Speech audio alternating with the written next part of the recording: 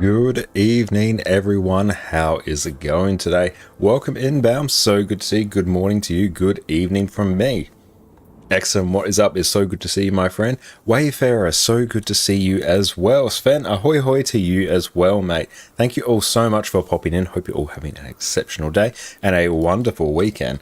And Addie is also here as well. She is absolutely zonked at the moment. Both Addie and Jess and I have had an absolutely flat out week the last week. Yeah, we basically went up, caught up with some of my grandparents, not some of my grandparents yesterday. So that was a good solid 2-hour drive. Took Addie with us. She had the best day. And throughout most of last week as well, we were also actually dog sitting as well. So Addie has had a friend to play with for the last week, basically. So she is absolutely zonked. But yeah, and we went out to the beach earlier today as well, so Addie is well and truly completely wiped and beautiful. That is a gold. There we go. But yeah, on top of that, we've just been dealing with various life things. We've had a whole bunch of technical issues with our home server that I've been in the process of resolving. So we've gone through. Basically what happened is our parity drive failed, the drive that actually sort of protects all the other drives in case any of them actually fail. So the parity drive absolutely carked it. So that's a replace it completely type deal. So we pulled that out, tried to go through and wipe that. The drive itself was completely balked. And we're going to go through, return that. We've picked up another drive to slot in, should be coming next week. And because basically all our mains data was on there, we then had to go through and back up a whole bunch of it to a whole series of hard drives, which having to back up 8 terabytes worth of data takes up quite a few hard drives. So I've got it all spread up in different places. That was basically a day getting that all sorted.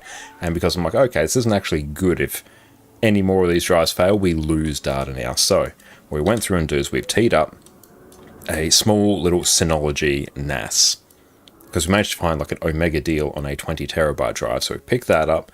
So then once that arrives, we can then go through and just completely mirror everything that is on our main server over there, and then everything will be right for the world and restored. So that's basically been our week, on top of actually seeing a whole bunch of people, just being busy beavers in general. But I'm so glad that to be able to close out the week playing my favorite game with my favorite people. And yeah, it was a big walk at the beach as well. Addie played with lots of dogs. She was living her best life. Beautiful. But hope everyone else is having a fantastic weekend. What did everyone else get up to? Right now, we are just going through doing a few little Griffin adventures because we're honestly getting very, very close to maxing out this character, which is nice. So we'll go through, finish up this one. Because yeah, this character is getting close to level 80 now. We did a fair amount of leveling as well on our Elementalist. Oh, clearing Wing 6 yesterday? Hell yeah, that's awesome. Yeah, how'd you find that, Sven? Let's go and move over here. Wing 6 is a big one. How long did that take you to go through and clear? And that is a solid effort, especially Kadim. But with some experience boosters, the new character adventure guide, we were able to go through and basically level up our Ellie to level 20 within, honestly, it was half an hour. I have to go through and check the actual age on the character, although it might be a bit skewed because I did run the Candy Corn Gobbler on it for a little bit to get a few hours of experience buffs. But yeah, the new player adventure guide absolutely cranked our experience gain. That was great. Oh, you was your favorite wing? Took me around 2 hours? Nice! Had some newbies and returnees. Brilliant. Yeah, taking newbies in particular to Wing 6, that is a tough call, so absolutely outstanding work on getting that done. Yeah, especially Conjured Amalgamate and Kadim are really sort of tricky fights mechanically for new players to pick up. Because there's a lot going on in those fights that you don't typically see. Oh yeah, having Emboldened would have been absolutely fantastic on that as well. Now, what I want to focus on tonight is actually doing some EU account progression, because there are a few things that are on our list that, honestly, we need to finally start taking care of. One of them being Ad Infinitum. So we do have Ad Infinitum 2 tracked over here, and depending on how the day goes, I think we can actually finish Ad Infinitum 2, which will be fantastic. And don't nick any of that. Perfect. Now hug the right, trust that we won't hit anything. Ah, yes, hell yeah, excellent. But yeah, I've been meaning to go through and do Ad Infinitum 2 for ages now, but we've just kept on putting it off because, like, oh, we'll go through and do other things. But I'm sitting here being like, I don't want to have to go and, like, drop gold on exotic back pieces or even worse, ascended back pieces, because ascended back pieces are really expensive. Rings, accessories, even amulets to an extent are not particularly expensive to get a hold of, especially once you really capitalize on the Living World episodes. Back pieces, though, they basically remain expensive. They either take an insane amount of the map currency, which is better served on other things, or just on the sheer amount of gold, and also infusing them as well. Like, that is really expensive. It's like a full stack of ectos to do it. Whew, it's not cheap at all. You still need the uncategorized CM multi-furnace, rest is missing relics and pages for turn-in. Hell yeah, let's go through and blast out some of that. Like, honestly, we can probably blast through all of it. That will not take long. With a decent group, especially their tier 2 fractals, we'll just completely eliminate them. We had a great time going through and actually leveling the new character that Fiery created for us on, was it our last stream? Yeah, the last stream. Hi, what's up? How are you going, my friend? Thank you so much for popping in. Hope you're having an exceptional day. Oh, and grab that. Beautiful, that's another gold. Outstanding. Now for this one, next adventure, it actually is basically off in the distance up here. So what we will do, get some height with our Springer, and get some speed with our Griffin. I did Fractal Rush this week with Pug in tier 3s. Was overall a blast, met some cool people. Hell yeah, I have not done any of the Fractal Rush shenanigans yet, so it's going to be fantastic to go through and actually get those done. Well, we'll get some of them done. Not too fussed about the Fractal Rush stuff, because I think the rewards aren't like giga amazing, but we'll take what we can get. But awesome that you met some cool people, especially in tier 4s. And Impact, what's up? How you going? So good to see. I'm going very well. How about yourself? And we'll be on EU basically all today. Unless anything really pops up on NA that we have to deal with, we will be on EU. Hifaru, what's up, mate? Hope you are having an exceptional day. How has your weekend been, mate?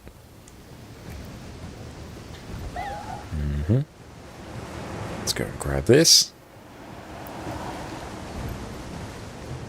Main account day. Yes, it is main account day. And I think today we want to go through and make this even more of our main account. It's time to go through and actually blast through some Ad Infinitum shenanigans. Fiery, what's up? How are you going? Hope both you and Dante are having an incredible weekend. And yeah, I'm doing very well, Fiery. Thank you for asking. Hope you're also doing well. And XM, you also changed your Naga from 6 to 12 buttons. Nice. First day your rotation was arse, and don't talk about Arbor and arse. Don't worry. As soon as you go through and make any changes at all to your keybinds, it's going to feel bad for a number of hours. I was going through, well, when I was in the shower the other day, I was scripting out a keybind video, just chatting to myself, scripting it out, as I do, is where all the good thoughts come. But yeah, one of the key points, whenever you pick up a new build, change your keybinds, make any changes to your setup, it's going to feel bad because you don't have that muscle memory and you're having to go through and train out all this old muscle memory. It will take time, but the change to, in your case, the 12 button Naga, or even just a change particularly from the default keybinds to a more advantageous set of keybinds, will be worth it in the long term. Can't complain, but thank you. Excellent. We'd love to see that. Let's go give Addy a pat.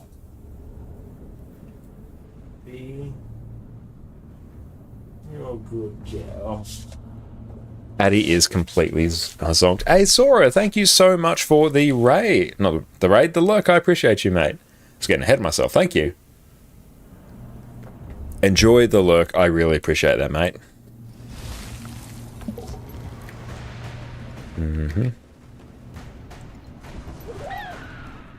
And down we go. Oh, get a bit more height there. Oh, dang. Hang on. Back we go. And looking at you, why'd you stop? She's all good now. She actually needs a hell of a lot more sleep than what she's been getting. Because yeah, even when we went out to the beach, she's normally like super happy to go and play with other dogs. And she was happy to play with other dogs, but it got to a point where some were getting a bit too rambunctious for her. And yeah, she was putting off the body language of like, no, I'd rather you just chill out now. which usually happens when she gets really tired, so she actually needs a huge amount of sleep. And no impact, you're finally making some gold in Guild Wars 2 after building so much lately. Finally at 900 this week, but we'll hit up to 1200 beliefs. Overall, we find today. Thanks for asking. I'm glad to hear that. And I'm kind of in the same boat. We went through, did a whole bunch of, or did all the weeklies across our NA account and this account.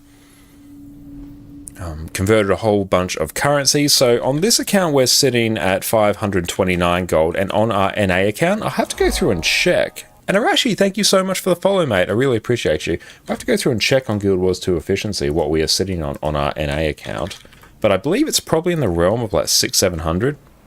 No Addy instabilities today. Then no, I think that's probably where Addy will end up staying. He'll either be there or she'll go curl up on the bed with Jess. It'll be one of those two things.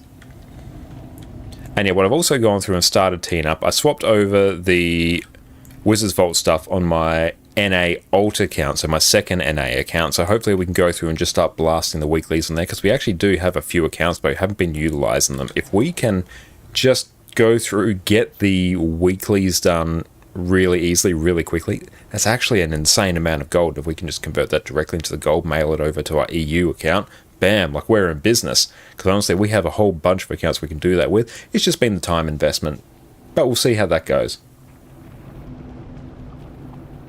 It'd be awesome if you could save your rotation of any class like a preset and build templates. That would be very, very nice.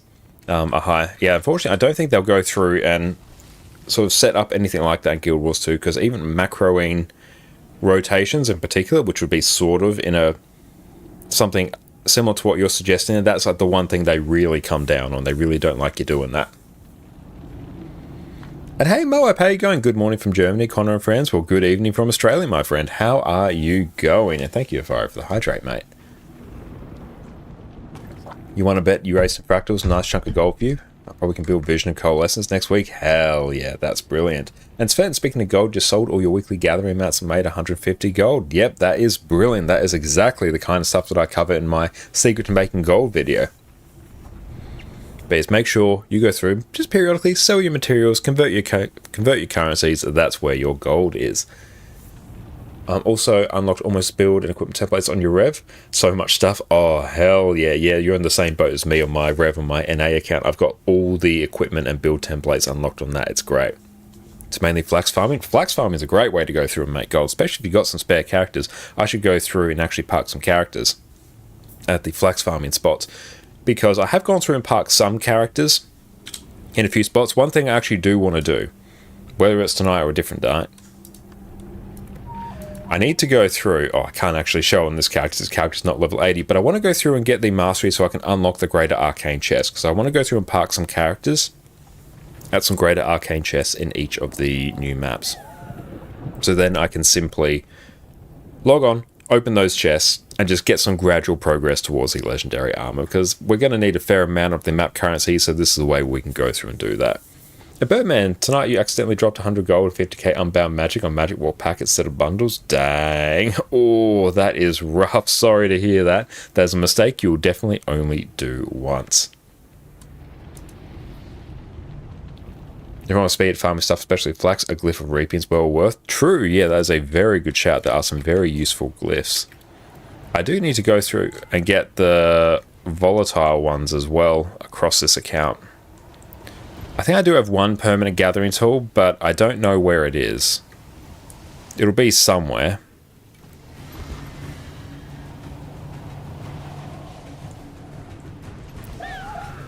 Grab that.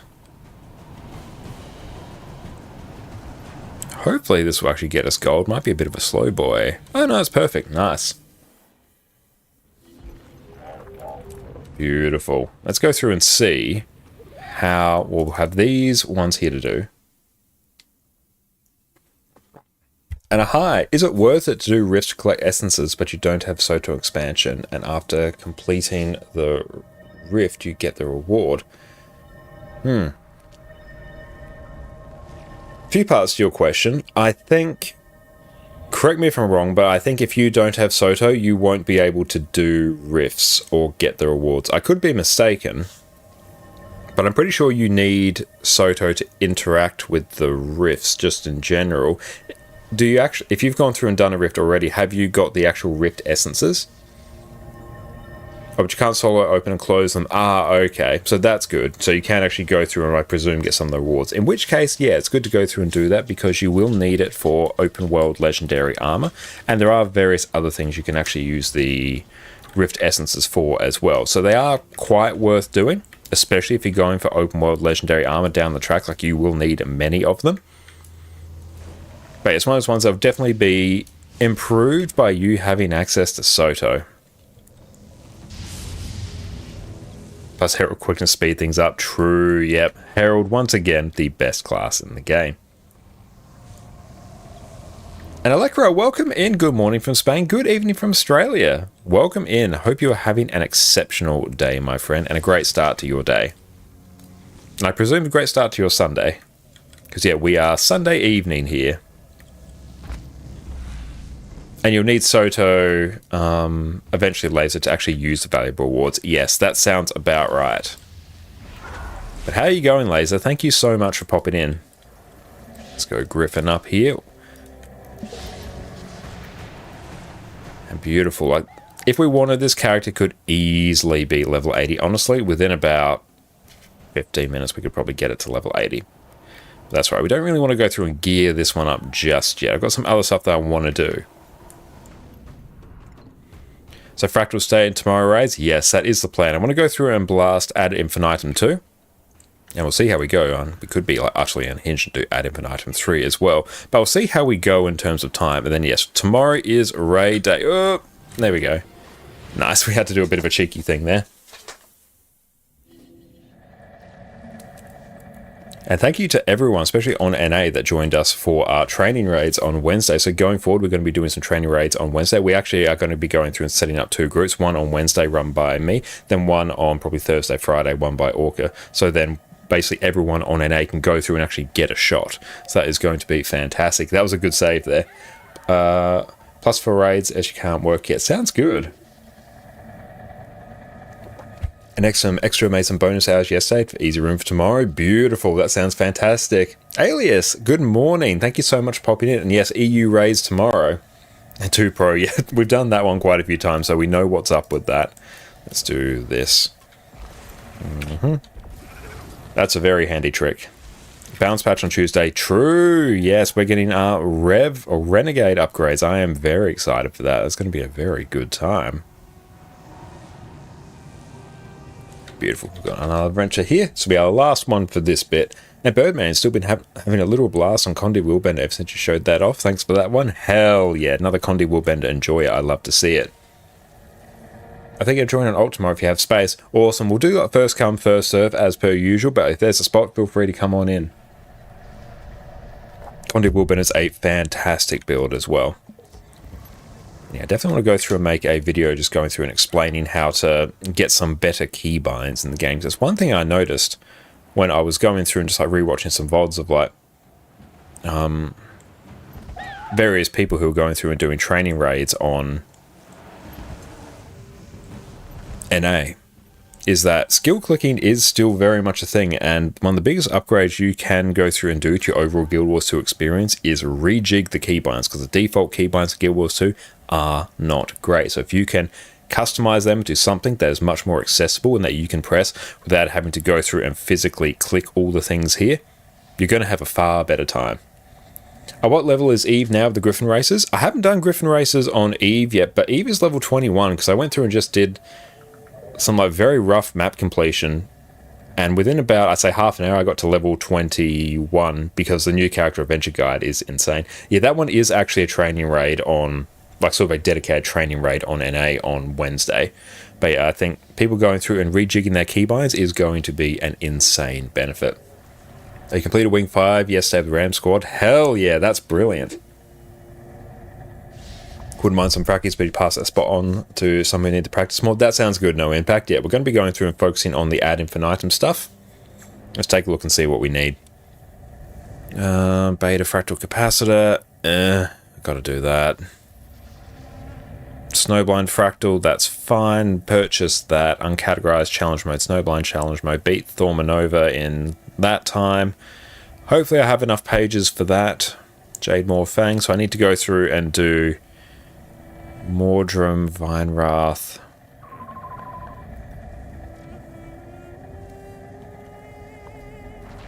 Then I have to take that to the Jade Researcher in the Solid Ocean Fractal. Okay, well, we'll do Silverwastes at some point. Everything else here is pretty fine. Well, training raid should also always start with you dropping United Legion's way station to make sure everyone can practice using a special action key. True, yeah, especially on Zera, because that's always a, well, we're going to find out who doesn't know how to use a special action key situation now. Alias, the best thing ever was, the first day after creating a character started in Sonasura, at one moment a group of 20 to 30 crazy people with mounts, wee, near you over you, and you're like, the F what's going on? Was running around behind them like a peasant on foot, you lost them. So sorry to hear that, but yeah, as soon as you unlock mounts, mate, your life is going to be changed. Let's go through and charge up some random mics for Jess's stream tomorrow. There we go. Beautiful. Let's actually see. Bum, bum, bum, bum, bum, bum, bum. Bam, that will now be level 74. Well, 73. Nice. That's taken care of. We love that. So yeah, straight up another round of these tomorrow. This character is going to be level 80, so that is going to be exceptional. Let's also go through, blast that one done. And loot 10, gather 25. Perfect. That is no issues. Okay. Yeah, Silverwastes is actually fairly fun. I don't mind it.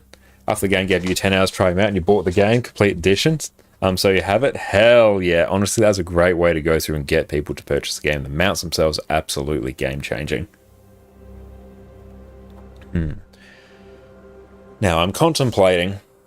I've also gone through, upgraded our Ranger that Dante created, Mistrider Mix, into full Ascendant. So this one is actually, I was going to say, it's basically ready to go for Fractals. I do need to go through and infuse and attune rings, but that's a different thing. I could go through and flush this thing with Agni Resistance, get another character up and running for Fractals, which would be pretty nice, but honestly, Necro is just pumping. Yeah, the problem with Silverwastes is that everything is so power crept. Oh, totally agree, Laser. I remember years ago when Silverwastes launched and that event would sometimes fail, whereas now that's just not a possibility at all. Count.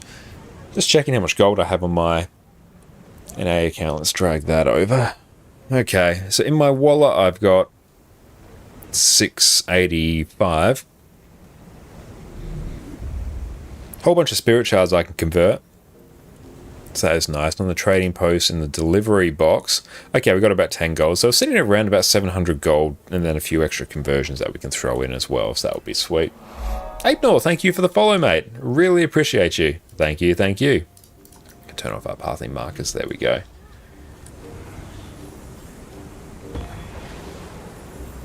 And you went there to get your tooth. Meta was up. Hit it once. Got it. Was fun. Hell yeah. Honestly, we may have to go through and just like do that. Let's just go through and check.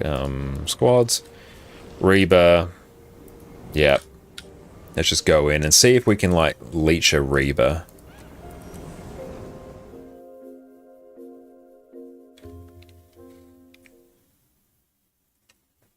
And Impact, by the way, have you asked Renet once again for partner? I haven't done it since the last time I did it, probably about a month or two ago. I'm sort of deciding on whether to go through and apply for it now or go through and apply once we hit Twitch partner. So we're sort of deciding on that. Like it's on my to-do list. And weird YouTube stream. What are you doing?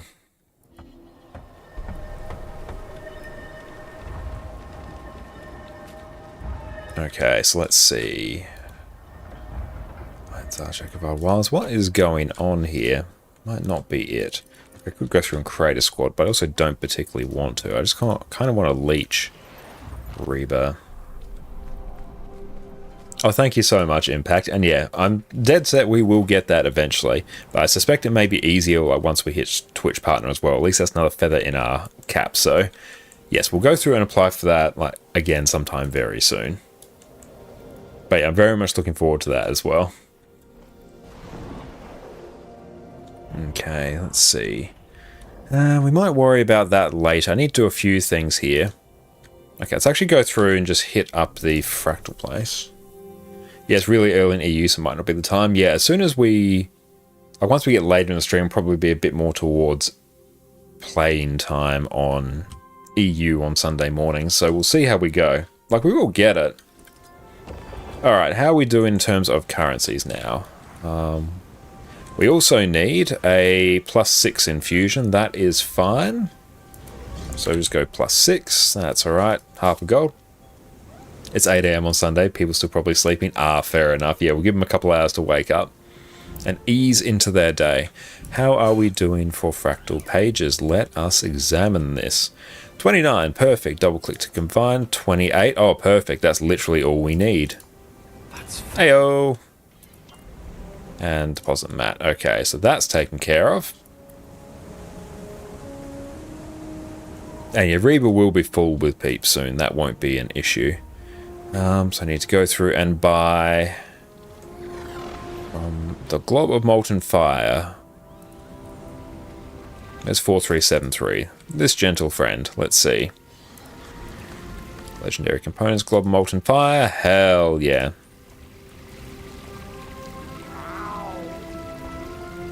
Aidnor, is anyone buying the weekly Black Lion supply pack? I don't know. Let's go through and take a look at it.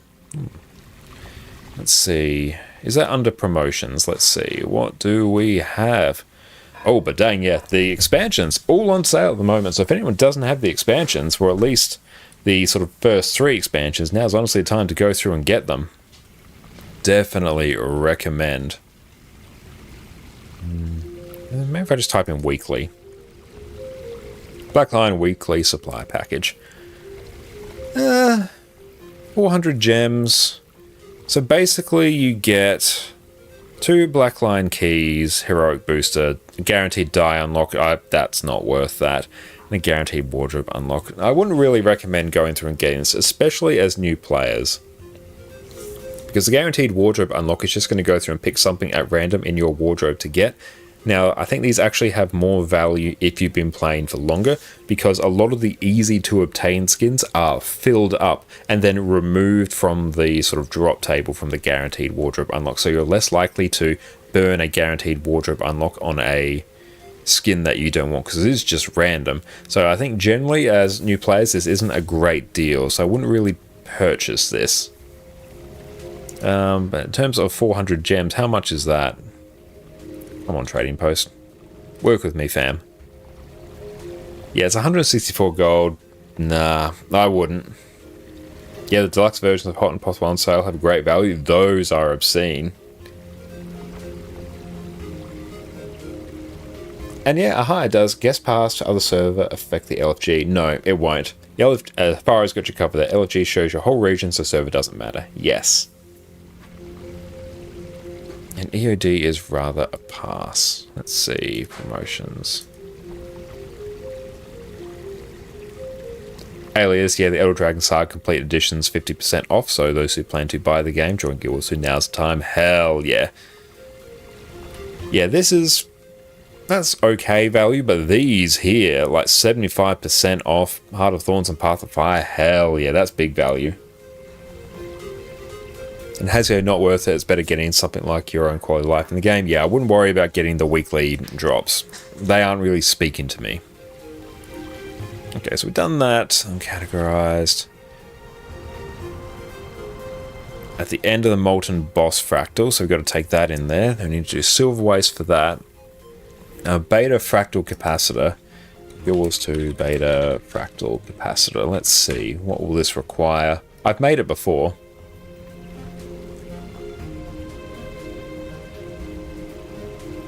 Oh, DBS almost up feeling lucky. What is DBS? Is that Dragon Storm? Are those deluxe upgrades? No, I think so. In which case that sort of changes the calculations a bit. Oh, Deathbrand and Shatter. Okay, yeah, straight up I've like... I straight up haven't done Deathbrand and Shatter on this account. Hell yeah, okay. Okay. Okay, hang on. Where's Jahai? We've got Jahai here. Perfect. Yes. Yes. Yeah, 600 for Hot and Path to Fire's basic character slot and bonus stuff. EOD one's really expensive and skins aren't really that great. Yeah, I'm inclined to agree. So I have to go through and craft. Oh, 250 ectos. Ish. I mean, I can. I don't want to, but I need it. Okay. I think, is this the map for Death Branded? Yeah, there's a couple tags up here. Let's go do this. Oh, hey, Exitum, there you are. What's up, mate? Hello. Look, Ma, I'm on the TV. And Coffin, why give an alt that much attention? Because I enjoy going through and working through the progression system in Guild Wars 2. Because, yeah, like, NA account, we've played 10,000 hours on that, and we're almost in, we're full legendary in basically everything except underwater weapons, so there's really not much more for us to go through and progress. Ecto's going up in price, yeah, I may as well put in like a buy order for a stack or something. And plus this means I get to go through and play with all our wonderful EU viewers and just honestly have a great time. I get to experience the Guild Wars 2 journey again. And Beth, welcome in. You just bought EOD from the sale. Which elite spec do you recommend you should try? And what do they add aside from the region? So EOD just in general, you'll get a whole bunch of extra masteries as well. So these will be things like fishing. You get the fishing activity. You get skiffs, boats, jade bots are very nice. Arborstone. You'll get extra. You get the turtle as well. That's a new mount. And you get new strike missions, new story. You get new maps. In terms of the specializations, the ones that really stick out to me as like incredible, are like totally worth the time that you should probably try, will be Virtuoso. Hafara's got you. They're Gen 3 legendaries as well. You also get those. But yeah, Virtuoso from Mesmer is like unfathomably good. It's like one of the best builds in the game at the moment. Harbinger as well, given I know you're a Necro enjoyer, you will probably enjoy that one as well. I quite enjoy that. And I've also got a build guide up on Harbinger as well to cover you in terms of that. I'll say a lot of the EOD specs kind of slap. Spectre on Thief, one of Thief's best specs at the moment. Mechanist, like one of the most new player-friendly specs out there. Condi Willbender's popping off at the moment. That one's great. Vindicator, amazing. Like, honestly, they're really, really good. The only one that I personally don't rate particularly high for new players at the moment is Bladesworn. Bladesworn is good, but it's a bit of a trickier one for people to pick up. And yeah, true, yeah, myself as a content creator, 2 region play means more content. True, yes. If we go through and do things like particularly raids and strikes on our NA account, we can just come and do them on EU. And you have Mesmer ready. Yeah, Virtuoso in particular is like one of the best builds in the game. And we also have, I do have a build guide up on that as well, I just don't have it like a command set to it at the moment. So if you go a few videos back on my channel, you'll be able to find one there. And a Bloom, welcome in. You're a Necro enjoyer. Very nice. How you going, a Bloom? And yeah, thank you for coming along to the raids on Wednesday as well. It was great having you there, mate. Yeah, you didn't expect Condi Willbender would overshadow the power variant. Oh, especially with pistol. Yeah, it's just become like an unfathomably good build. Does it work with the power build? Don't feel like getting another set of gear because your Mesmer is on a power chrome at the moment. Yeah, it does work very well. In fact, they both play basically the same. I have played a lot of power Virtuoso, particularly for Harvest Temple progression. And yeah, it is not as powerful as the Condi one, but it's not that far off. So if you want to play power, that's totally fine. And it's fun to heal Scourge group. Lots of happy juice saving gamers. Hell yeah, heal Scourge is a fantastic build to play. I just play Willbender Guardian for the work activities. Yeah, like Willbender is incredible at the moment. You're playing Power Willbender Guardian is fun. Yeah, I haven't gone through and actually tried a lot of Power Willbender. The Condi one, like that one really stoked my flames. That was a really good one. And beautiful. Yeah, I don't think I've done this actually, so I should get the Return to achievements for us, which would be sweet. And you'd pass Power Virtuoso, Josh, slice compared to other builds. It's not as good as other builds, especially the Condi Virtuoso, but especially with it getting a little bit of a buff as well in the upcoming patch, it's okay. And like for endgame content in general, Power Virtuoso is fine. Like there are better builds out there, but given it plays functionally exactly the same, we'll have to see how it goes after the balance patch to Condi Virtuoso. It's a very easy one to pick up. Initial Willbender is easy for newer people to understand. It can burst a 40k Condi tick for new people. True, yeah. Condi Willbender is a fantastic one for new players in particular to pick up. Oh, you're playing with Greatsword as well? Oh, Greatsword on Guardian's a fantastic build. It really is. I might just go Scourge. Yeah, Scourge is just a good time, isn't it? Oh, thank you so much, Jess. Oh, Jess has made us a wonderful hot chocolate. Thank you. Oh, I'll trade you this hot chocolate for a bowl. Thank you. Jess is incredible, everyone. Make sure you go and check her out on Twitch as well. And stay tuned tomorrow for a wonderful food and drink stream as well. It's going to be a brilliant one. You want the coziest, warmest, most welcoming vibes, Jess has you covered.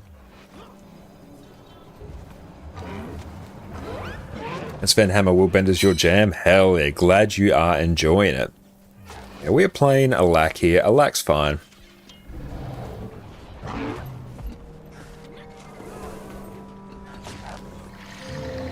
Scourge should be invincible of Trader, right? Yeah, like you can straight up just take death magic here and you're just functionally unkillable.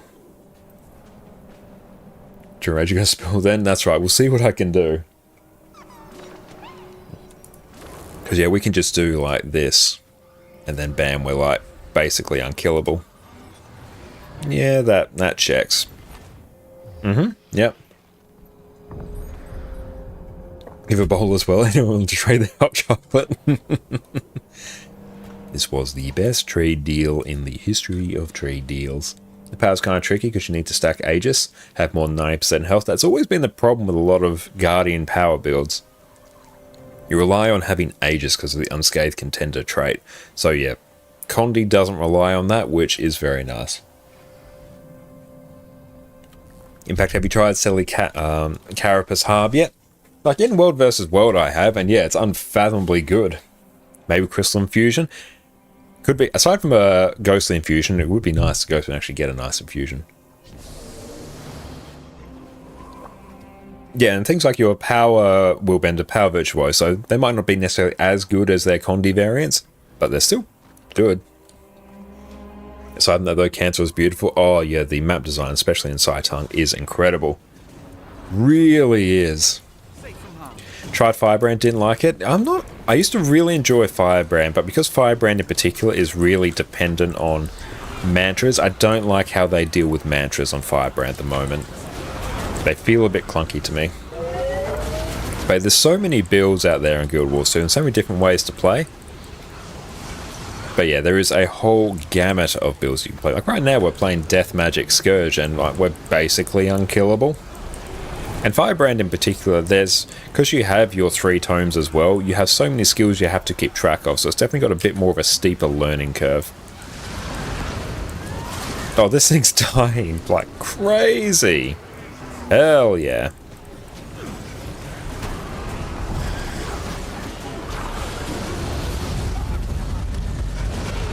And yeah, it's very important that you find a build and play one that is fun for you. Yeah, do we just like not deal with these mobs now? Is that just the world we live in? Okay, I'll take it.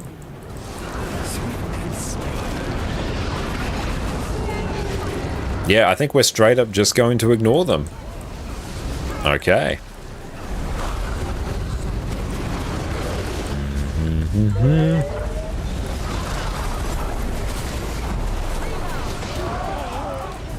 Yeah, if we had some stability here, we could straight up just ignore everything.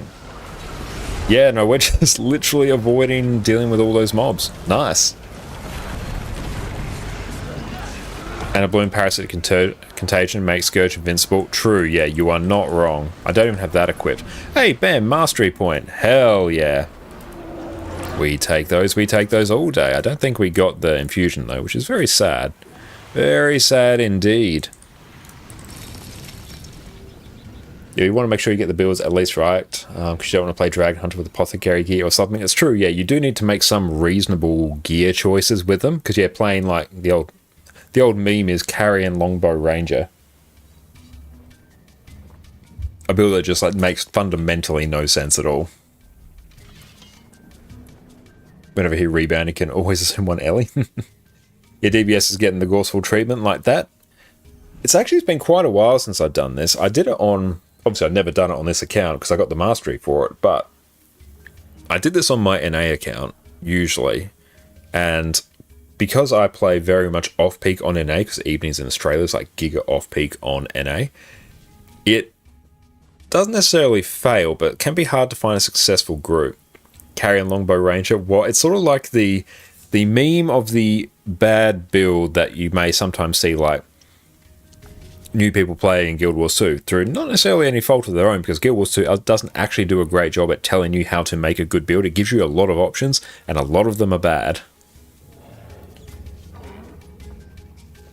Plus, yeah, EU's just putting in work here, honestly.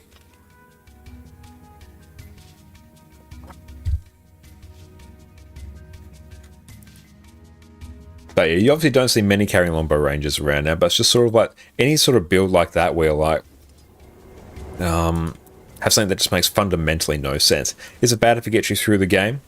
That is exactly the point. Guild Wars 2, especially the core game experience, is tuned to be really easy, so you can just go through and blast on really any gear and you will succeed. So this does mean that the game won't necessarily give you the feedback to be like, okay, I need to make changes to my build, I need to do more damage, I need to be more survivable, or however you want to play it. Used to use carrying, longbow, drag, 100 PvP. I can sort of see that working, because yeah, that's like a burn build, isn't it? In which case the condi damage makes a degree of sense.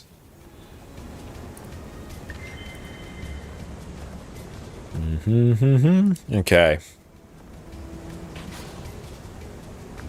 Gotta go through and do this, don't I? Yeah, I do. Okay. Ectos incoming. Like, I need to do this at some point. How many do I have? 48, so let's just buy. Ooh, that's alright.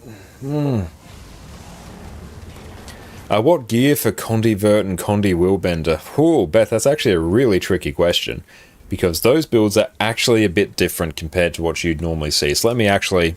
I'll just ping you the builds, and then you can file them away. Will Grieving work? Those Ecto prices? I know, yeah, they are. Oh boy. Mesmer, Condivert, and new tab, please. Builds. No, not Thief. That's not what I'm looking for. Guardian. Okay, Condi Willbender. Let's just drag all these over here. Alright. Okay, so Condivert and Willbender are two interesting builds because they rely so hard on a single condition. On Virtuoso, it's bleeding. On Condi Willbender, it's burning. So, what you actually want, normally on Condi builds, what you want to do, throw Vipers at it to get all the coverage on all of the conditions and then go to town. Whereas on these builds, you actually want to max out the duration on like a single condition and really double down on that, because that's where all your damage comes from. So on Virtuoso, you're actually going to start running some Rampages gear. So yeah, it's a mix of Vipers and Rampages, and there's different variants of this that you can do as well. Yeah, you can straight up go through and change it depending on like how many infusions you have. Don't worry too much about infusions, they're a problem for another time. But yeah, it's a mix of Vipers and Rampages because you just max out your bleed duration, which you get with your crate runes here. And you get some bursting and earth on there as well. And on Willbender, it's Balthazar because you're really just leaning into the burning. So here you've got mostly Vipers, and you've got some sinister accessories and a single Viper's ring. So yeah, it's a bit of an interesting build. Boom, boom, boom. Over here, there we go. Hope they'll get even higher, more gold for you. Honestly, Ecto prices going up is good for most players. Because yeah, it means they get more gold from their open world. Yeah, you can use longbow fire to lock them down, then port in drop traps and burn them. Hell yeah. I can recycle your firebrand gear for it. Perfect. Need 230 relics to buy that Gift of Ascension. I think I've got a Gift of Ascension. Well, no, I know I have one. Just a question of... Oh, there it is. There's my Gift of Ascension. Hello.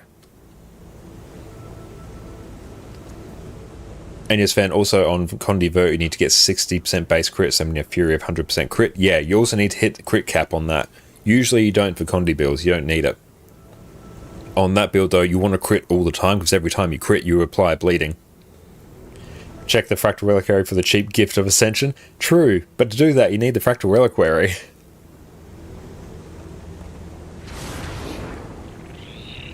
And yeah, you could run, like, Hazio was mentioning there, you can run, like, Vipers and Trappers with Smouldering. Just swap your Sigils and Runes around, it will work. Which inventory bag is best in the game? Get tired of deleting stuff? Cheeky answer is your 32 slot bags, like your reinforced boreal trunks. They're probably the best, but they're like hundreds of gold each. So what you're probably looking for is like Halloween pails, because they're fairly cheap 20 slot bags that you can just buy by getting 3 candy corn cobs. Candy corn cob. So you can just buy like 3 of these and then just go through and exchange them for a 20 slot bag. A Siege Master Satchel, yeah, there's different 20 slot bags that will do it as well. These ones just don't have any sorting applied to them. Mithril boxes 18 slot and dirt cheap, yeah, you can also, that's what I also like to do. If I'm not too fussed about fully maxing my storage, I'll go like 18 slot, and then yeah, you've got some silk bags. Silk bags are actually a bit cheaper than your mithril slot bags. They're also pretty good as well. You're just going to miss out on 2 slots per bag, but yeah, for like 2.5 gold, that will see you pretty good. And Kara, is this the World of Warcraft everyone's talking about? Welcome in, mate. No, this is the Superior Guild Wars 2.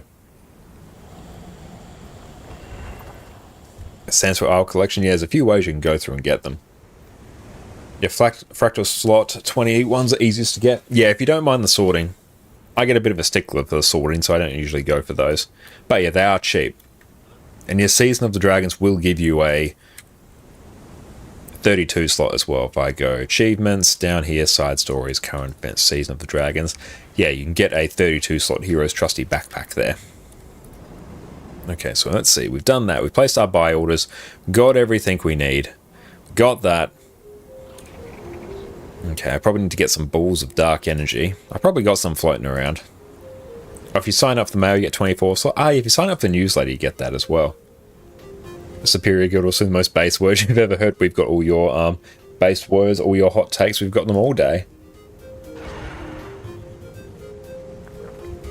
If someone's planning to upgrade past 20 slots, crafted ones can be resold in the auction house, so there's less money lost compared to pails. Very good point. Now, do I have some globs of dark energy, or balls of dark energy? Oh, I do. Nice. You return to Season 1, yeah, that will give you some 20 slot ones as well. There's lots of ways to go through and get them. There's no like one answer. Each person has their own preferred way. Karama, thank you for the follow, mate. Okay. I think it's time to go through and start blasting on these. So let's go through. Let's also fix up our build.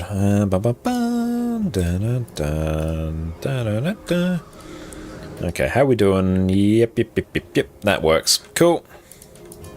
Okay, so what we're going to go through and do, if anyone wants to join up on us right now, we're going to go through and start blasting some Fractal collections. Excellent. I know you are there, my friend. Indiana Josh?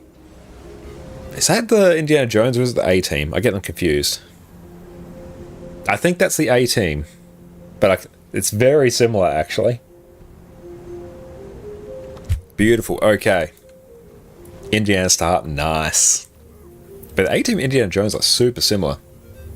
Manu, welcome into YouTube. How you going, mate? Hope you're having an exceptional day. Oh, damn, it's a daily. Hell yeah. Oh, it's a mashup. Nice. Rest was 18. Perfect. Alright. So, anyone wants to come and do Ad Infinitum 2 achievements, join up on us. If you're working on Ad Infinitum 2, we're going to go in, we're going to blast. It's straight up, we don't need to heal. You do a lack. No, I do a lack. You do quickness exitum. We're just going to go through and just like delete everything. Now, welcome in, Nick. How are you going? Okay. Hey, let's go. I'm just going to pop this down. Add. You join tomorrow. Today you wait till Warverse. Well, that is all good. Ad infini to achievements. Doing good, getting some metas in? Hell yeah, mate. Love to see it. Refresh. Why did it not actually add if? Oh, that's straight up like filled instantly. We love it. Hell yeah. If only you're on EU, don't worry. On NA, we start to go through and do some more shenanigans there. Okay, so we're going to go through and start blasting.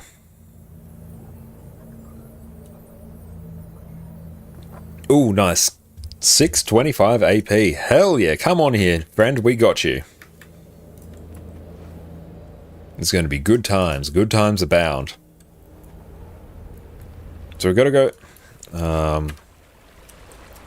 yes. We are on EU, friend. Oh, we could even go through normal potions. Time to transfer. It's always time to transfer. Come join us on EU. Oh, very sad. Come on. Don't make me do this again. Ad Infinitum achievements. Why is this not actually showing it for me?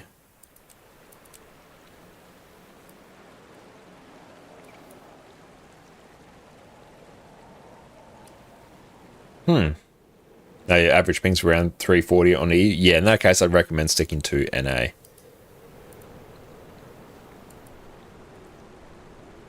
FG bugging out, glad to see it. Well, as long as it's like there, I'm not too fussed about the specifics. Okay.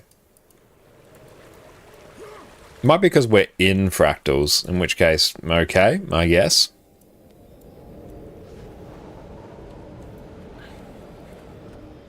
Okay, so we could probably even go through and like duo this one in 15 minutes. That probably is possible.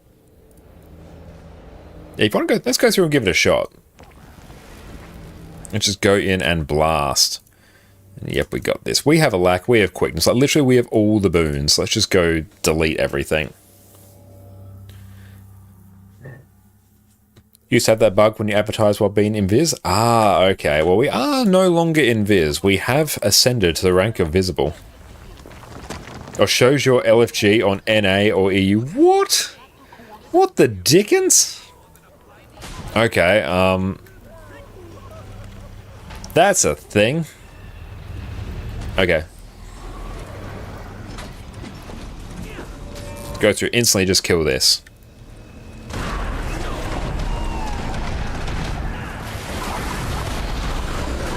The chrono scales can do quicken a lack to itself. Yeah, that's a very good one. All Ad Infinitum.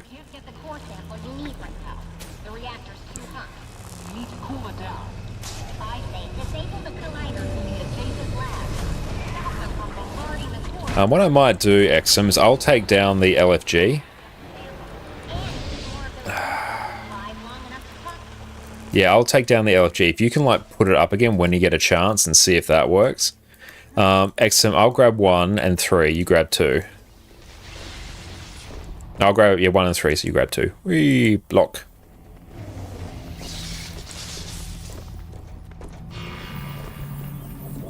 There we go. Dodge that. Beautiful. So I will now come here.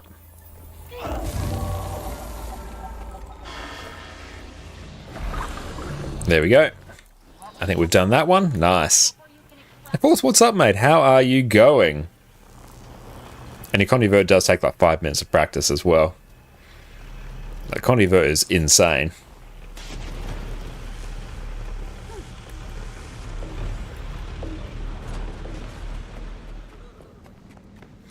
And let's just start.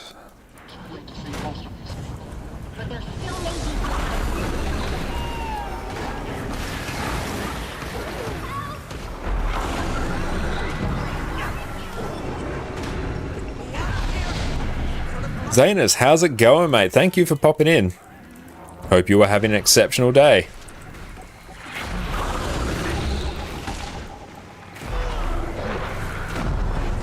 Beautiful, that one's done. Mega, thank you for popping in. Yeah, the Wawa is a creature of magnificent wideness. You are not wrong, mate. Google just finished Ad Infinitum today, so gathering mats now for Gift of Fortune. Hell yeah, we're going to go through. We're trying to blast this one here. So if anyone wants to come and join us, definitely do so. Yeah, we're going to try and blast all of the various achievements. Beautiful. You got that one. Nice. Okay, let's go through.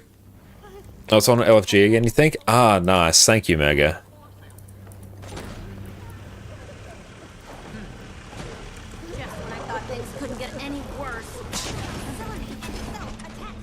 Oh, your LFG is also bugging? Rip. Okay, no LFG for us. We're just going to straight up duo these. Real LFG setting the game up. That's a fun bug. And yes, we are doing Fractals at the moment. We're doing some of the achievements for Ad Infinitum too, because I've needed them for a while on this account. This one, Mega, could you join? Hell yeah, come on in. Just join up on my account name there when that pops up. Yeah, absolutely. Come on in. Yeah, Mega will just wait for this to... Wait for it to block, and then we'll burst. Now, we've got a friend who can't actually make it in, unfortunately. But it will also advance the Inquest's march toward total world domination. Yeah, there we go. But yes, you can squad join up on me, or just join me, or whisper me, and I can shoot you an invite.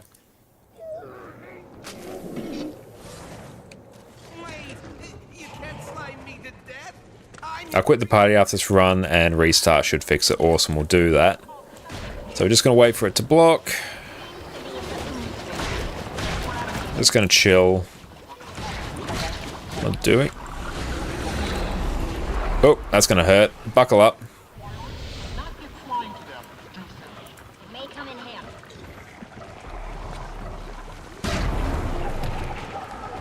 And break that bar.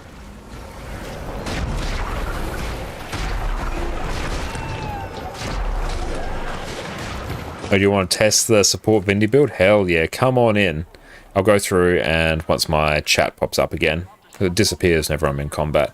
Here we go. Ape Gnaw, perfect. Ape Gnaw. There we go, come on in. Cooling Rod. Grab this. We go through and just blast this next one. Oh, pronunciation of legendary is a bit silly to you. Can't help but giggle every time you hear it. Gotta love accents. Love it. Ad Infinitum? That sounds normal to me. Oh, we played in World vs. World Circuit. So much fun. Oh, I do love some support Vindy in World vs. World. That is good. Anyway, almost at Fractal level, personal Fractal level 100, so that's nice. We are going to do this. We've got a trick. We've got a few little tricks we can do. We can do this. Dodge through there.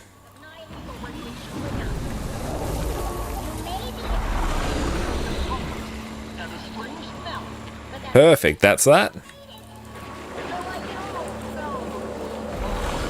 Nice, that's done. Perfect, come on in, let's blast. Beautiful, so now we can just go straight to the boss. And actually run some not scuffed skills here. Yeah, we'll do that and swap that. We'll just do one. There we go.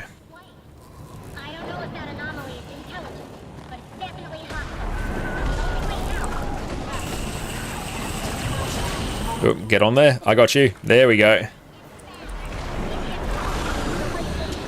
Ad Infinitum. Ah, I got you, mate.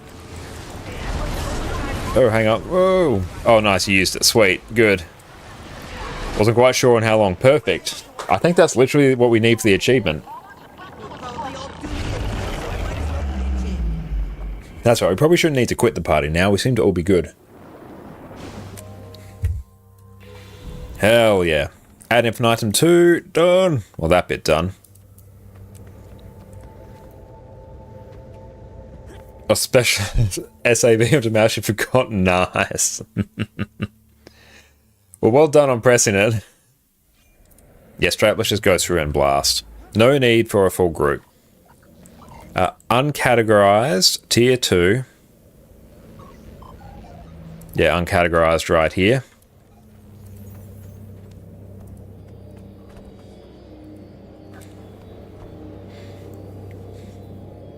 Beautiful. Just work our way through all of these and we should be good.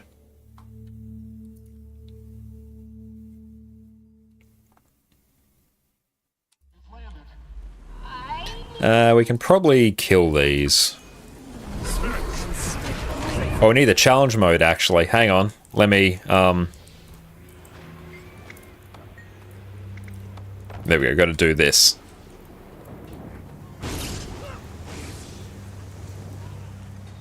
Yeah, we need that for the achievement.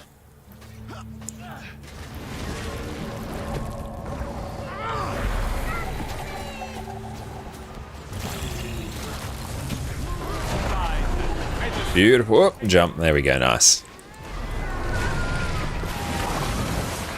Oh, nice. Powerful blood. We take those. We take those all day. Here. I might even just take Serpent Siphon for more barrier and that.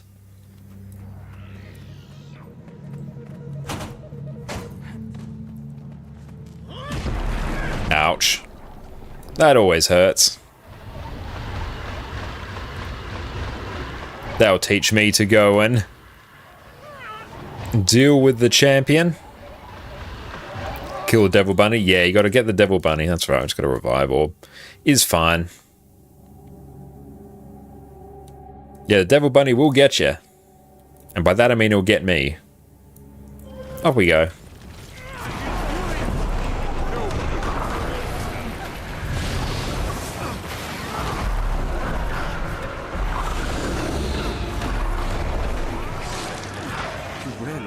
You see him, Devil Bunny, the true boss? Yeah, well that's right. One shot you no matter what you do anyway, so it doesn't really matter. Not true.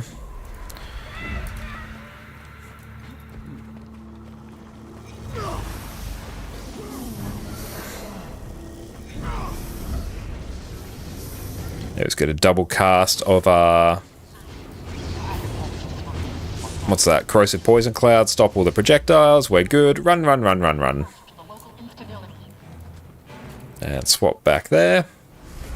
Excellent. We are good to go. We are in business. Yep, straight up just disregard the mechanics as fight and blast. Does really one-shot you? I believe it does just straight up one-shot you.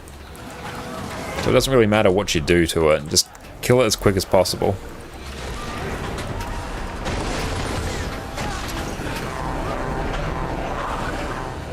And I don't think we have anyone who can easily do the skip. Better actually eat some noms. There we go.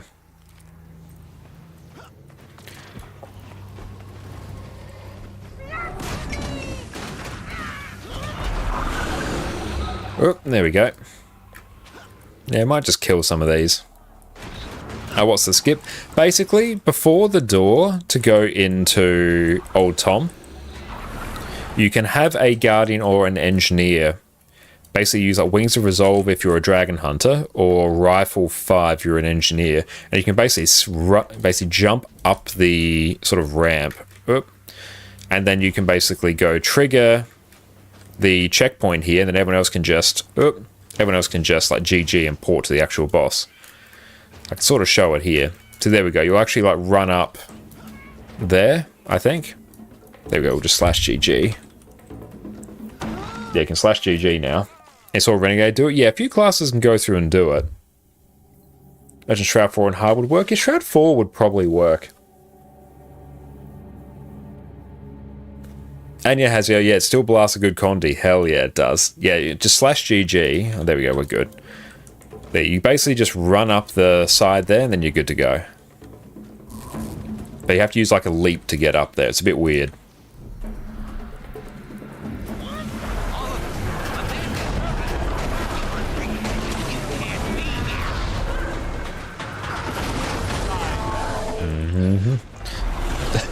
It's not going to blast a good Condi on this, because literally everything's dying before our Condis can ramp up, but oh well. We're doing good alack, that's all that matters. Where's our boons? Show us our boons. Look at them boons. Nice, there's that one done.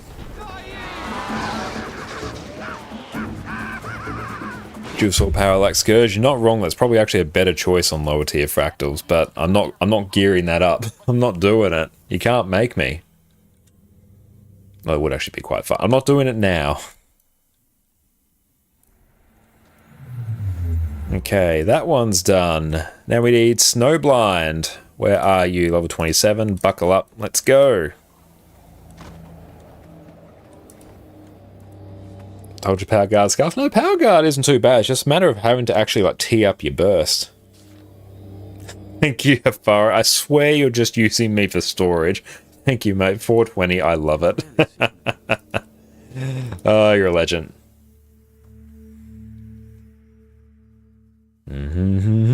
Yeah, straight. We're just going to go through and blast F92. Turn that on. Challenge mode. Buckle up. Yas.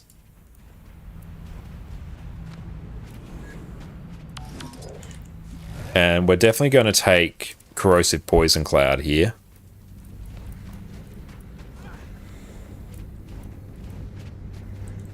And I might actually swap this out for Serpent Siphon so I can still keep pumping some Alack. I don't need it, but it's nice. Oh, what am I doing? In you go.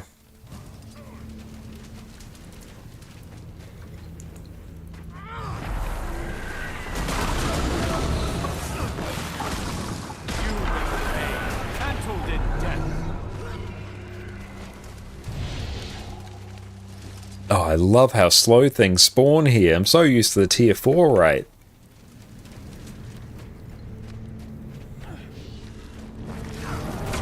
The only problem with Power Willbender is Virtues. You can't have fun with it, even though it hits like a truck, so you just change it to Radiance instead.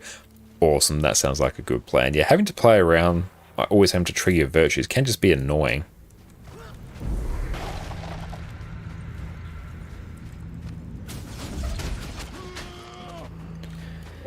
%, reduction to healing. It doesn't really matter when the tier 2s are just like trivially easy to begin with. Hang on, we'll go deal with this. There we go. Oh, Elaborate Totem. Nice, it's like 50 silver. Hell yeah. Okay, Exitum. Here, take Ventari Bubble, place it exactly on the... exactly in the middle of the boss's hitbox and AFK, and that literally just deletes this entire thing. You're probably aware of it. But yeah, just put Ventari, pop it here, Bob's your uncle, we're good to go. So literally just stop all the projectiles that it uses to put out the fires. There we go, perfect. There's no point in me doing anything else now, we've got it. We have successfully won.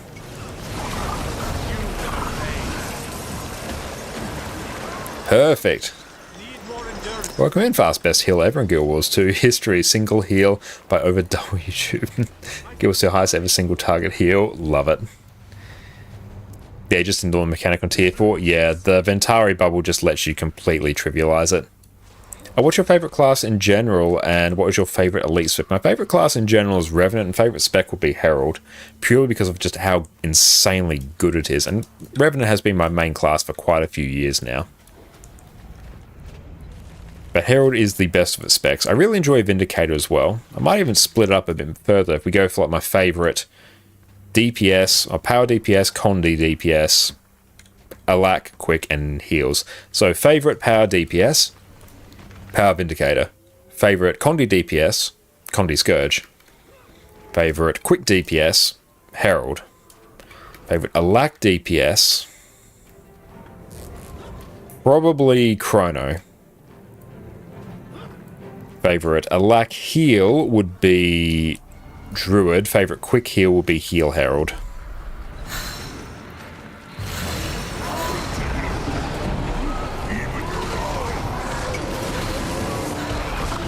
Oh, we've straight up skipped so many phases there. I love it. Ouch. So we can use some barrier here. I'm just pop a corrosive poison cloud here just to block all the projectiles. Oh, this is good. Nice. Oh, Fractal Rush champion. Hell yeah. We'll take those 3 Anguish Tears of Alba. Not that I need them, but still. Very nice.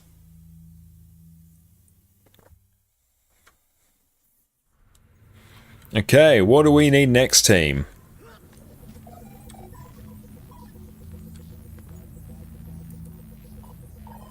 Why did we not get that?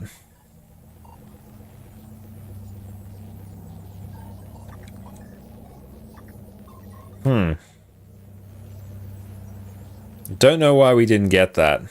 No, we did challenge mode. Like, we did that. Oh well, I'll deal with that later. This is Molten Boss. I might just need to circle back and do that. Molten Boss, where are you? Where are you, fam? Molten Boss. Oh, because people ran out the entrance room. Ah. Okay, let's just go through and blast that again. Snowblind. Yep. Wait in entrance room. Let's try that again. And has you still learned the rotation for Power Quick Herald from your guide? Ah, awesome. I'm glad that you found that useful. It is a fantastic build. I absolutely love it. Like, it's the single most powerful build in the game, I think. Happened to you twice? Yeah, let's just wait.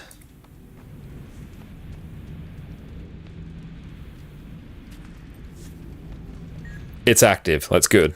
That's good. Let us go blast. And also, I won't actually need to do mechanics here.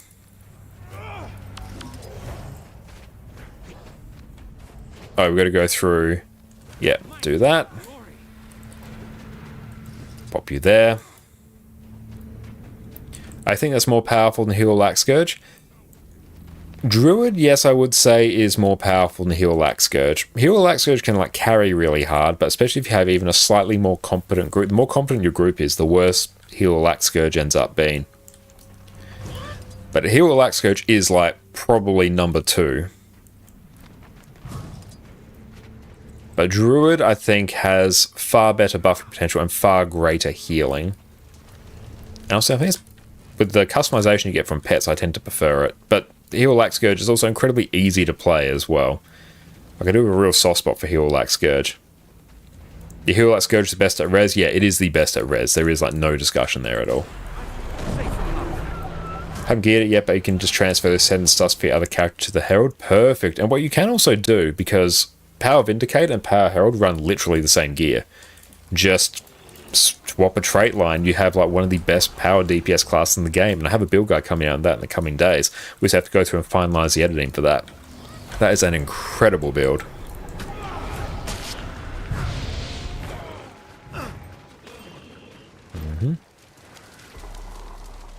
Beautiful. Now we should be basically done. Oh, thank you, Fire, for the hydrate.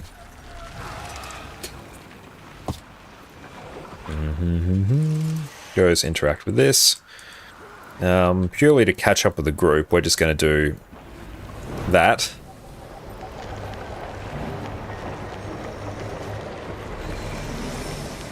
Yeah, so you just turn the bonfires on. Yeah, we don't even need that many of them. Is that DPS Scourge? It's a lack DPS Scourge.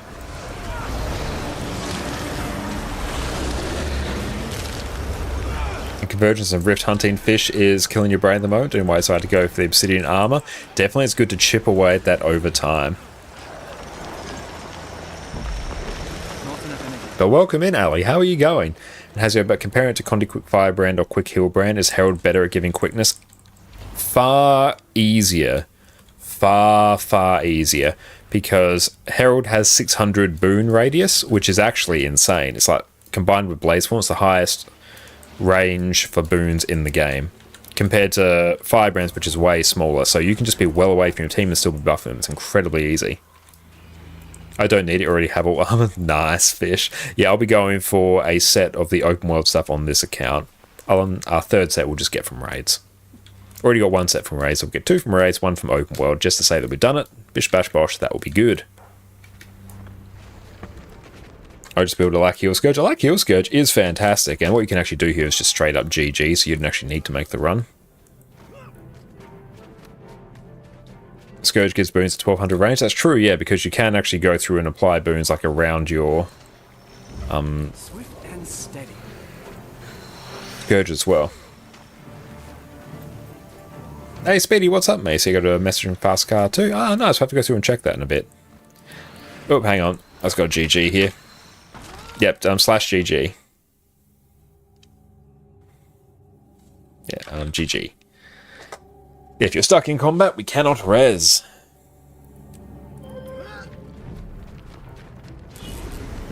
And we are back in business. Very nice. Yeah, this will be Ad Infinitum 2 taken care of.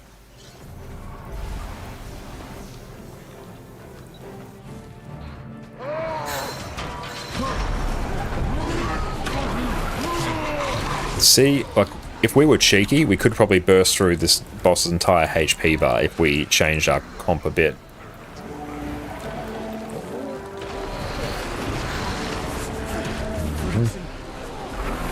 Dodge that. That 80% reduction in healing starting to sting a little bit, but it's okay.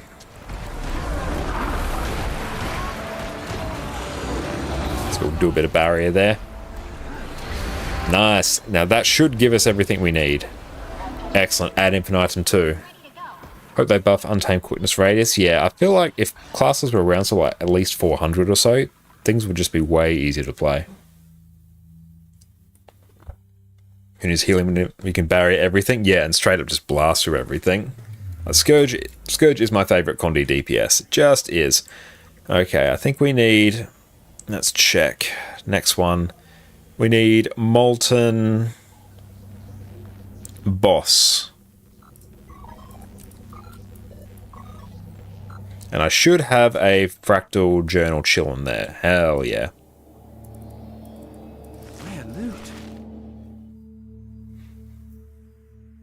And yeah, the percent reduction to healing doesn't apply to barriers. Yeah, because barriers don't count as healing, which is brilliant. I don't think this is the exit. No, but look. We found the prisoners. They're forcing them to... And we'll see if anyone can do the skip. It doesn't really matter, though. I wish mining on my worst enemy. Me either. Yeah, we'll just run. If anyone can do the skip, that's fine. Yeah, we'll just run that. Oh, Flux Bomb. Nice. Swift and steady. I don't know what's worse, Draconis Mods, Ad Infinitum, or Skyscape Time Gate. What time gate is there on Ad Infinitum? Straight up, I just don't know.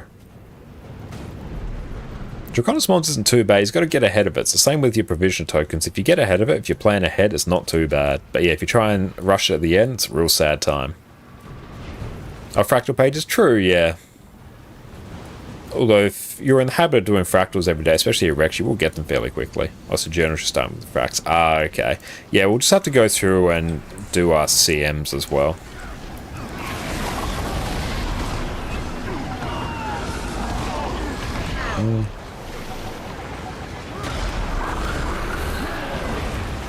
I should be running... What do you call it? Serpent Siphon. But yeah, we will have to go through and do all the stuff for Aurora and Vision as well. That is on our list. Okay, we can just kill that. And yeah, we can run now. Oh, hang on. We got you. Run! Run! Run, team! Run away! Bring this one down. Let's go deal with that protector.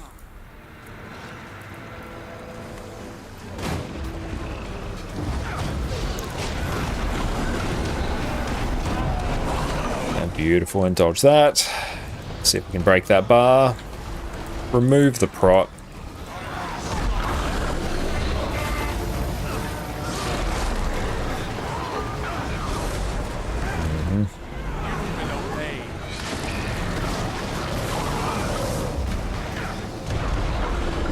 And Beth, is there a way to go immediately cancel without doing the story first? You don't have friends, so TP to friend doesn't help. Best bet's to go through and do the story up until the point we unlock Arborstone. Then you can get the Arborstone portal scroll and then take your character there. Or the guild hall as well. If you're in a guild hall that has Isle of Reflection or whichever it is, the End of Dragons guild hall, that will also do it. That's a good shout. If you have the Thousand Seas Pavilion, you can. True, yep, that pass will also get you there. Yeah, and if you don't have teleport to friend, LFG won't be of much use. And then Mobe's rough. Let's run over here. Once you do the story to the point where you can unlock Arborstone, it's basically an area in End of Dragons, you get a teleportation scroll there. And then, yeah, you can just like put that on a character, use it, and it'll port you straight to Arborstone, which is like a central hub for all the End of Dragons maps. Now, Bloom, how's your arc set up like that? Wait, what? You can go through and check. I do have a video on that as well. But yeah, we have the Boon Table add-on, which is a separate sort of add-on to ArcDPS. We've got Break Bar up there as well. We've got our self-stats and our metrics as well, which will show us things like our ping. And then we just like have it set up so they like sort of lock together.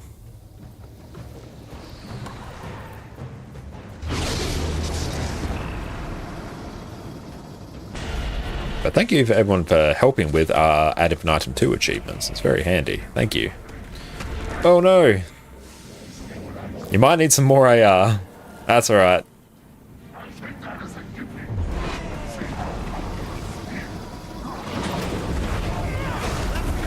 I think ArcDPS, seems must have reset again, had to reconfigure your DPS window. Yeah, there was like a patch that really broke it. I had to go through and reconfigure it as well. I think Delta was doing like some significant updates to it.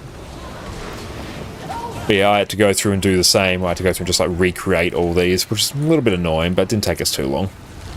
Especially when you follow our handy-dandy guide on it as well. It's very intuitive then.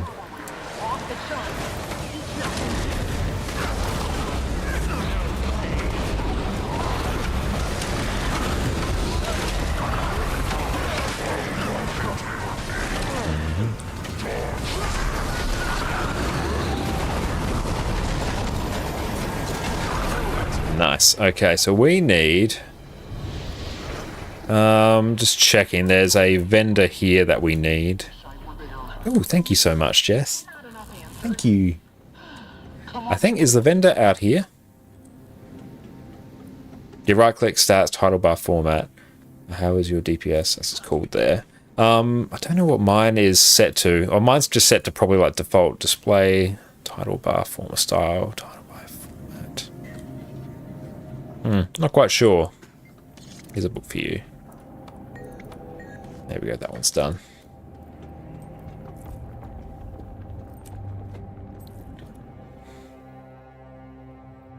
But I did have it set so it would show squad and party DPS, but I don't have it set like that at the moment. Let's see. Display style. Show name and options. Yeah, I'm not sure actually. That has gone through and changed. You right click for stats. Title bar format. Yeah. There I've got at 1, 2, and 3. I think that's just the default. It's actually not normally what I have it set as. Hey Al, what's up mate? How are you going? Hope you're having a wonderful day, my friend. I need to go through and do Viner out there. So this is Snowblind. Oh, I think I've got... Hang on, what's this? The remains of Shaman, Lornar, Dragon Seeker, and the Snowblind. How do we not have that?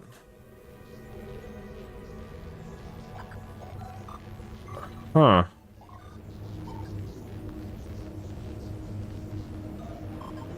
And let's check. Obtain that, take it to Pollinated Spore. So we need the Ice Elemental Core.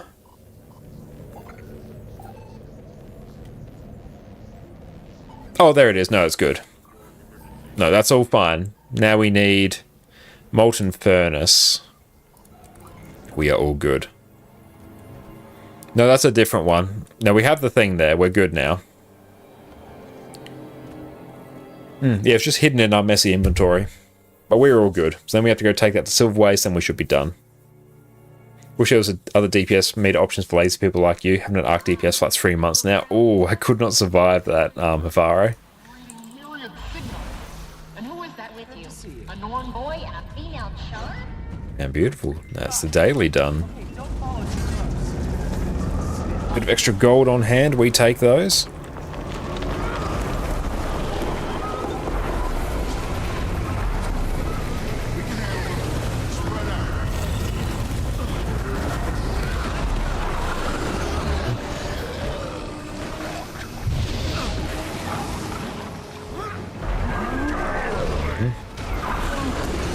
But if we can eventually just... Well, we will get a legendary back piece. We will get this account in full legendary eventually.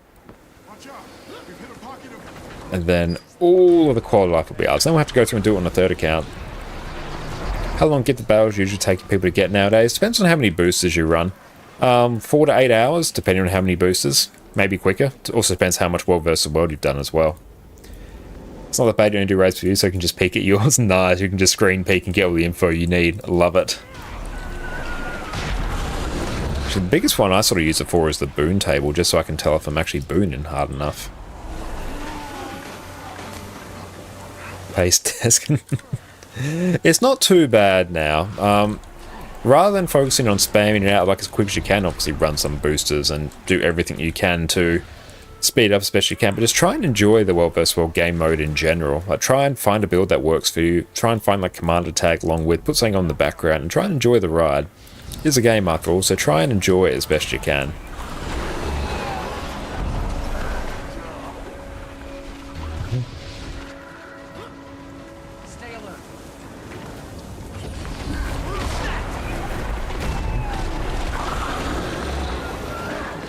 and beautiful. As we are blasting through these achievements now. Thank you all for the assist. Then I'm just going to have to get my massive buy order of Ectos, which was a bit rough. The skin as well, though, is pretty nice for the Fractal capacitor, so I'll take that.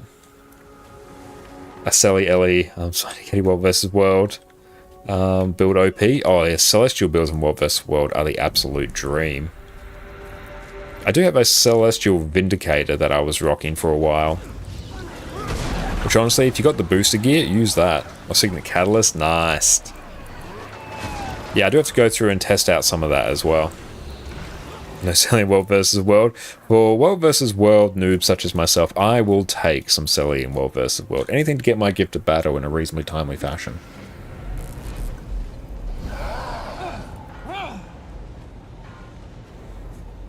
Full Berserker Weaver's the only right way to enjoy World vs. World. True, yeah, if you land it right, you can probably eliminate some Zergs, but if anything sneezes in your direction, you're not going to be living your truth there.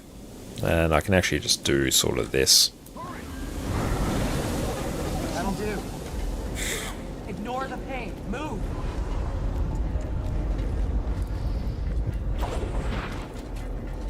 Couldn't be running potions here.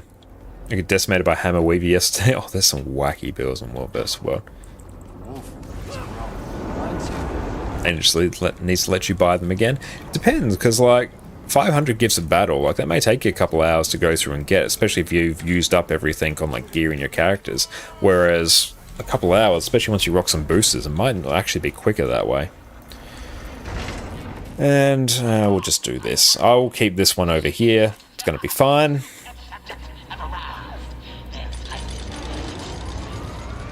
So I need to... What am I doing here? What are we doing? What are we doing, team?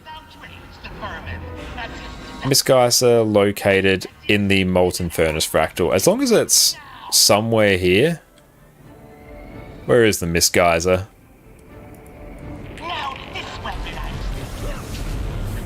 Oh, we got this. Oh, we don't really need to do anything. Schnaffles, welcome in. Hi, in chat. Any suggestions for getting a group for energy dispersal to unlock 99 cm? Ooh. Best bet's probably just to LFG that, I think. Oh, I already passed the geyser? Oh, shit. Can I go back and get it? I might be able to, hopefully. Let's see what we can do.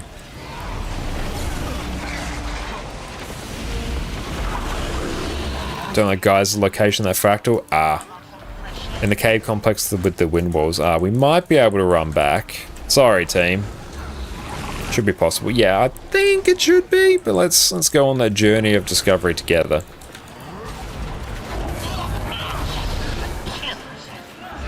Oh, that used to get blocked.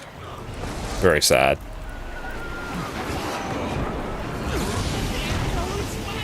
Can we target that now? Cool. I gotta stop cancelling my pistol too. I'm doing that a bit, which is less than fun. Bounce. Oh, you like running Berserker, Untamed, Sword Mace, and Axe in World vs. World? That sounds fantastic fun. Because Untamed as well is like insanely durable. Necro downstate for the win. Like, it's legit the strongest thing in the game. Why is this like hurting? Oh, we do have no healer and only 4 people, so things might be starting to get a little bit on the spicier side. We only struggle with Selly Will Benders. Yeah, I could see that. The sheer amount of burning they're able to pump out on like an incredibly short burst is insane. Okay, so we'll run back, do our Mist Geyser shenanigans.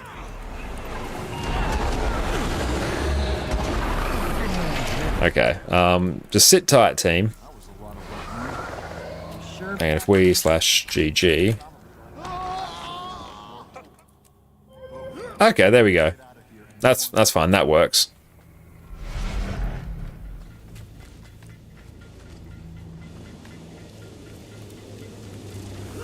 So I think it's up here? Hang on. Oh, cool. Oh! Love Necro Downstate. It's so good. Let's do this. Come on. Yeah, the timing can be like a smidge weird. Just going to blink through there. You're right, the coin. If I can't see this, I'll just like wiki it, but it's fine. Oh! If anyone sees the Mist Geyser, target it. Where is it? Hello, Mist Geyser. Yeah, straight up, where is it? Oh, one of the holes. Gotcha. Getting told to stop.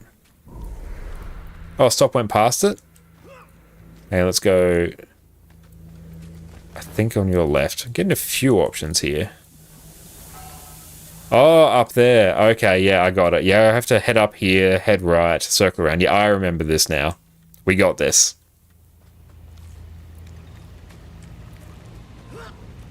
Let's also just give ourselves some swiftness there. The Steam Walls remind you of Star Wars Episode 1 when Obi-Wan's watching Darth Maul's fight. Oh, yes. Love me some Phantom Menace. Jewel of the Fates, like, carries that movie so hard.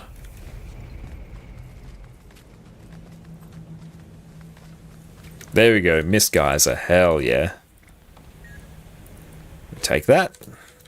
Beautiful. We are ready. Thank you, everyone.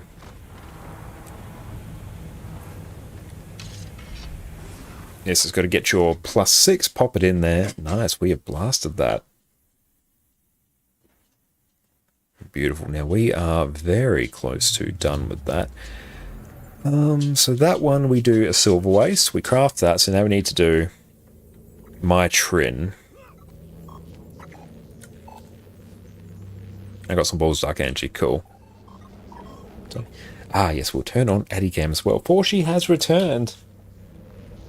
Thank you, Jess. Here we go. There's the baby. Pop your +6 and the Mist Geyser lose 99% of its value. True. Let's actually just go through. We'll do a tier 2 one, just my Trin. Yeah.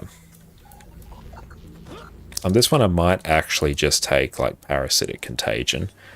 I might even just purely so I can live. This one might be a little bit spicy. There we go. Inventory Nightmare. This one isn't too bad. Like, this one, a couple minutes will clean this pretty well. Addie needs way more sleep. Let's go through that.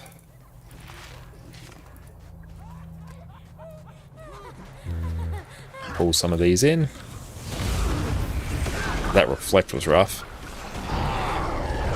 This Badger, what's up? Do you spill any beans? Not today, no. Been very clean today.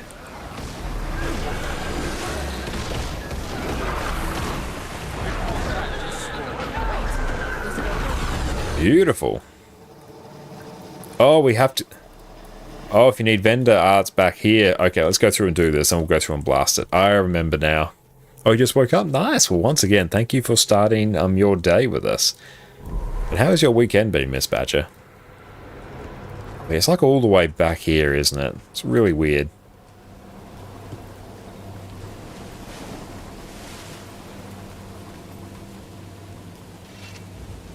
Law's a long way.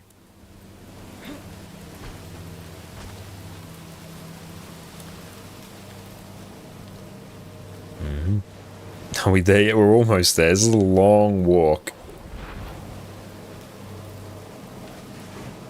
And here we go. 8th Blade Quartermaster. Nice. Salvage kit. 8th Blade items. Solution finder assault. Do we need this? That's fine. Beautiful. Okay, I might even just GG, and then that should actually just port us back here. Nice. Mo, I wish you a good night in Australia. We're now ready with breakfast starting your Sunday. You have a fantastic Sunday, man. Hope you enjoy your breakfast. And yesterday you did a few hours more of this world and played Guild Wars 1 with a friend who's new to it. Hell yeah, Guild Wars 1 is still oddly a fantastic game to go back to.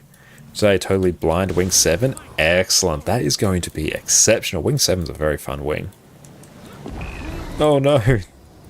the lack of agony resistance. What now, Captain? We don't take cannonballs to get out of here alive.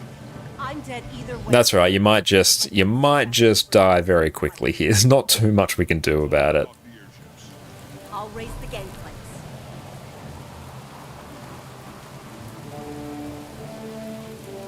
This is what your curiosity gets you.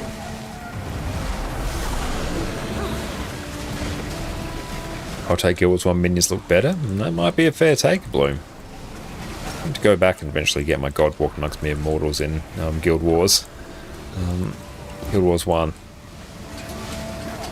Will she get her boons ripped there? Oh no, she's just outside it.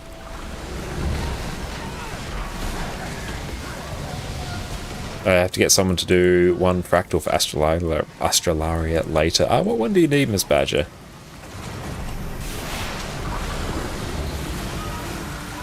Okay, we just got it. No, bring her in here. Team! She must be in here. No! Oh, well. It's just going to take a smidge.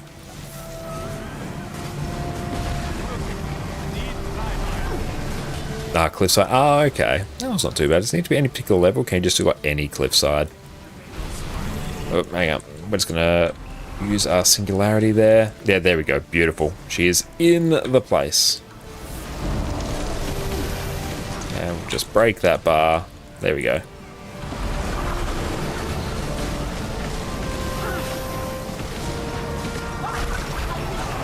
Let's go focus down Horic. Keep this just off the group.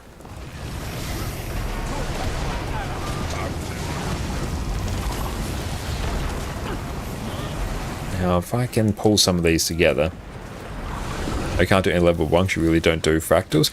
You should be able to at least do, like, the tier 1s at least, because they require minimal agony resistance.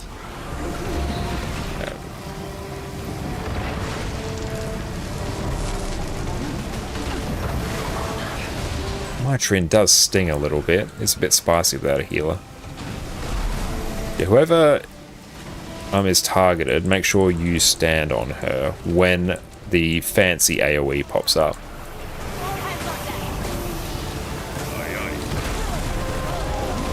Beautiful. I might just wait and pull some of these in now. There we go.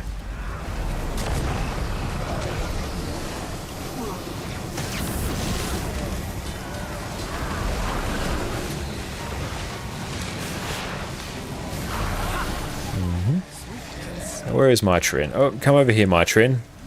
Come in here. Okay, back onto her. Oh, here she is.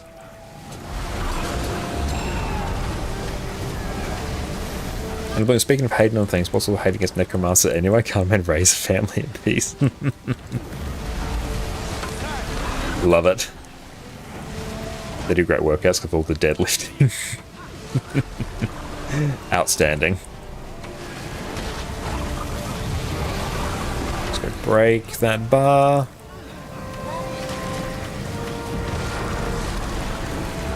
Just move out of all the AoEs. There's definitely a lot of AoEs here, so we can get X them up. Out.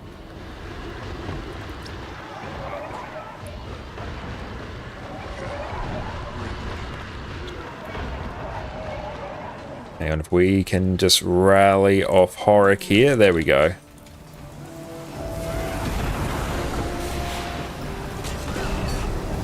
Oh, the emobe. That emobe in the flux bomb. Oh no.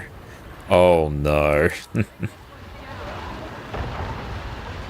Yeah, that emobe in the flux bomb was actually really bad. Let's just go through and blast this. Hang on, let's maybe do this. Yep, that's fine. This is what your curiosity gets you. I'm the law around here, and the law is strict.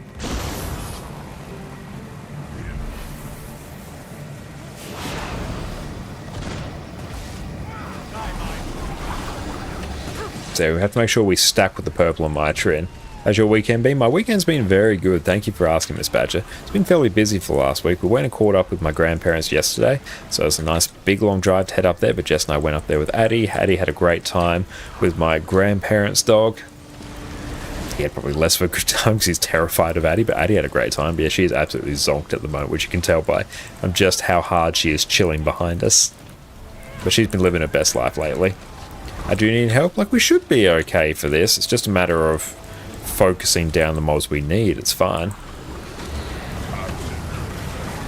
Yeah, we just blast through this. We don't actually strictly need to complete this one.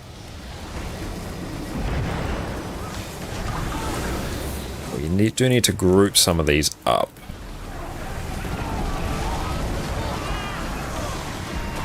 There, we've just made, not really, we made a slight change to our build. There we go, keep her in that.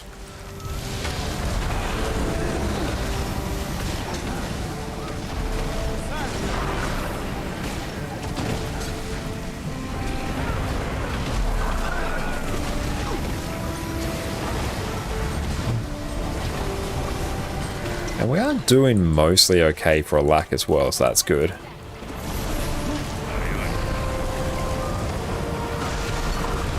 That knockback though, that is a thing. Just gotta be careful of Flux Bomb in particular here. It does sting, especially if you get mobbed in it. So make sure we're all somewhat close to my Trin, especially when this next AoE pops up. There we go, that's what we want. We can break that bar there. Oh, I'll heal up there.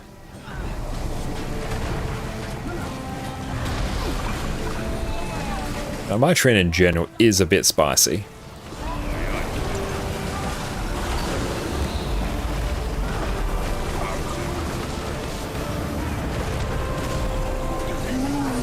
Just gotta be careful of the immob.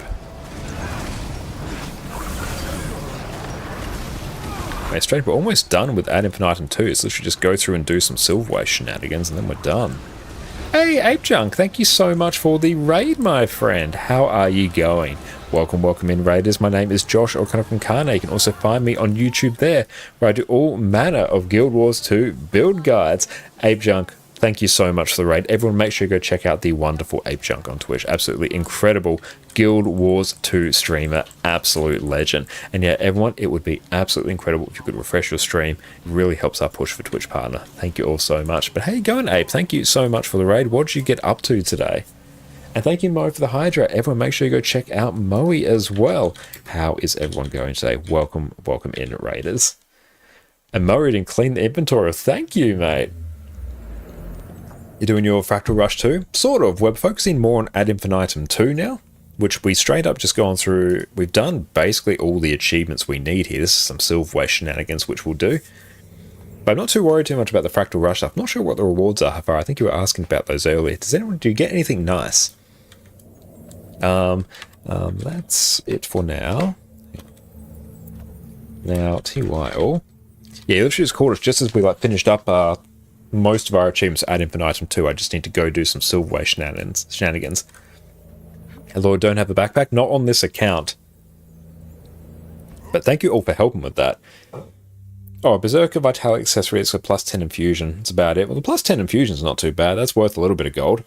How far along is your Season of the Dragons? Not too bad. And thank you, Ebling, for the standing desk as well. Let's redeem such a thing. Up we get. Just down there. But let's tidy up this inventory, which is a perfect time to do it as well, given we just finished up some fractals. Nice, it's not too bad. Deposit. Consumables. Perfect. Just open up everything. Couple Anguish Tears of Alba, not half bad. Won't really get that much use of them, but still. But yeah, Ape, what else you got up to? Tell us everything about your stream. Everyone, make sure you go check out the one for Ape Junk. I really appreciate the raid, my friend. You are a legend. And Moe, how are you going as well? Consume all these. Keep that. Consume. And a Bloom, thank you for the hydrate as well. And we cashed 2 hydrates there as well. 2 big gulps. Now we've already got that one. Sag. Oh no, I shouldn't have done that. Oh well, is what it is. I should have actually identified those first, but that's fine. Oh, thank you for the stretch as well, Bloom. I filled a pair about 2 years ago. You started doing your online shopping behind a VPN to starve the algorithm. Now on Twitch actually get a public service announcement from the Australian government about drink driving and gambling. And Samael, welcome in. Everyone make sure you go check out the wonderful Samael as well.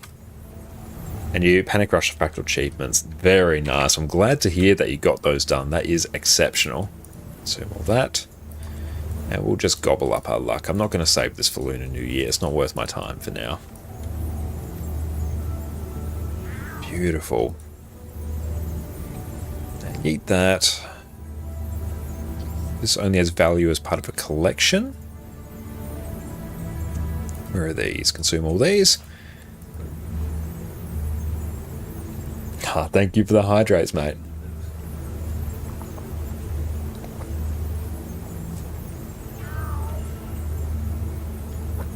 We will be in need of a bathroom break in a hot minute. We'll just go through, tie this up, and then we'll take a quick bathroom break. Not sort of spam, we love it. Making good use of those channel points. Threshold. Tidy this, tidy this. Do I need that for anything? That's actually a good one. We'll hold on to that. But be for looking out for me there. Thank you for the hydrates.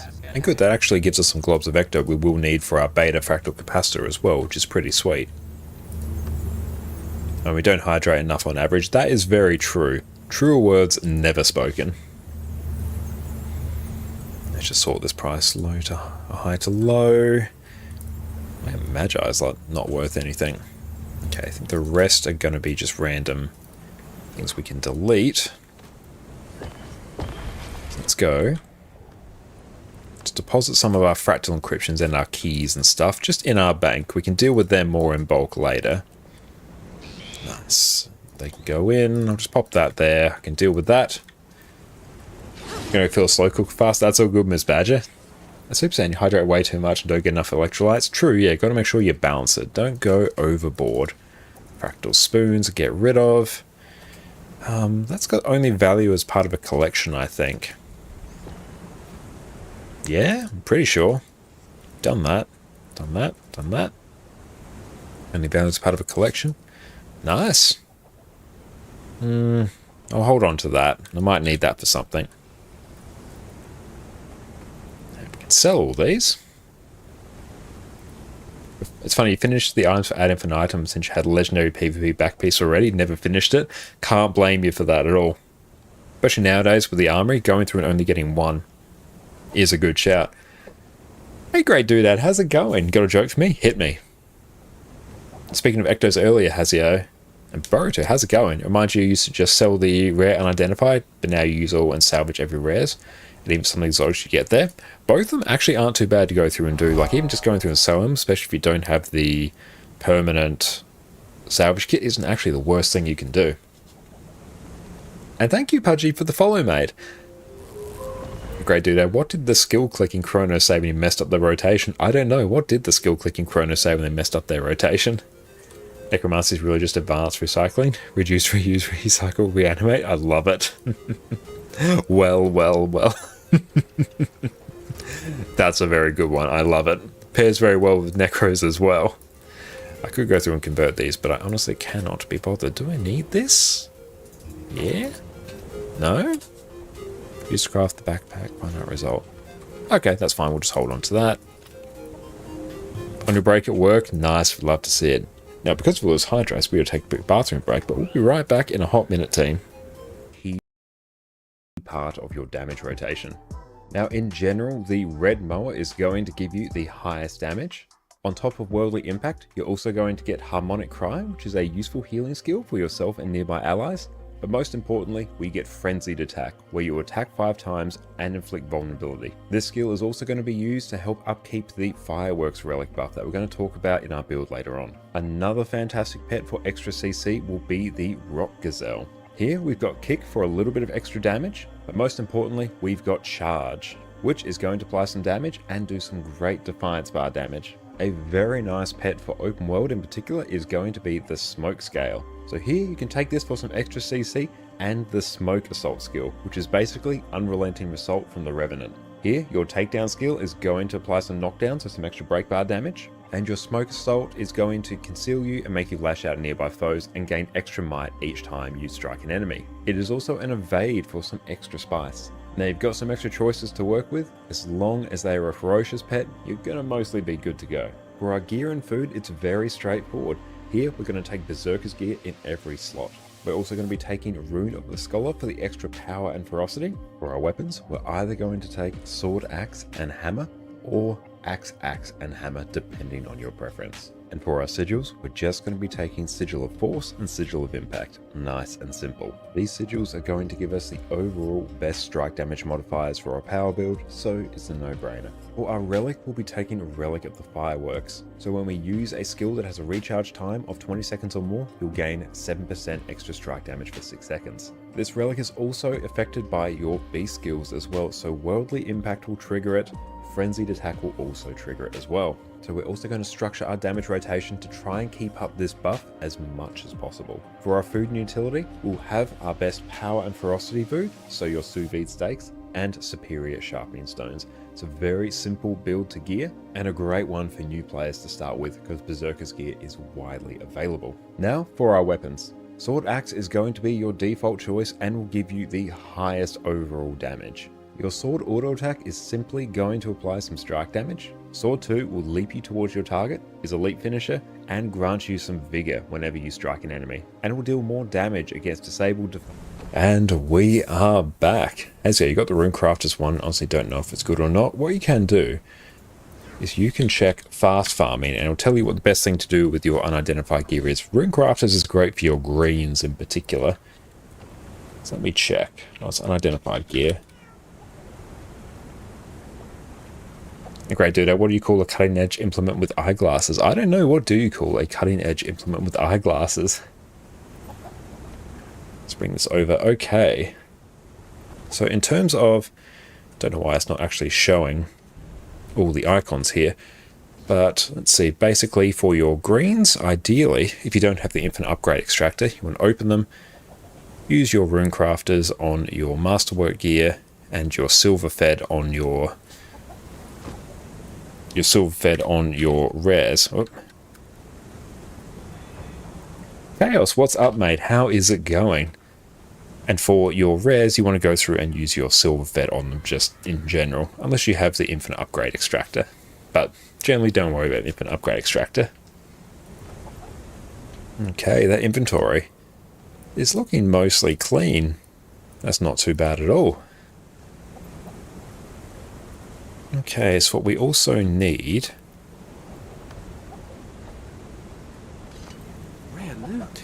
Your Cecil. Love it.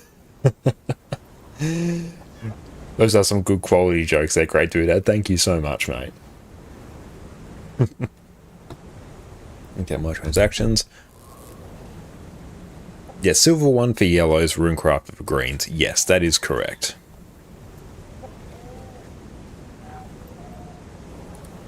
Let's go get some more globs. Is an easy way to see if you have any craftables before listing stuff on the trading post. A mithril ore being profitable to change. Not really a quick way aside from doing the check yourself. Like you could be a cheeky sausage and go through and set up a spreadsheet, which I have gone through and done, which you should be able to go through and download from our Discord as well. Let me just bring this up here.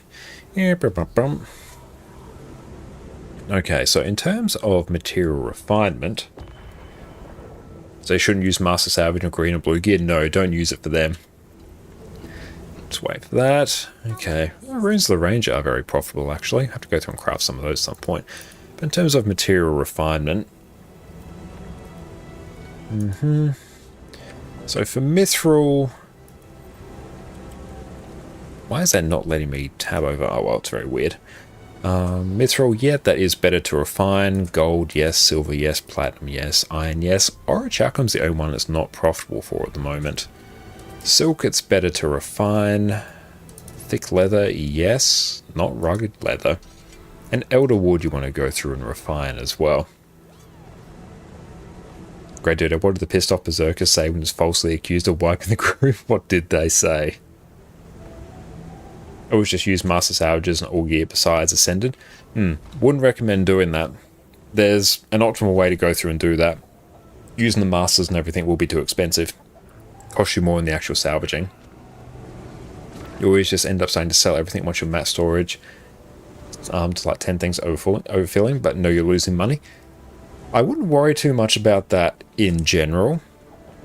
Like there are always ways to go through and make more money by crafting things than selling it. But honestly, then you have to start dealing with the time investment of it.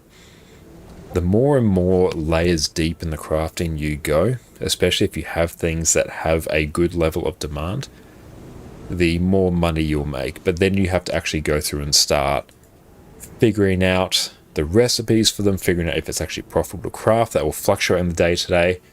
So generally, as long as you're selling things and you're making money, don't worry too much about it. On how much does the does it use silver to salvage? It uses 60 copper, I believe. That sounds about right. Osek, what's up? How's it going? Right now, I'm going to go through and blast some extra achievements to actually progress this account. So now we are going to duck into... Oh, I saw some questions as to how we were going on Season of the Dragons. We're at about this. So, a third the way there.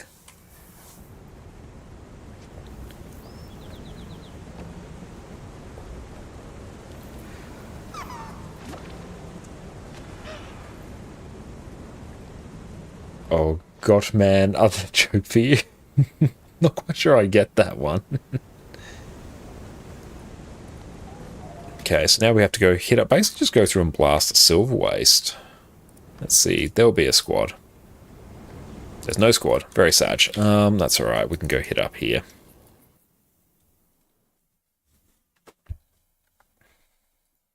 Use basic kit for those, otherwise you lose by doing it. It's better to just sell them. Most profitable is open salvage. Yeah, check the fast farming site, which will tell you the best thing to do. Oh, what the pissed off berserker saved was falsely accused of wiping a group. What did they say? Yes, enlighten us. What did they say when they were accused of wiping the group?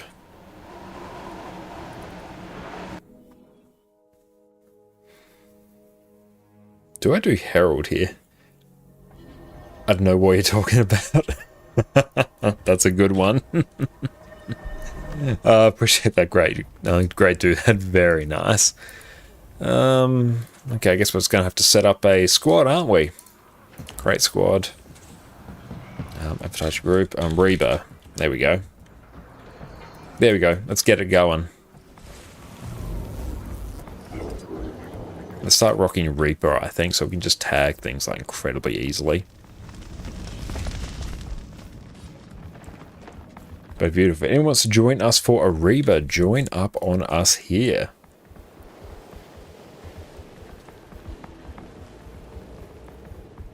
Mortem attacks will subdue. Okay, brilliant. We got some going there. And let's pull everything in here.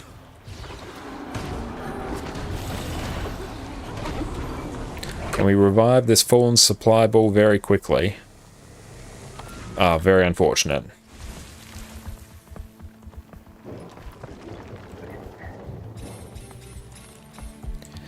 Okay, that one is okay.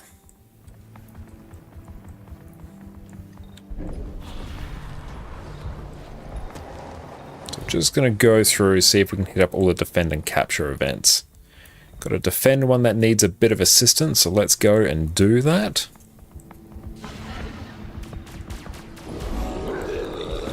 Let's just go and start reviving peeps.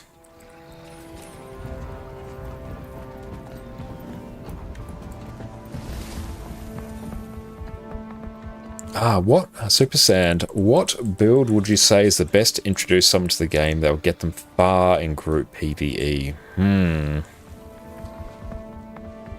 Probably the most, like in general, like if we're including all elite specs, I'd say the most user-friendly one that will have the greatest impact would be Power Quickness Herald, because it's actually very easy to play. The single best quickness provider in the game has the exact same gear set as a Power Vindicator, which is one of the best DPS builds, which is also itself quite simple to play. So I think that will probably overall be the most useful, but, and by that I mean it's probably just the easiest thing to pick up that will just inherently be insanely useful. It's definitely the easiest boon provider to go through and play, I believe. But things like Reaper as well is also a fantastic shout. There's a lot of really good options out there. It really just depends a bit on personal preference. Cool, we've done that. And Orca, what you're working on? We're doing Ad Infinitum 2 on our EU account at the moment. And we are making very good progress on it. We basically just have to go through and blast Silverwastes now. Eldra, how's it going? It's going very, very well. Thank you for asking. How is it going with you? Guardian Jack of all trades as well. Yeah, Guardian's also a fantastic one. Firebrand's a great build. Drag Hunter's great. Willbender's popping off at the moment. There's great options out there. So I recommend it, but no, the playstyle's a bit weird. It's a tiny bit weird. Like, Revenant does take a little bit to get used to. Chrono is probably a bit of a tricky one for new players, but Chrono itself is fantastic. I love me some Chrono. Ranger as well is also a pretty good one, because Druid's like insanely good. Soul Beast as well. Untained's also popping off as well. Going good, find side to get Springer and skim him out. Now you don't have to Skyrim horse trap with Wrapped anymore. Hell yeah, that is fantastic. Well, I do actually need to do Silverwastes for a whole bunch of achievements as well, mastery points. Let's also just go always show. There we go. Most groups look for quick DPS or lack DPS. Herald is easy to play and lack Scourges too. Yeah, lack Scourge is a fantastic one. It does have a bit of weird gear requirements. Yeah, there's no wrong choice for choosing a class. That is very true. It is just a matter of preference at the end of the day. There are so many different builds everyone can play.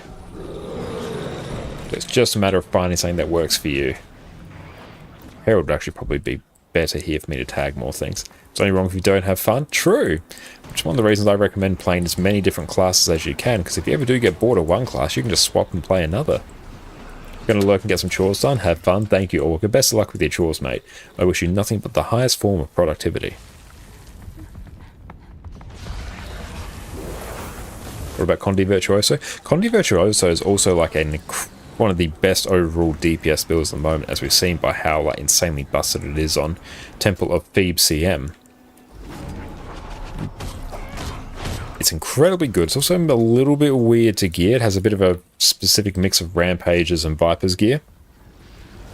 And it's also it really only gives you access to one build, whereas Herald will give you access to like more.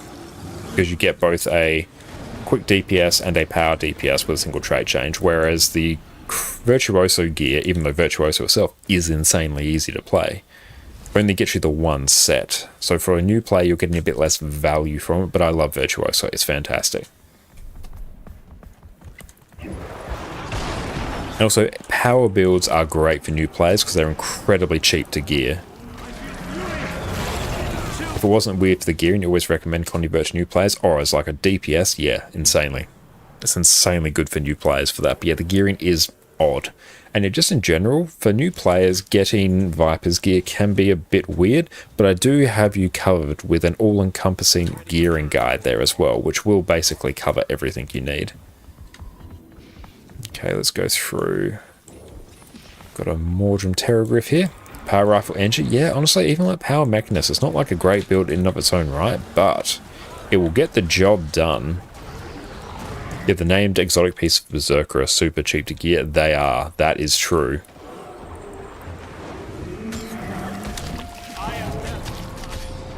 Hey, Lacrimosa, how's it going? Tried to make Scourge as your second character, but gearing Vipers on your account just put you off it. Yeah, I can see that. Getting Vipers gear is a bit annoying. It's better now than it used to be, though. I can use Rifle NG as core, Scrapper, Hollow, and Mech. True. Like, it's a functional DPS build. Not best in slot for anything, but it'll work. Going good, just tired here. What about you? I'm going very, very well. Thank you for asking. Just going through blasting some Silverwastes because we need some items for our Ad Infinitum 2 collection. I have all classes and gear, but due to work you want to focus on one character, so it's hard to go for guarding because you can do everything with it. Awesome, glad you have found one that really sticks with you. Yes, that selectable blade armor is cheap and easy for exotic vipers. True, yeah, and world versus world, they're fantastic ways to get them. But yeah, the bladed armor, general PvE is probably outside the stuff you just buy from the trading post. Your ice golem's more headpiece and your ebon shoulders, they're stat selectable as well. But yeah, they're a great way to get vipers. You're leveling a ranger for Untamed, it's your chrono for that, unfortunately. Didn't feel good for yourself to play like Herald, for example. For some reason, only build made your hands not feel good. That's right. The type of builds that people enjoy is a very personal thing. A build that works for someone might not work for someone else, and that is okay. If we can hit up some of the legendary mobs here, we can actually get some mastery points. You have to do a lot of risk to the OB armor. Hell yeah, you definitely will. I will be working on... Oh, we got a legendary executioner here. Perfect. It's a mastery point. We take these. Yeah, I will be working on a set of the OB armor as well on this account. So I do need to get the masteries up so I can actually start comfortably farming it. Beautiful. Mastery point. Glad I came to Silverwastes today. And even though Silverwastes isn't the most profitable, it's also incredibly chill. Oh, yes, well, it's more our main account now, honestly, given how much we play it. I can't call my EU account my alt account or chat will come after me. But, yes, this is our account that we are in the process of gearing up. That is now our main account. I believe that's covered me.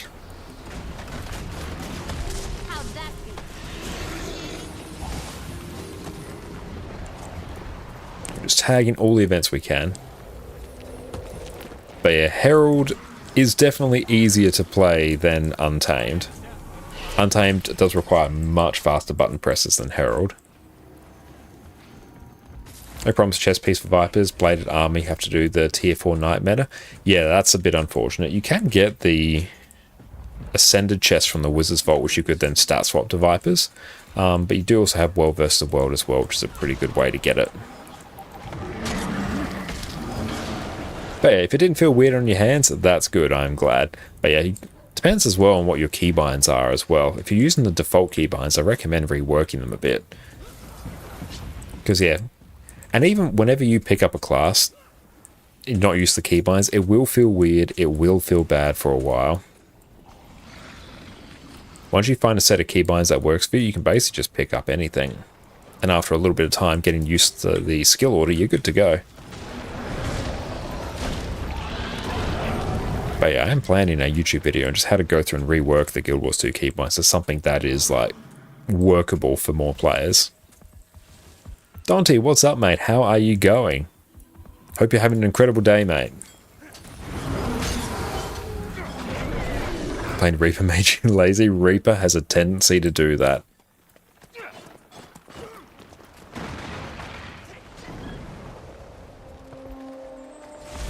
Beautiful, that one is done. Got your elite on Q, 7 and 8 on E and R.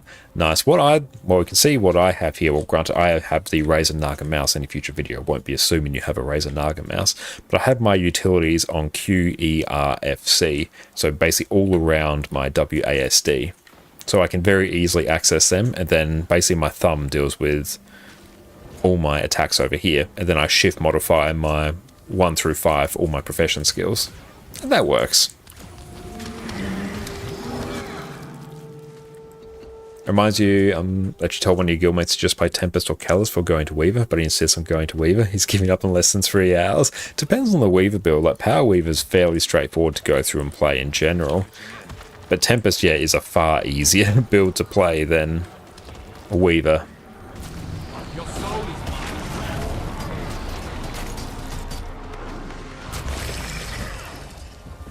Stick to Core Star Valley. There are better options than Core Star Valley. I do love the Ceres relic there, purely for the big spinny beam. It's very enjoyable. United in victory. Keep an eye on map chat as well, for when there's a legendary popping off. I'll go through and just blast here. Just get a few tags off. And a mob's rough.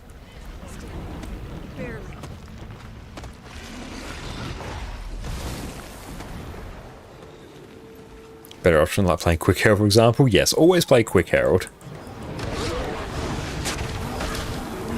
But no, there are brilliant builds for every class out there. It's just a matter of like what works best for people.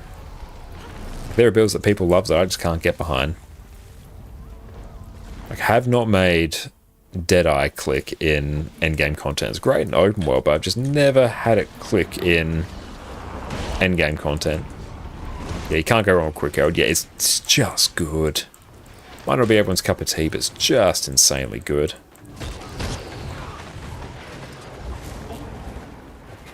How good is Celly gear for healing? That depends. It is generally passable for healing, as Celestial gear is generally passable for everything, because it is obviously the jack of all trades gear, so it's not going to be insanely good at anything, but it will be decent at effectively everything. Celly gear for healing is usually used in your more experienced groups, because they require less healing than your normal groups would do. For most groups, I would recommend running like minstrels, givers, or harriers, so you can really crank that healing. It will do the job, but depending, you will have to work harder as a healer compared to if you run like harriers or minstrels or something. But yeah, Celly healers have been a thing for various builds for ages. It just depends a bit on how good your group is, really, which is not something you can control, especially if you're pugging. Different if you're with a static. Celestial gear tends to work quite well in static groups.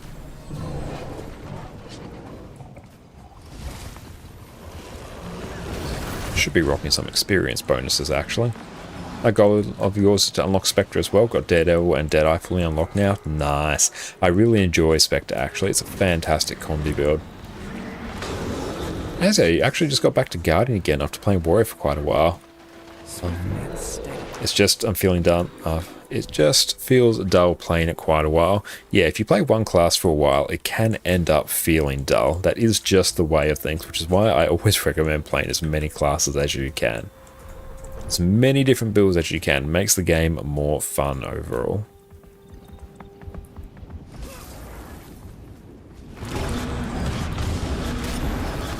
Stuff as well as a really fun weapon open world, because yeah, just the sheer amount of AoE you can pump down is great.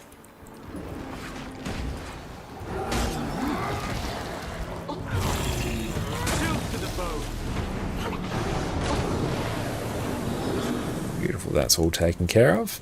General rule of thumb for healing is to use Harry, armor, and weapons. Think about the trinkets later.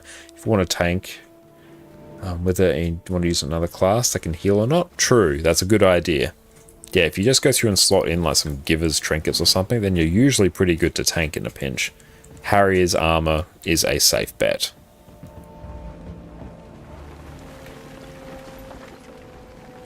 And beautiful. Good thing about Silverwastes is even though we did basically have to go through and tag up and start the meta, but we got there in the end. You just need someone to tag up and put it in the LFG. And I think we are in... Cool, we are actually in the LFG. Nice. Had a quick heal Berserker and Tier 4 Fractal some days ago. Man, that was good. It is a good build. The heal Berserker is not bad by any stretch. Loving the AoE on Reaper. It's always good. So I'm just sort of rotating between the various... Go and burst that down. I'm just rotating between the various camps now. Just tagging events as we go. Fatal Kebab, thank you for the follow. Really appreciate you, my friend.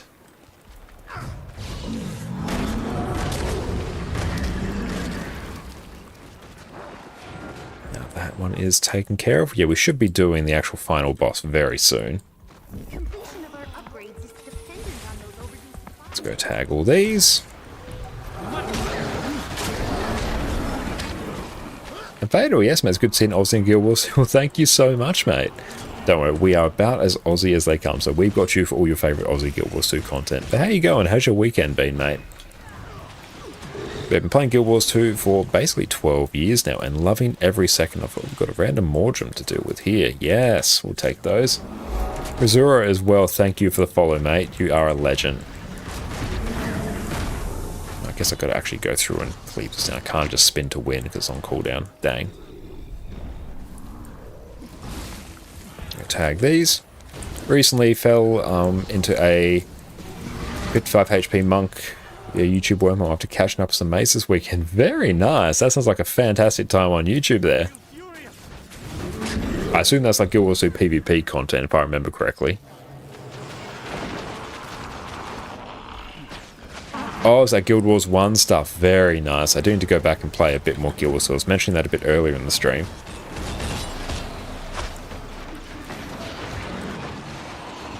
Don't forget to open the chest in the hidden depths after killing Vine-Tooth. Partly achievements. True, yes, I will make sure to do that. And a good point in the XMA, I do have to go into the little boss pits as well. We'll just go jump into one and have a good time in there. But Guild Wars 1, like, it still holds up. Like, if anyone wants to go back and play Guild Wars 1, I do recommend it. It plays like a really fun single-player RPG nowadays, especially with all the various heroes you can unlock.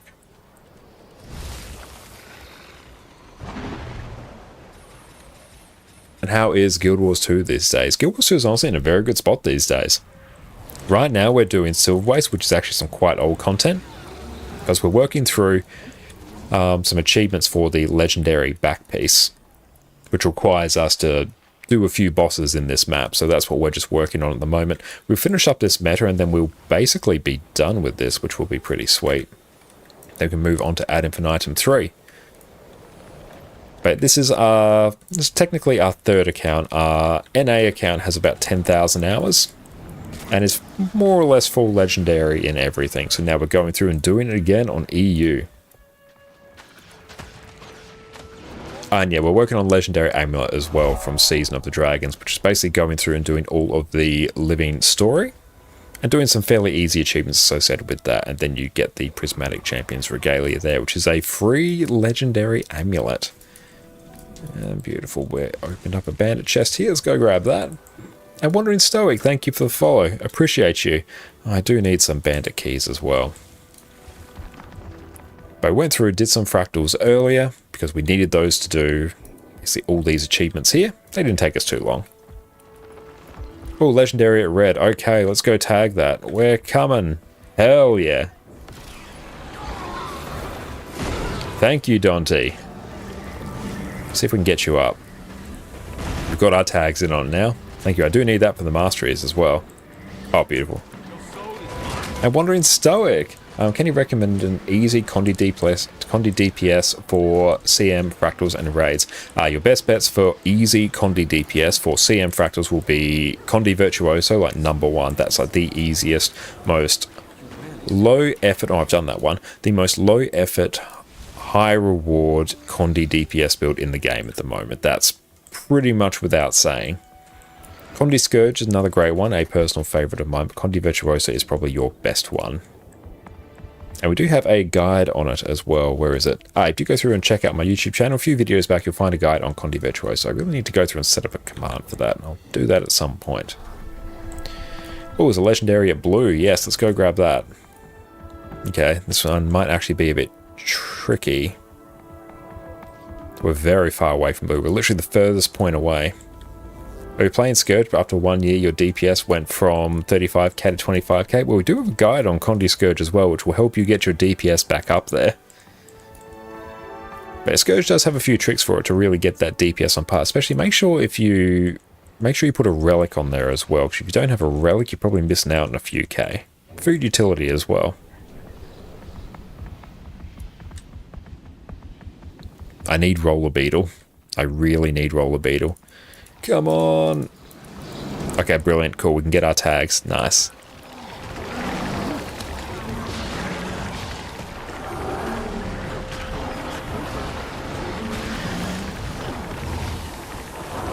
Purely just getting the minimum tags. Excellent. Mastery point. We take those. Very nice. Location utility, 20k seems very low. Yeah, I think you're missing something there, especially if you've played it a bit in the past.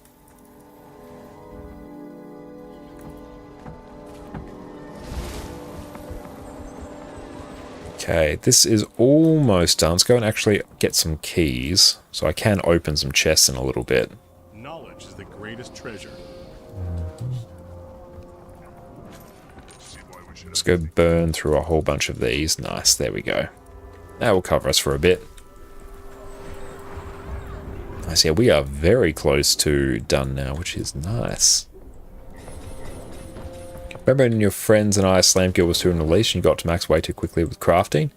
And at that point, there wasn't much in-game content to do. Well, fortunately, after, well, we're 4 expansions now and quite a few seasons of Living World, like 5 seasons of Living World, there is a whole bunch of content for you to come back and do.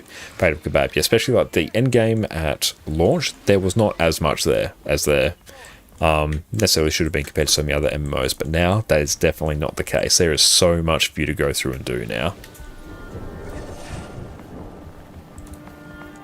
Want to buy more 2-player mounts? True, yeah, we do a 2-player mounts as well, one with the turtle.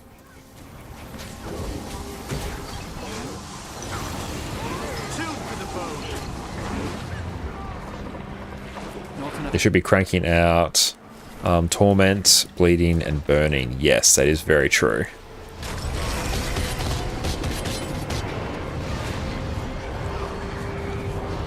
Your changes are made. You can't hold your 3 shades.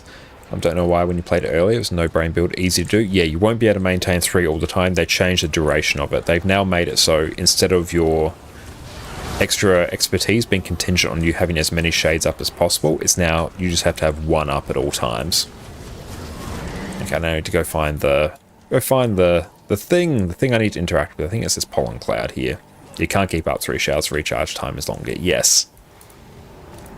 There's probably some trait changes you need to go through and make. Beautiful, that's Ad Infinitum. That one done. So we just need to go through, obtain a Vinerath tendril from the Vinerath boss. Perfect.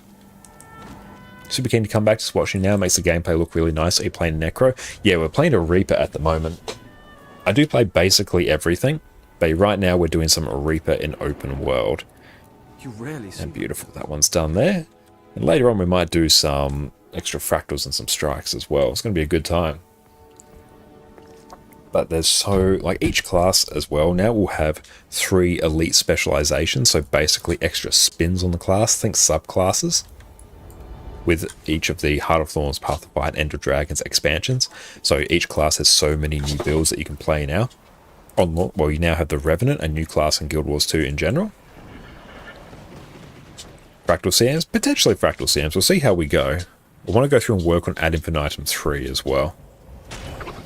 Build a very low intensity Condivert, no weapon swap, or refreshing shout skills. 34k on Golem. Oh, that's awesome. Yeah, are you rocking like Chaos or like something with Torch? Because yeah, that's like absolutely disgusting. It's good. Is still like secondary classes like Necromonk? No, there's none of these secondary classes like you would be familiar with in Guild Wars 1. Like say Necromancer, with the core game, you've got just Necromancer in general. With Heart of Thorns, you get the Reaper class. So basically what you go through and do, your last trait line here, you just pick Reaper, and this turns you into a Reaper, which will give you access to Greatsword, new skills, you get shouts, a new Death Shroud here called Reaper Shroud, where you'll have access to a big old scythe. Look at it, it's very good. It's a fantastic build actually. But then, let me exit that. Then you also have Scourge as well, which instead changes your Death Shroud into a whole bunch of different like targeted AoEs you can place. And then if I go over to here, Harbinger, we now have a build that gives us access to elixirs, which will give us all manner of boons. And then we get a new like Shroud as well. This one's a bit more focused around mobility. So you basically just swap that trait line around and it will change how your class actually plays.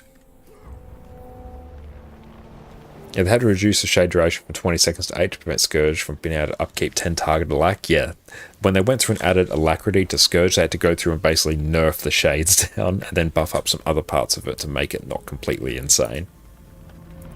I need some people in mid, we'll just go do that. Condivert's way too broken. Condivert is a bit broken at the moment. Came for fractals if you do, perfect. Yeah, we'll keep you posted. We'll do some probably Ad Infinitum 3, because honestly that's been on our list to do for so long. Play Hardball and Scourge, not many buttons to press, and good sustain also. Yeah, Harbinger, great build to play, I do love it. Do have a build guide up on that as well as a guide on Condi Scourge and Power Reaper. Like literally all the Necro builds, we've got you covered. We do need to do Heal Scourge though.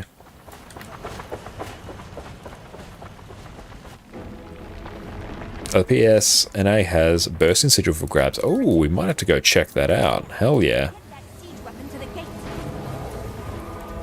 Yeah, this boss here has been like so hideously power crept, it will just like blink out of existence in a minute.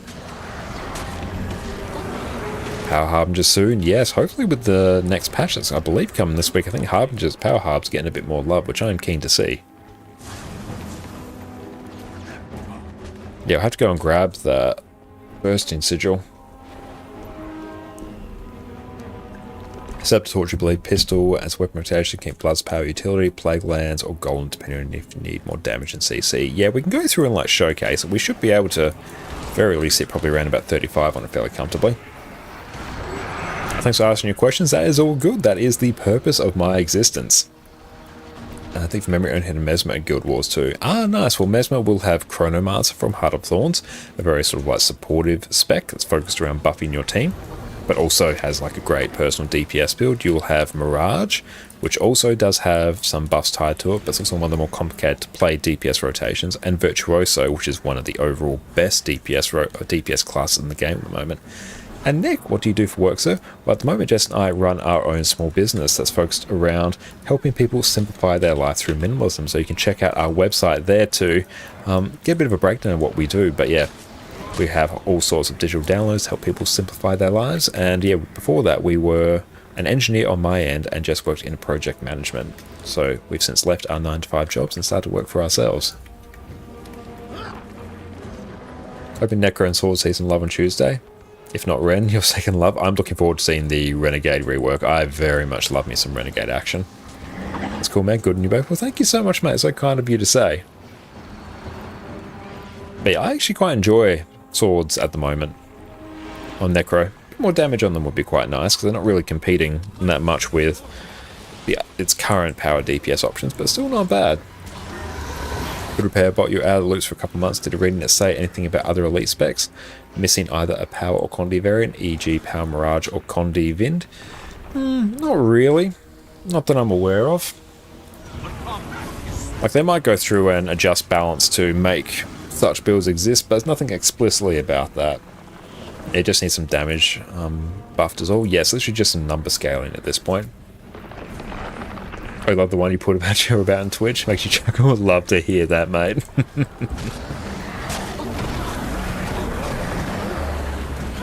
Beautiful. Now we're going to go through and blast here.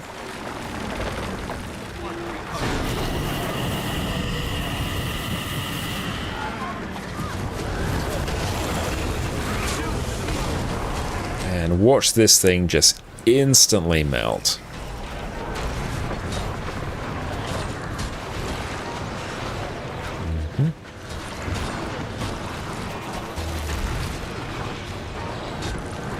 And that one is now dead. Perfect. And an achievement to boot. We love it.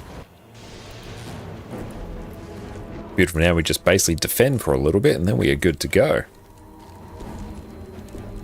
And time to PvP Golem and see if Untamed actually agrees with you before you waste gold on it again. Definitely good to always duck into the PvP lobby, especially if you're just testing out a new character, because as soon as you get out of the tutorial mission, you can go access the PvP lobby, go in, blast with everything unlocked on the golems there, and see if the build actually agrees with you. Silverwastes just fun. Now it is, yeah. Like, Silverwastes is good fun. You just go in and you blast. Sword 2 gives you a lot of Shroud regen on Reaper. Some extra Life Force can be quite nice. Depends on the fire as well. Might make a very good swap off Greatsword.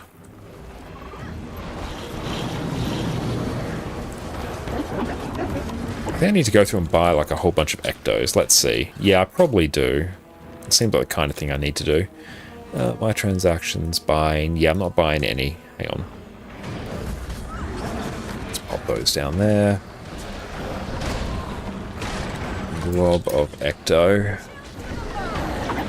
So we have 61, so we need 191 of these. Ish. Oh well. We need it for this collection. Perfect. Those will arrive in due course. Cool, so they're fighting the champion now. I'll make sure I go and actually loot all the chests I need. So here, Revenge of the Divine Wrath, we've done everything there. And Silverwastes 1, I think straight up we've done everything we need here. We just need to go through and do some gathering, the actual story steps, and bish bash bosh, we are good to go. Yeah, that's just all of the... That's all the missions there. And that's all the missions and a bit of gathering.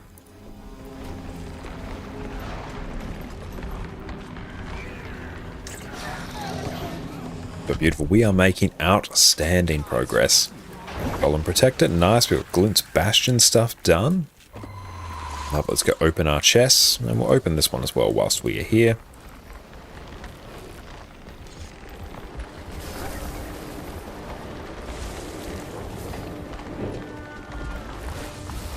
So extra Obi shards would not go astray as well. I always love the soundtrack in Silverwastes, it's got a really soft spot for it. You rarely see me. Now let's get to do the mad little chest run. Some must fight so that all may be free. And we can't mount in here, can we? Let's find out. Oh, I got your achievement for Fractal 99. Hell yeah, Schnaffles. Congratulations, mate. That one is a bit of a pain in the ass to get, so awesome that you were able to get that. So now, can you finally open Fractal 99 CM? Hell yeah. Gotta go through and blast the champion Mordred Wolf. So there's just a few champions to go through and nuke here.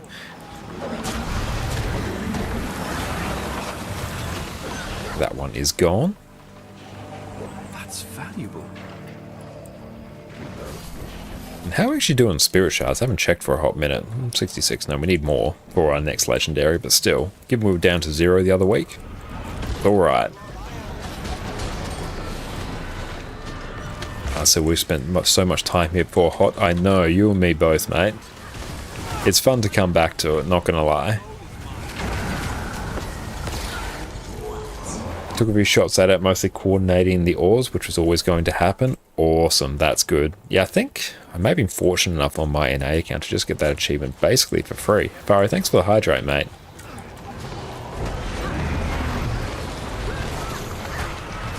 Yeah, I think we actually have done all the achievements here that we need, which is good. And I don't really care about the rest of the events. Now let's go dip from squad. And Chaos, thank you for the hydrate, mate.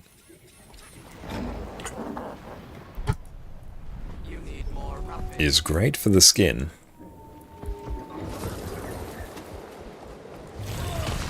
And thank you for the hydrate once again. Yeah, go grab these Lost Bandit chests. You rarely see me. If you need Dragonite ore, this is the place to be. Granted, I don't really need it. It just sort of overflows in my inventory. I had Imperial Fragments as well. I remember years ago when I was actually struggling for these currencies. That was back when it was really the only way you could get a Center Gear was to craft it, so I actually needed a good amount. Oh, good old days of farming Silverwastes to get the beta item from the...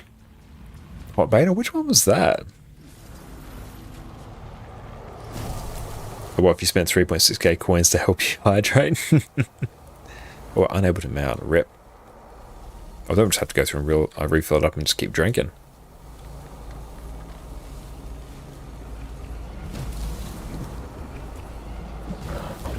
Go through that. Oh, there we go. Oh, the beta access item for hot. Nice. I can't quite remember that. Before launch. Okay. Very nice. Let's go through and do that. Do I need anything for the keys? Nice, that one is done. Okay. Oh, it's random drop in the event. So yeah, I don't remember that. I might not have bothered farming for it. I can't quite remember, but still, nice. Yeah, I remember just farming Silverwastes in general, because this was like the gold making place in core Guild Wars 2. Okay. So we've got the Vine Wrath Tendril. Let's check. Vine Wrath Tendril, so we got that. That's cool. Oh, Portal to the Heart of Maguma is the name. Okay. Let's check. Portal to... Yeah.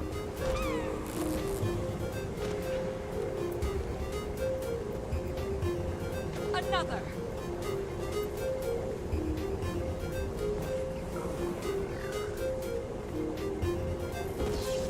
Portal to the Heart of Maguma.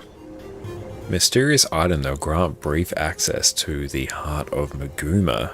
It's a countbound legendary item. It's a random drop from events in Drytop Silverwastes between April 28 and May 10th, 2015. Damn, that's cool. Congratulations, you've won a spot in the upcoming closed beta test for the Hearthstone's expansion. If you signed up for the Guild Wars 2 newsletter, test details will be sent to the email address on record for this account. If you're not signed up, you can join the mailing list at that site. Very nice. Yeah, I do not remember that, but that is very cool. So here we need to go into Solid Ocean. I think I can literally just... Where's Solid Ocean? I don't even think I need to do anything. I can straight up just go in and blast. I can probably just add a bit of agony resistance here. Hang on, let's check. Yeah, there we go. We do have some legendary armor here, which is nice.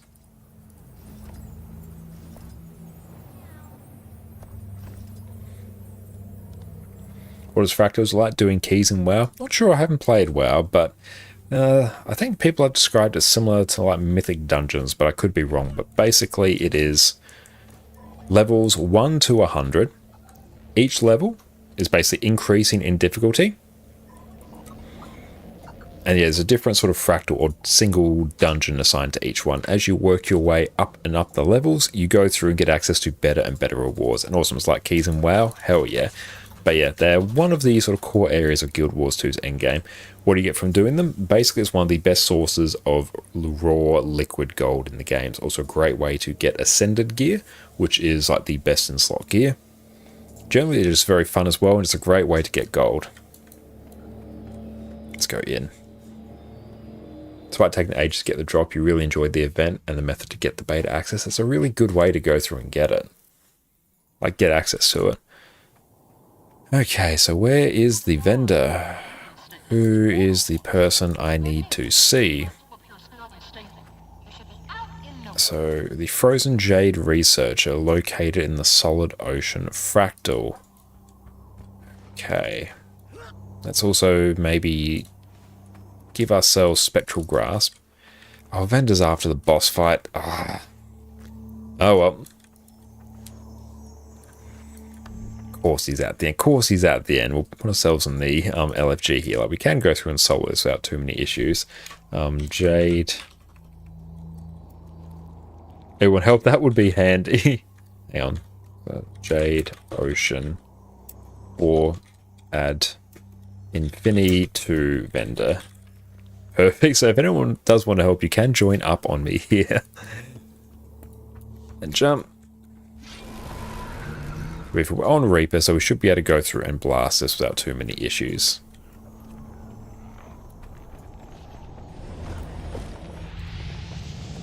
Run past all the mobs. They are not your friend.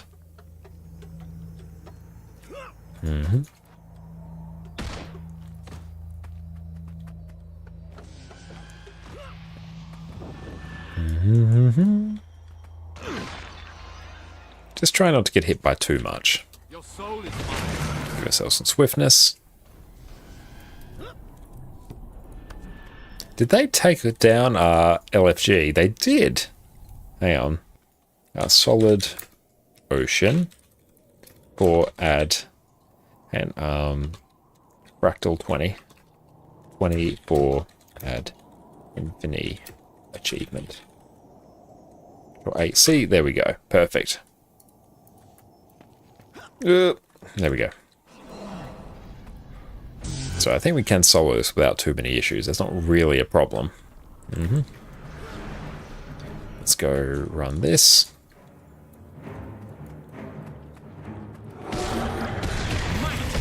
And dodge. There we go.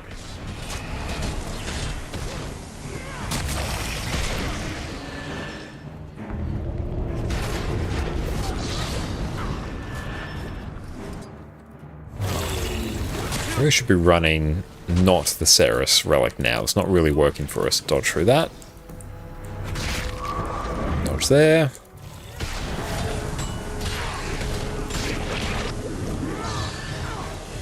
I'll just focus on cleaving down some of these so we actually have a pretty easy time.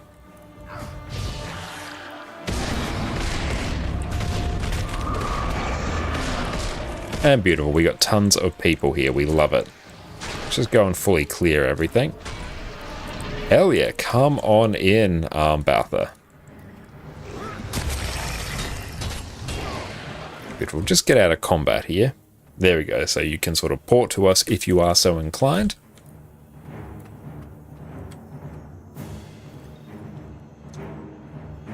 Then once we're done, we should be finished with Ad Infinitum 2. We'll just craft the other back piece we need, and then we're golden. Should be pretty sweet.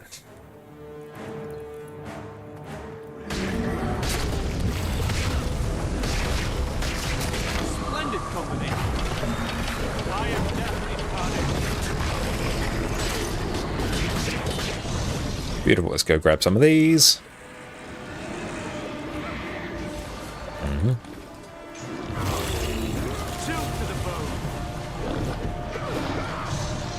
And Alpha, welcome in. Hey, you're thinking of creating a healer. Which one do you suggest? You have Scourge, Firebrand, and Rev Tempest. Of those, I think Heal Scourge is probably the best of them.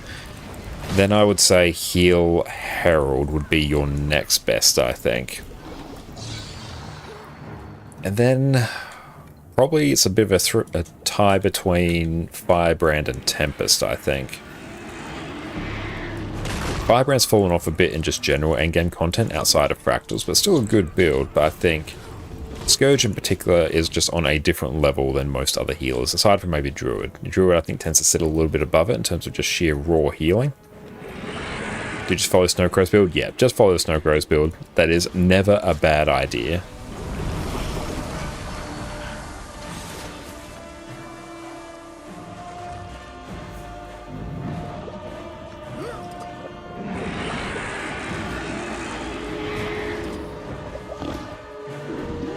Let's go and nuke this one.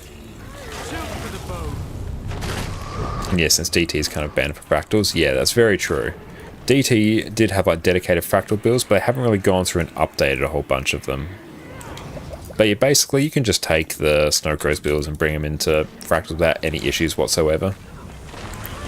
The only thing that you really need to consider is if you really want to min-max, you get a bunch of extra boon duration in Fractals due to some of the potions that you can use, specifically in Fractals, to give yourself extra boon duration, damage, defense, yada yada yada. Your like large Fractal potions, your offensive, defensive, and mobility ones.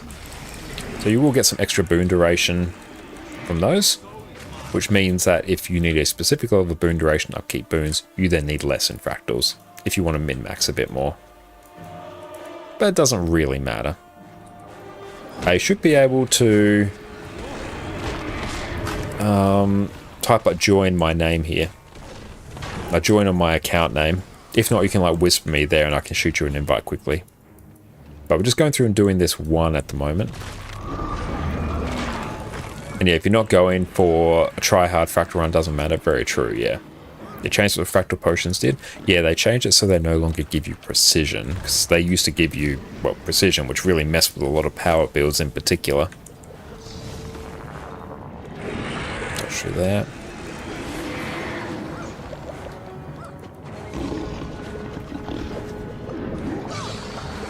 And Herm, how's it going, mate? Thank you for popping in. But yeah, they will still give you extra boon duration stuff, but they won't give you extra precision, so it's not like you need to run like a different power build for raids and strikes and fractals. Hopefully have for tomorrow's raids. That sounds fantastic. Looking forward to it.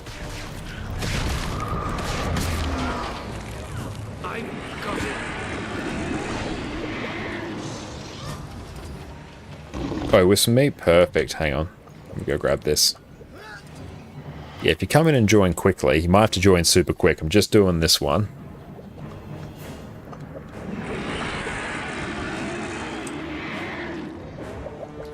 Beautiful. We'll just give you a moment to come and enter.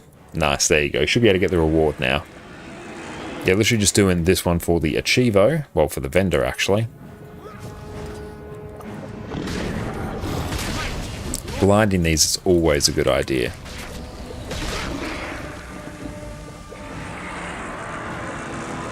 Okay, where is that dang vendor? There it is. Perfect.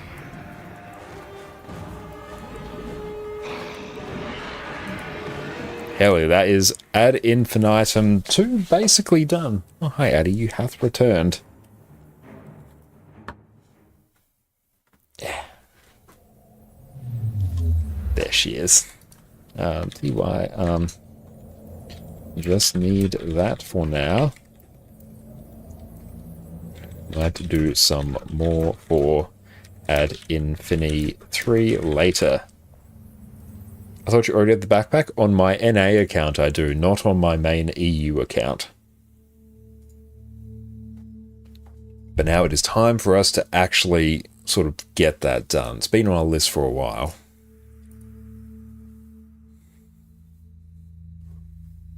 But that is the last achievement outside crafting the beta fractal capacitor.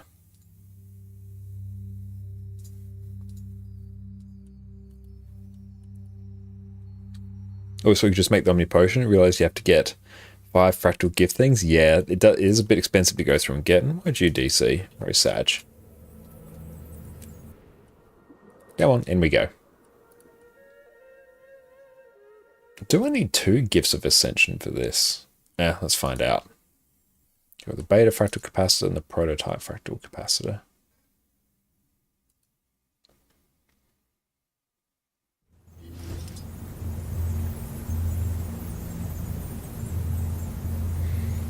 And Zektop, how long do you think it would take to make the backpack in hours starting from nothing? It depends how many fractal relics you have and how many potions or how many fractal pages you have, because there are some just general time gates there. Starting with nothing, it takes a lot of time. Yeah, you're probably talking about maybe a month or so. If I was to hazard a guess, just like doing fractals each day, I'd say around about there. Okay, so here we need the beta fractal capacitor. So it's crafted with an ascended prototype fractal capacitor. Okay, so we need another gift of ascension. Alright. Okay, so we'll need 2, but we are okay because we have that, which is good. Let's go get this stuff from our bank. We don't strictly need to get it from our bank, but still, it's going to make things a bit easier. Remember, fractal capacity used to be the endgame back piece? Yeah, I remember that. Hagrid, what's up, mate? How are you going? Welcome in, Raiders. My name is Josh, or Connor Con Carne. Make sure you check out my YouTube there, where I do all manner of wonderful Guild Wars 2 build guides. Hagrid, what are you up to, mate? Everyone make sure you go check out the wonderful Hagrid on Twitch. Fantastic friend of the stream. Great Guild Wars 2 World vs. World streamer. An absolute legend. How you going? Glad to hear you're doing great. That is music to my ears. But yes, welcome in. What did you get up to on your stream, Hagrid? And yeah, it would be absolutely amazing if everyone could refresh your stream. That way it really helps our push for Twitch partners. So thank you all so much. Doing fractals? Hell yeah, we've been doing fractals, not necessarily for the Fractal Rush stuff, but for the Ad Infinitum achievements, which I haven't done on this account. Highland, how is it going? So good to see you, mate. Hope you are having an incredible day. But yes, right now we're going through and finishing off Ad Infinitum 2 there. We basically started this today, and we're going to finish this today. So let's buckle on up. It's going to be a good time. And we will have to go through and do a whole bunch of like wrecks as well, but that's fine. It's a problem for another day. But how have you been enjoying fractals, Hagrid? Okay, so I need 40 of these. Bam, bam, bam, bam, bam, bam. Yep, skidoos, we take those. Alright. So we need to throw this, that, and that will create us a fractal capacitor power position ferocity. Good. Oh, you're doing Hagrid's Ad Infini on NA. Hell yeah. Nice. Basically mirroring our stream here. I love to see it. How have you been enjoying fractals? Okay, we got another ascended back piece there, which is pretty sweet. Singing Irish songs tomorrow night and doing beer tasting about 14 hours. That sounds incredible. Hell yeah. You're on Unbound 3? Brilliant. I'm glad you're enjoying Fractals. It's some of my favorite content in the game as well. Beautiful. So we've done that. Oh no, I have to go get like an absolute crap ton of ectos. Let's do that. There we go. That's probably all of them. Let's find out together. 125. Is that enough? Compact? Hello? 186. Oh, I still need more. I'm honestly just going to insta-buy them now. Transactions. 88. How many do I need? That is 64. 64 globs of ecto we need. Happy St. Patrick's Day, by the way. Oh, nice. Happy St. Patrick's Day. I did not know it was St. Patrick's Day. Awesome. Happy St. Patrick's Day to all those who observe it. 64. Does anyone know if J protocols persist inside public convergences the same way they do inside public Dragonstorm? I'm not quite sure. Does anyone know the answer to that? I haven't done enough convergences to worry about it. 64.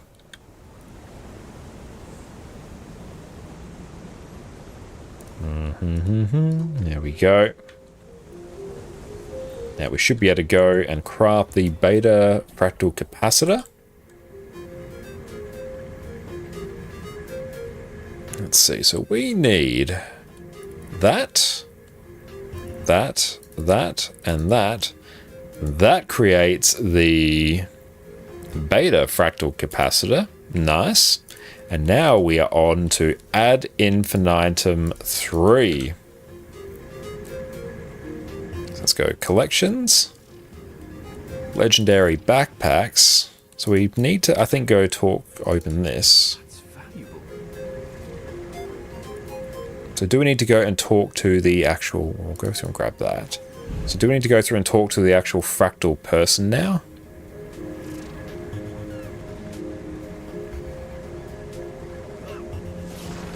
Need to talk to the guy in Fractals. I thought that was the case. So let's head over there and do that. In we go. But nice, good that we've got this one. Okay, it's probably Kelvy. She's one with the fancy pants backpack. Okay, theory of that. Double click to consume. Unlocks this. We will track that. Alright, so spicy stuff. Let's see what we need. Fractal capacitor. Let's see. So we need to use the fractal capacitor infused. That is another 250 globs of ecto. Okay. Okay, let's just work through this. Purchase with pristine relics from buy 2046. Let's go do that one right now. Best. I'm not sure if those ones persist. Okay, so 2046. Legendary components. Oh yeah, we're straight up not going to have enough to do this for a hot minute, but that's alright. Purchase with fractal relics. How much are they for our edification? 400. Yeah, we're going to need some more of that. Volcanic challenge mode, cliffside challenge mode, molten boss time 1, scale 10, beat the boss in under 5 minutes. Yeah, that's probably fine. I do also play Helldivers 2, like others haven't had the time. We've got a massive backlog of games that we want to play, Helldivers and Baldur's Gate 3 being among them, but we haven't had the time to go through and play them yet. Daily recommended fractals for fractal research pages. Do a completed journal. Thormanova. Cool. So need another journal, which we don't have. Collect Vex's diagnostic reader from her lab in Fireheart Rise. We've got an open world jumping puzzle. Locker key from his mains in the underground facility. Find his locker. So we have to do underground facility. Okay, then that is another gift of ascension that we need. So really we're just sort of bottlenecked by fractal relics at the moment. Now +8, that is fine. We go back into Snowblind. So we might actually just grab a +8 because we're going to need that. That's more balls of dark energy. Well, that one we can just sort of go and get that like right now. That's really not a problem. What are we doing? We're getting a +8. Let's just get that on hand. Just drop a little bit of gold. That's not too bad. Just buy that instantly. That can just live there for when we need that. Okay. Dorminovo. Yep. That one's dealt with. Misgeyser and Snowblind.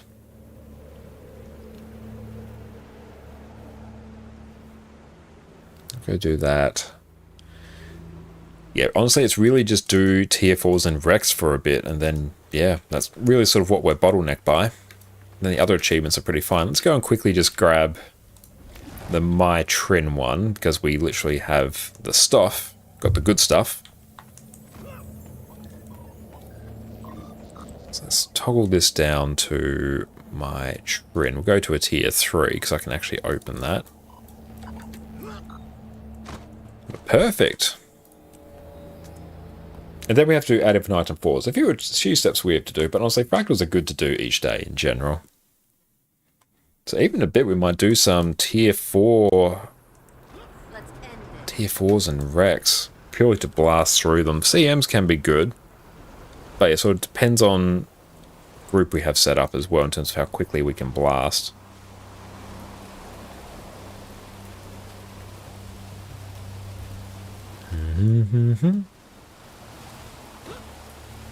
That's good. We finished off Ad Infinitum 2. That's like a big step we've been meaning to do for a while now. Let's give ourselves just a bit more movement speed. There we go. We're a bit faster now.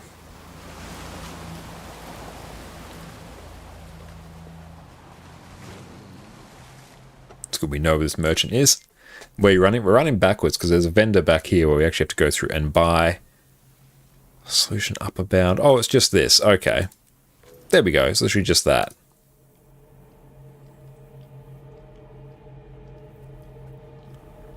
It's just snowblind.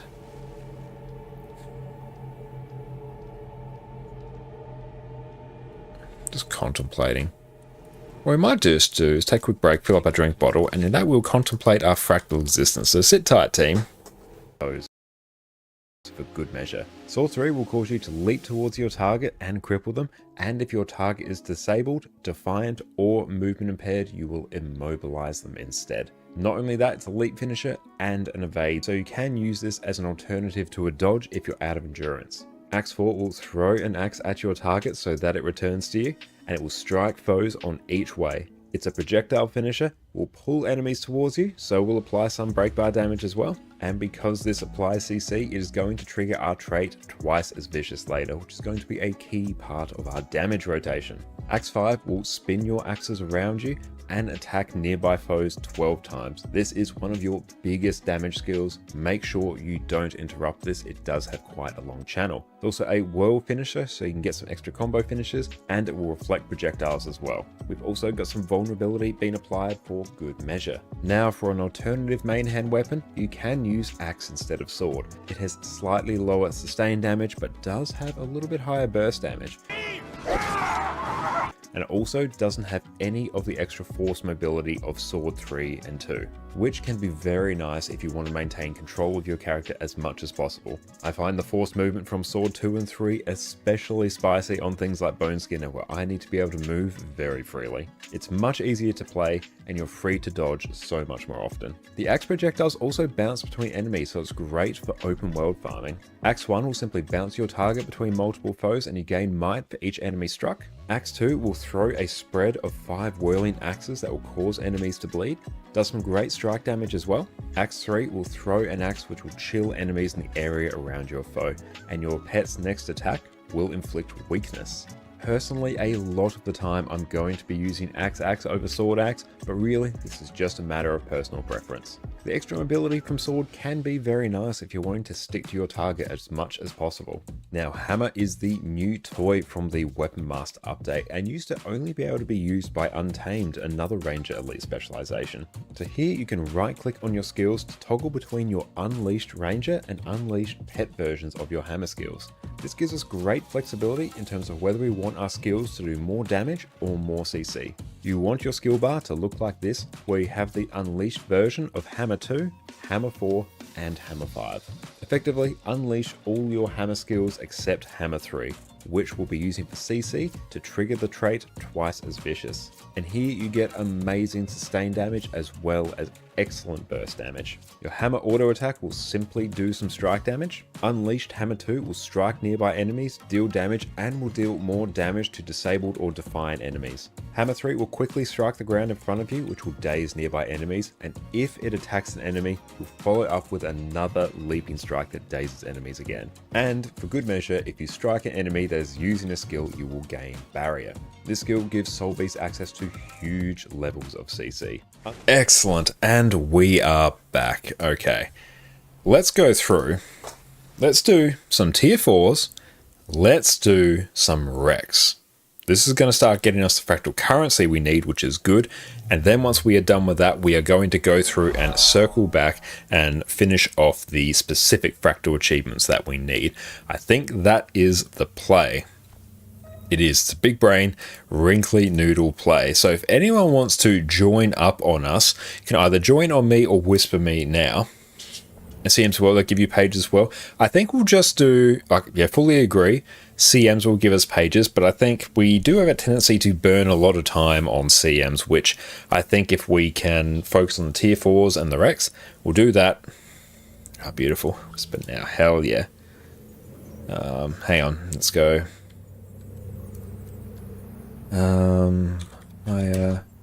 Yeah, we won't do them purely for the time that they burn. I agree, they are typically really great to do. Just start playing today. Well, welcome in. Thank you so much for the follow. Chill Spray, really appreciate that. So good to see you. And how are you enjoying Guild Wars 2?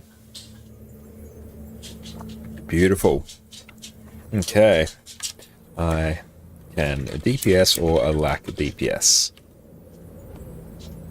Welcome to Guild Wars 2, my friend. But yeah, I know we can get extra fractal pages from doing CMs, but probably not today. Can I rejoin right away? That is all good. See DPS. I will lack DPS. It's pretty fun. I am glad you're enjoying it. Guild Wars 2, I've been playing for 12 years now. Loving every second of it. Okay, so here we go. Let's swap over to our actual build. Yep, that is correct. Why is this gear like completely balked? Hang on. What are we rocking? 153, that is fine. Yep, we'll also swap our traits back around to things like they should be. There we go.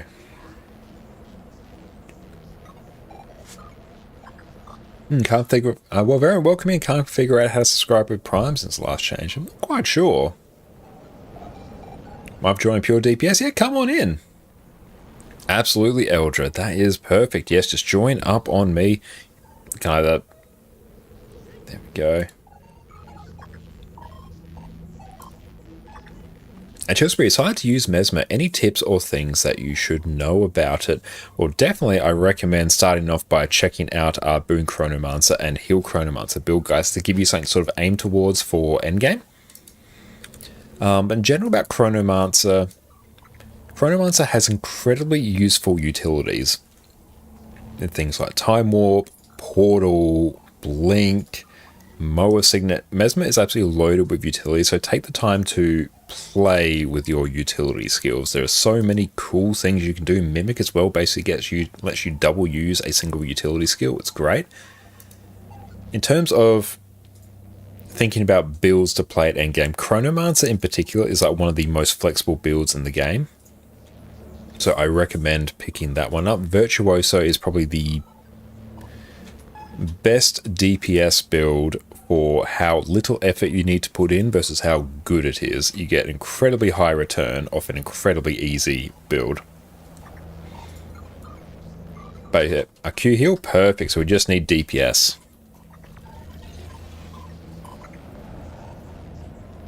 Hey, let's go. Brave Liar. There we go. We got you there. But yeah, probably recommend the builds to go for. Recommend Chronomancer and Virtuoso would be the best ones. Pick yourself up probably a sword, focus, or sword, and either greatsword or focus, all of them are good. They'll be the best ones for like any sort of power mesmer, which will lead very well into Chronomancer later. Condivo, you just need to keep track of the blade count. Not even really that. Well, your blades rack up so quickly, it doesn't even really matter in the cosmic scheme of things. Next island, Mitrin. Is this the daily? I do an Aether Blade. Oh, can someone... Yeah, Dante, can you, like, set the one to the daily?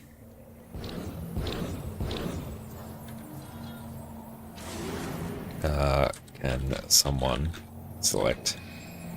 Ah, beautiful. Someone else has got it. Perfect. We love it. And GG, welcome in. What melee class do you recommend? You're planning to play Guild Wars 2? Ooh, every class will have a great melee build.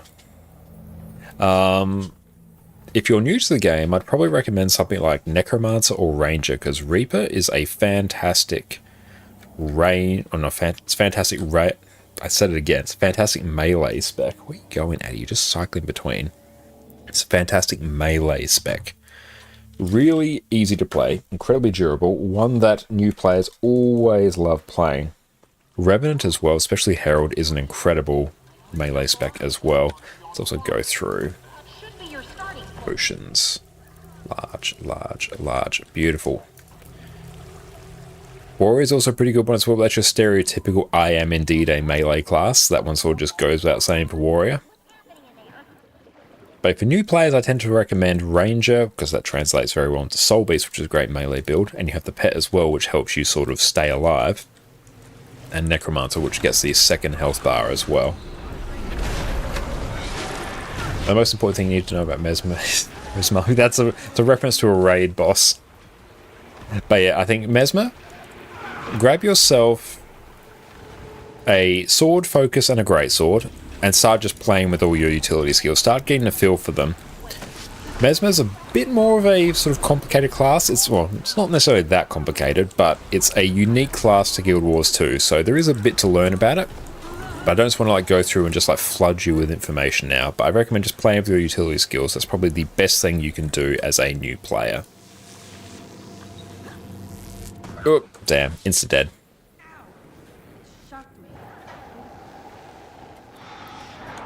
Thank you, Ellen Keel.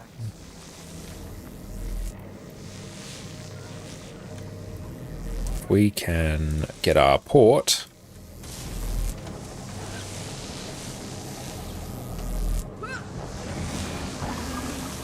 Oh, there we go. Oh, dang.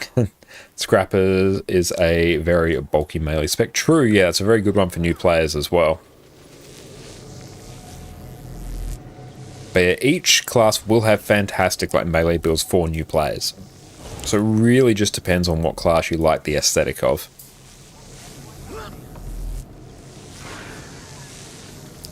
Okay, we're getting there. Hang on, if I can... We can not be chilled.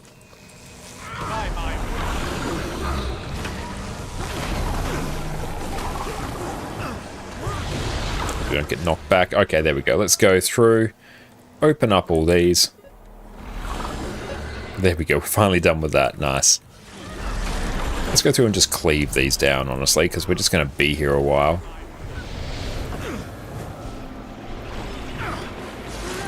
I think you can skip out the worm. Yeah, I need to go through and actually learn the skip spot. Like, I'm aware that you can do it, but I haven't had much luck recently with it. I just need to go through and actually spend some time practicing it. Just on a low level and just sort of learn the exact skip. Because yeah, I know you can Condi cleanse the emobe you get with your F2. I could probably even use like consume conditions as well. Oop, oop, oop. We'll grab. Ouch. Once we get a few peeps up here. Probably one or two more, then we're good. We can go... Oh, hang on, this one's going to be... Yep. Run, run, run, run, run.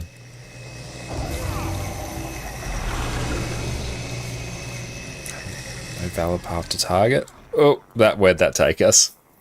Well, Spectral Walk. Spectral Walk's a good shout as well. Yeah, we'll give that a shot. I nearly died. Thanks. Okay. Yeah, just literally need that one. Oh, no. Oh. Oh, we're alive. That's fun. Will we make it? Oh, come on. I nearly died. Thanks. Yeah, let's wait until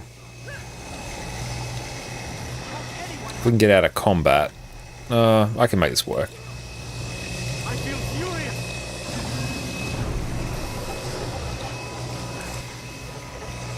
There we go. Ah! Our portal just kept on overriding that.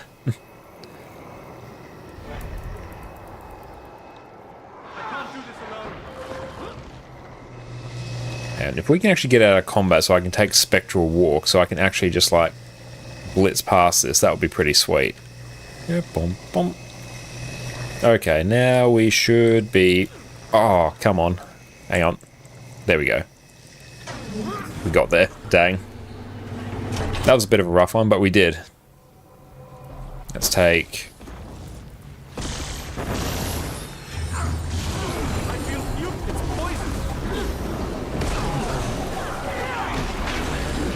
I know a lot of people like these type of mechanics and puzzles annoy you. Depends a bit on the group as well. And it depends on sort of how lucky you are with some of the beam spawns there. What class do you mainly play? I mainly play Revenant. Revenant is my main class, but nowadays I sort of play a bit of everything. It also depends as well what build guide we're teeing up for our YouTube channel, because usually in sort of the week or two leading up to me releasing a build guide, I'll be playing a lot of that particular class. But Revenant is my main class. I play a lot of Renegade, Vindicator, and Herald. Herald being the one I sort of mostly play a lot of now.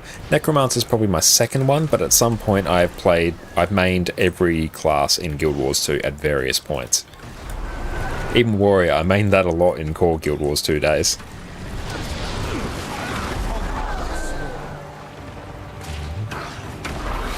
Just don't stand in the bad.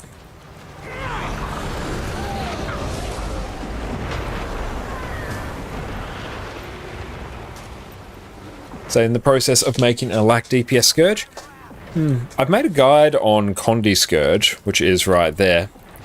I'm not currently planning, as in it's not in like the rotation for my next like 3 or 4 videos of making a guide on Condi Lat Scourge, because it's basically just the same as Condi Scourge. You run just a bit more boon duration and change the order in which you use your F2 or use your F skills, your Shroud skills. What warrior build is best? Generally for new players, I'd recommend Power Spellbreaker. The one you enjoy? Yes, correct answer is the one you enjoy, but the one that's probably the best for new players, I would say, would be Power Spellbreaker. It's very durable, has a relatively simple playstyle, a little bit slower paced as well. Berserker is quite simple, but it's very fast paced, you'll find.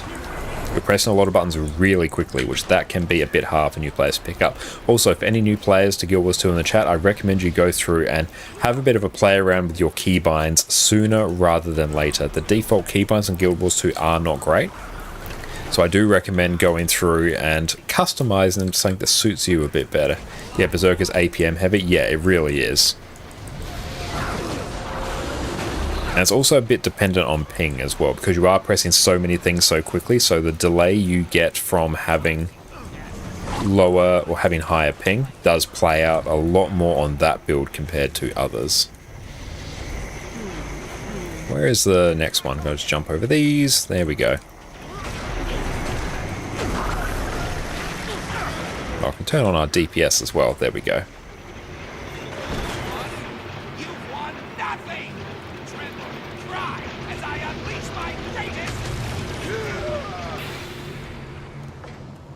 Beautiful. Make sure we farm up as many Fractal Relics as we can. It's all skill and a little luck. Okay, Fractals are insanely profitable. And thank you, Mindwreck, for the follow. I appreciate you.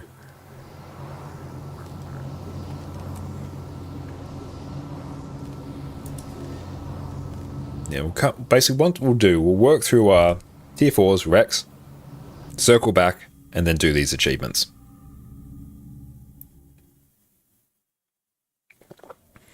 I really need to make it a priority to do Fractals each day. I think we may even just got to keep leveling some of our tunes. Uncat. Do I need anything for uncategorized here?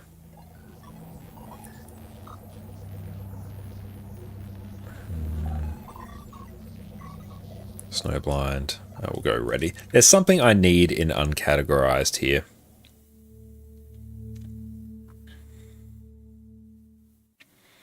Oh, Tom, potentially? I need to go. I'm sorry. Ah, yes, I needed to go through and do an achievement out in Fireheart's Rise, or a jumping puzzle in particular. But I'm not going to bother doing that because I'm going to be so sort of locked by other currencies that I need that those aren't particularly important for me to get now. Generally, me actually doing the other achievements is not like of critical importance now. It's just going to be a nice thing to do so I don't keep putting them off. Want to see the skips here? I would like to see the skips here. Like, I do know the one to skip, like, once you beat Old Tom. That one I can do, depending on my build. I could probably pull it off on Harbinger. I have to go through and actually check.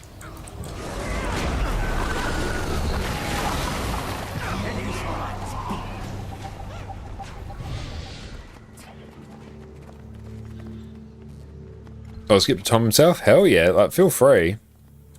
But I'm not too fussed.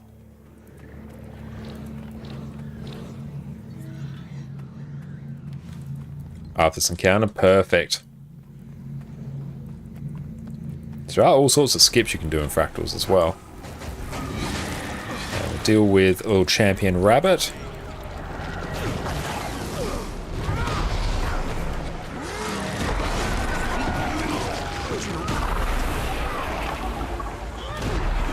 We don't have any regen or swiftness, but that's fine, I guess.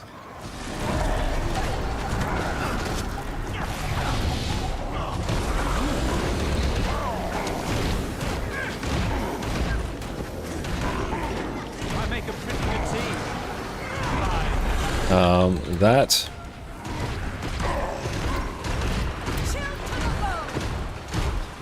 That would be great, Hadge. Yeah, that would be great if you can. And we'll go through randomize our dies. Thank you, Hifaro. And let's go dies. We'll just deal with these.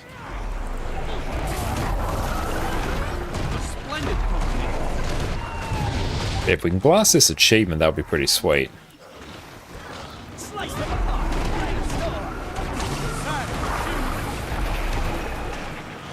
Hang on. Yes. That is sufficiently gaudy. Yes, say when, and then I will come to you with a TP to friend. Yes, there we go.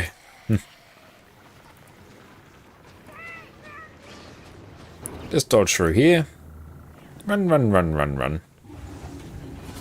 Oh, we'll just kill these. We got a bit of time.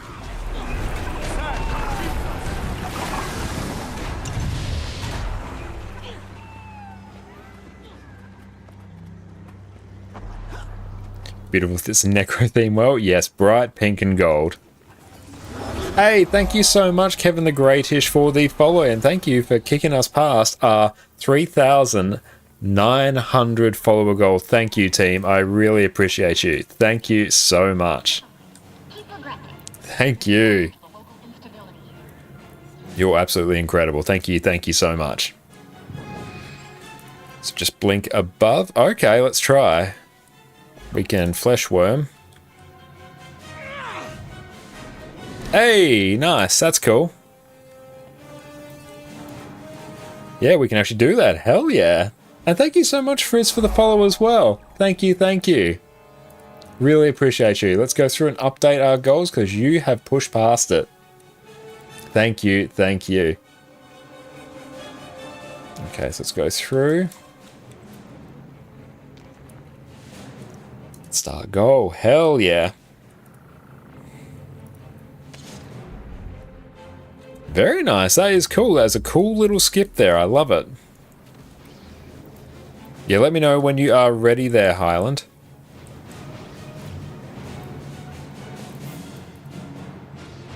Yeah, we'll go and just like deactivate all these.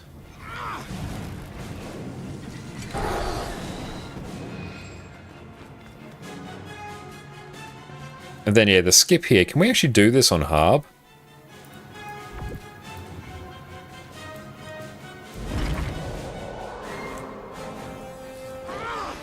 Oh, almost.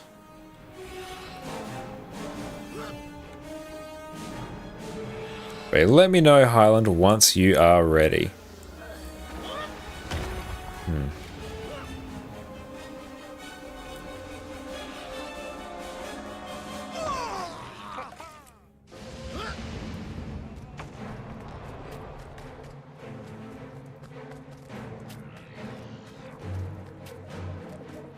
Okay, Port, I gotcha. And I gotta exit the instance, so I will do this, and then port to you. But thank you, Highland. Much appreciated, and thank you all for your patience.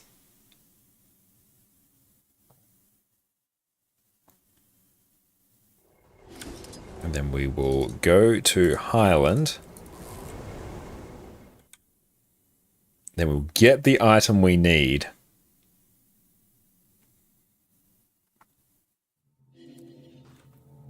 Okay, let's go through and just insta-delete this one.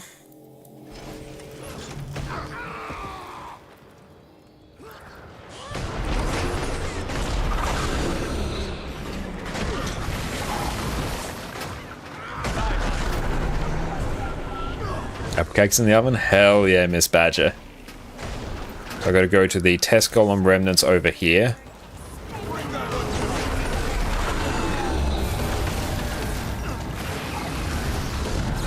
Achievement speedrun, it is kind of. Thank you all for the help. Nice, that one's done. So we gotta go, I presume, head over to the test column stuff here.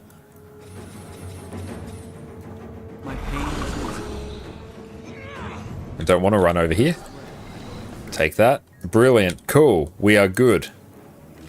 Hell yeah. Thank you for that, Highland. We have what we need.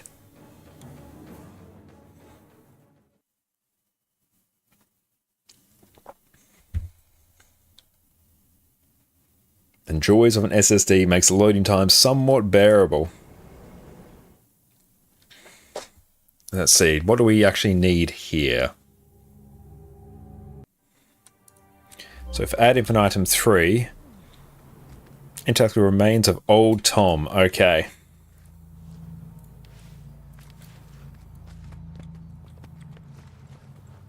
TY for waiting.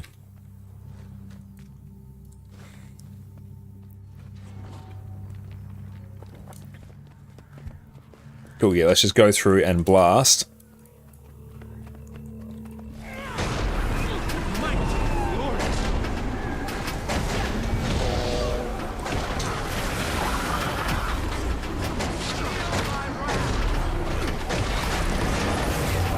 Beautiful, that should be ample alacrity now. I need to actually activate my blood is power before I do Shroud. That's a big mistake.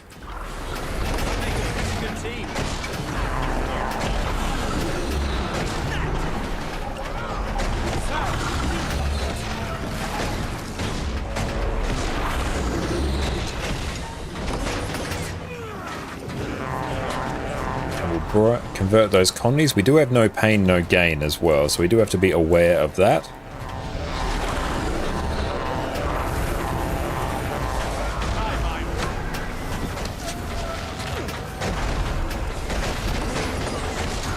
We will have to go through and actually do the skip-a-doo in a hot minute.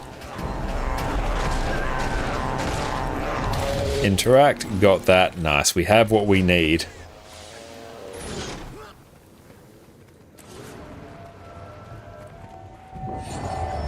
Nice, we'll take that.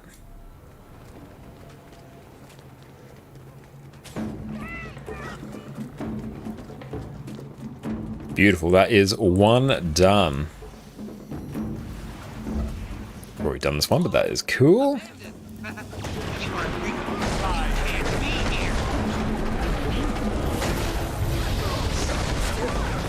Great thing about having actual proper boon coverage in tier 4 fractals, it makes them honestly much easier than tier 3s.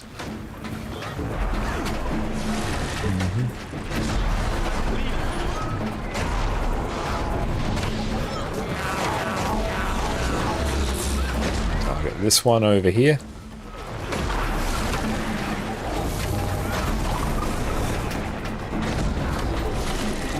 That is exceptional alacrity coverage. We love it. Love to see it.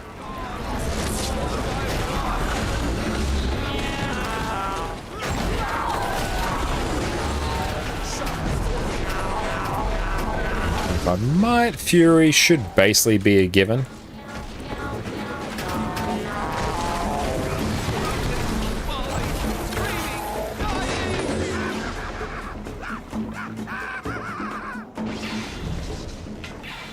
It was nothing. An expeditious departure would be optimal. What are those robotic meows? They were those golems there. They're basically cat golems. Don't ask me why. There's a lore reason. But yeah, that is the actual golems there making their weird robotic cat meow sounds. Oh, baby, she's absolutely zonked. Now we need Thormanova. Now this one I need fractal pages, which I can't get for now, which is fine.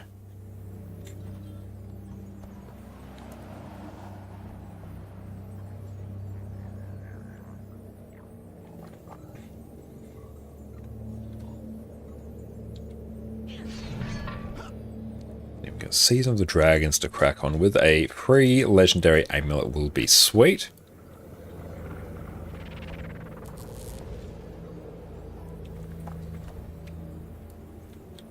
You rarely see one of those.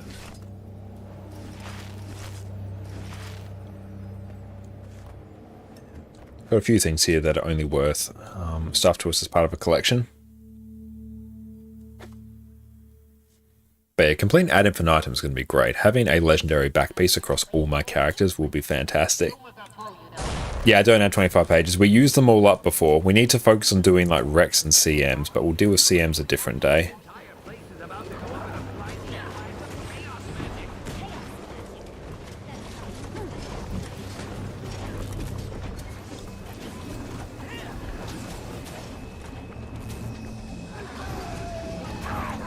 Why won't you let us come up there?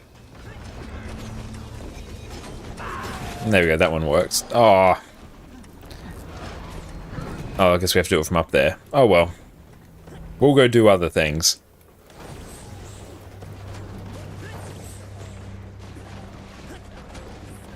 Yeah, thought we could port up there, but unfortunately no.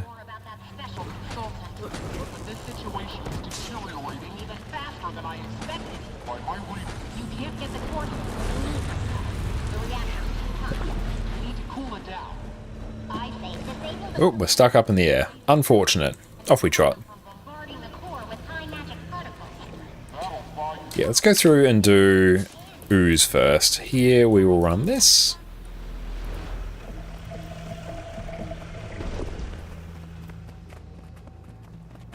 Dinosaur 2 can do that. Thought the worm could do it as well. Probably can. There's probably a specific spot that we need. Yeah, it's probably the worm placement that's the issue there. We're just testing it. Like, yeah, it's 100% something we could do. That's not a problem, I think.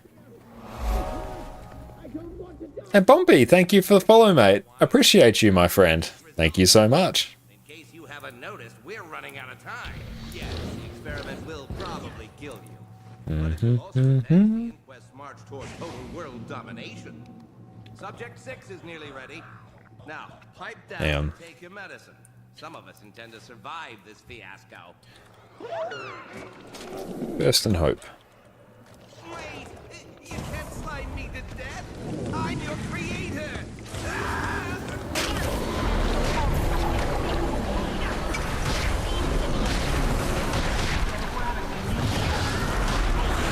There we go. I think we're mostly fine now. Don't block, don't block. Nice. We take that. Good job. That was excellent.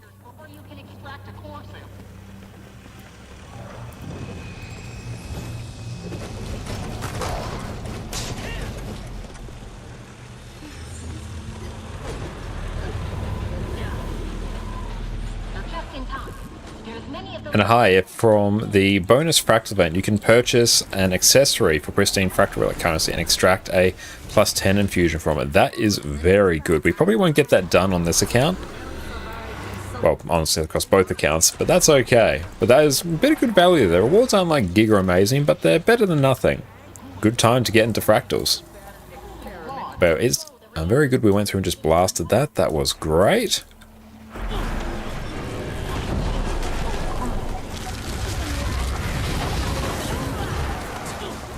Make sure we run some stability so we can deal with the social awkwardness here. It's been a big old fractal stream, which is nice. Good time to Ad Infinitum too. Got to go through and do this little challenge.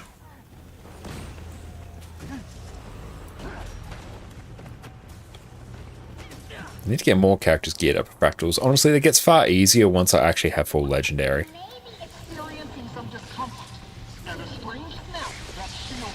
Dodge that. Dodge that. Mislock. Block.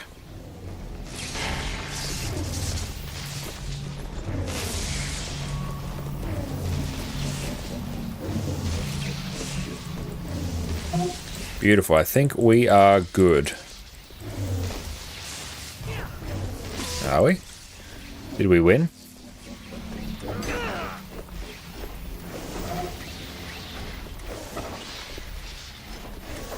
Need someone to go get 2.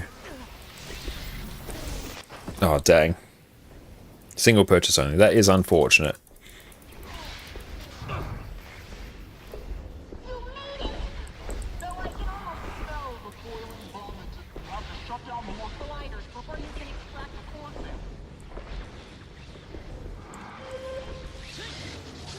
Let's go through and get that res. Okay, let's go through and grab 2. Block.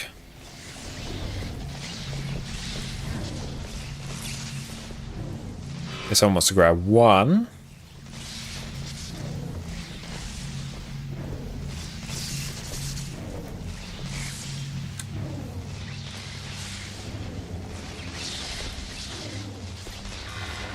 There we go. Perfect, we are all set now. And thank you, Hi, for the standing desk. Let us stand. Oh, sorry, Addy. You alright? Startled you, baby. Forgot you were there. You're alright. Just bumped her with the chair and she got startled. Go through and toggle that off and pop it where she has ended up. I'm going to overcharge the reactor and destabilize that. 1.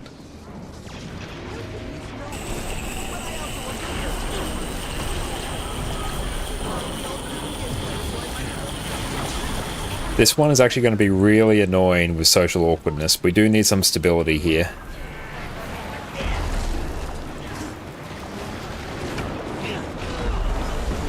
Now we should be able to get it.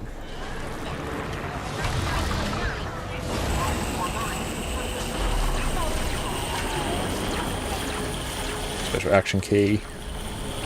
That is so cute. We'll go give her a pat after this. You might also want to back away from that, so it's going to start to sting.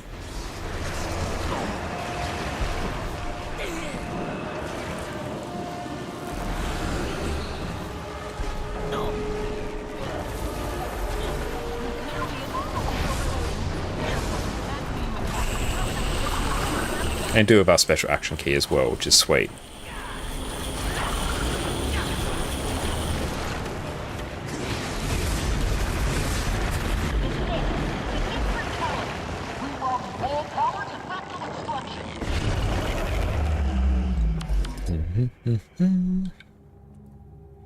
Oh, do we just like insta-die there? Probably. Beautiful, we got everything we need. Grab our chest. Fractal champion. Nice. Fractal weapon crate. A couple extra pristines ain't gonna hurt.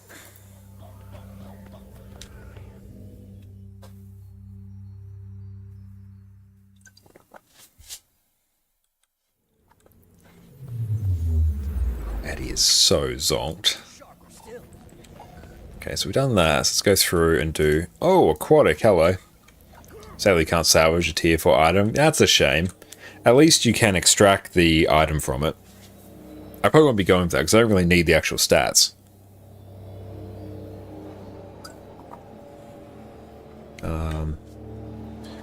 Rex now.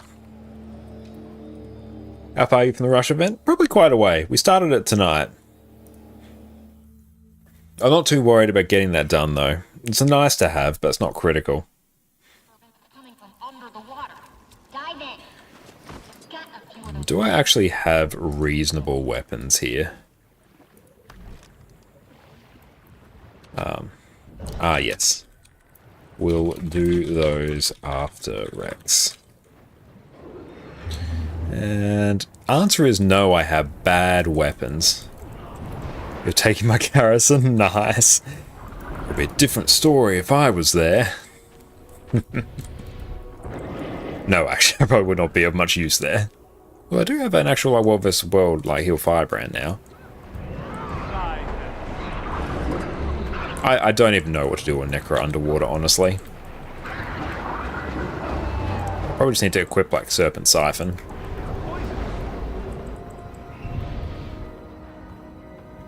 Underwater Ruins. Imagine having good underwater gear on my NA account. I do on most of my classes. Or at the very least, I throw a Celestial weapon on there. Oh, I can't use so many skills here. Being used as a security system. No, you should probably kill it. I've never heard or see someone say they're enjoying underwater. Yeah, it's honestly, it's just something we tolerate.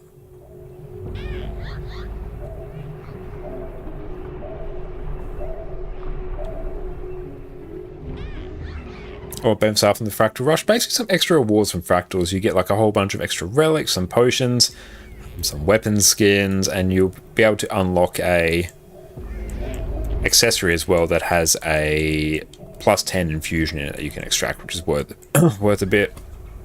It's probably worth about 8 to 10 gold if I was to hazard a guess. Oh damn, we got completely merged by all these. An Astral Claim? Awesome. How much Astral Acclaim? Yeah, 150. It's not too bad.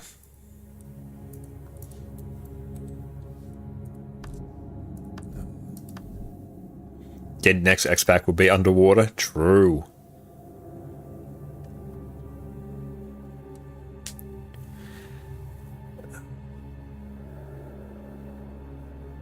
Yeah, we could blast this, but... yeah, it's not really needed. When does this finish?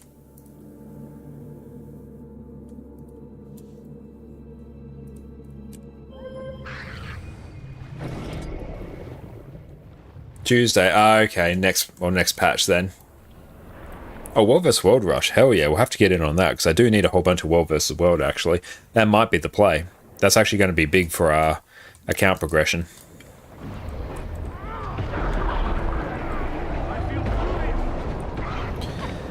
What's a good skill here? World vs. World Rush, the one you're going for? Yeah, that's a very good one. World vs. World Rush are always fantastic for people to get into World vs. World. The bonus experience is incredible. It means you can really chunk your reward track progress.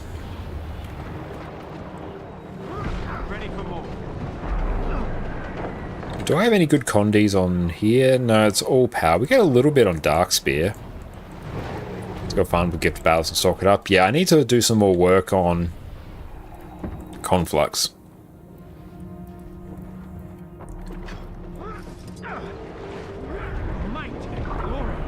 A good and bad World vs. Rush always causes queues.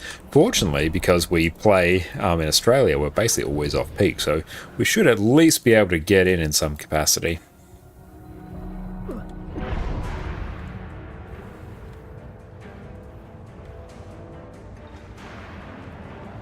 Again, depending on how close we are to all of our Fractal Rush achievements, we could always like blast the rest out tomorrow as well.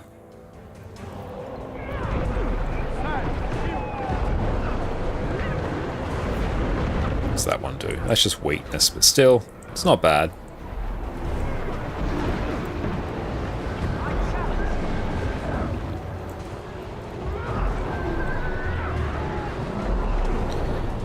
So what do we need now? Lord, underwater takes a minute.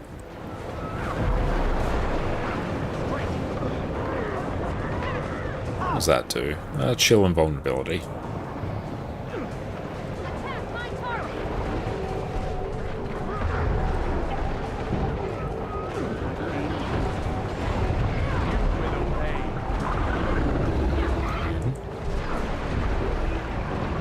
So I basically just sit here and auto attack on Scepter and then just occasionally use 3 whenever it's available.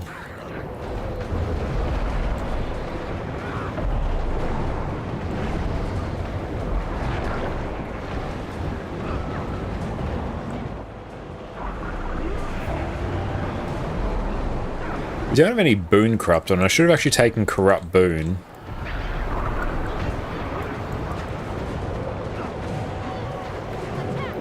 Yeah, if we could actually complete the legendary Aqua Breather, that would just be peak completionist. I'd be here for that. I would make it. Purely so I don't have to worry about getting like Celestial Breathers on everything.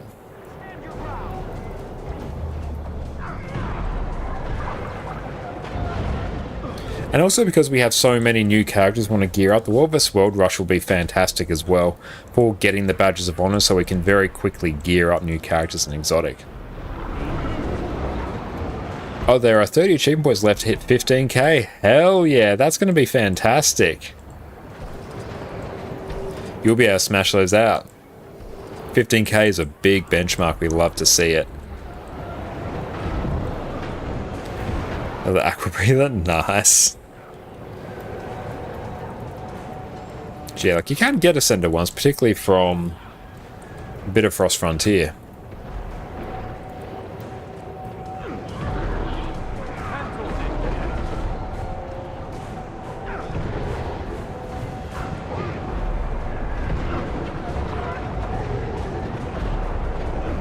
We are keeping up reasonable boons here, so it's not bad. This boss does take a hot minute.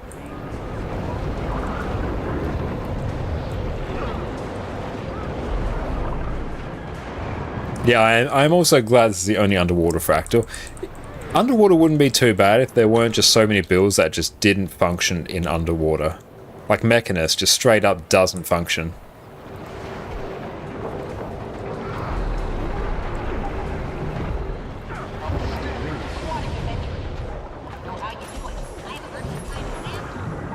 Beautiful. Might go take a seat here.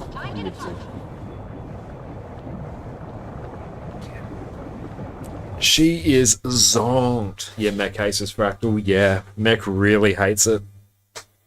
Quite a few classes do.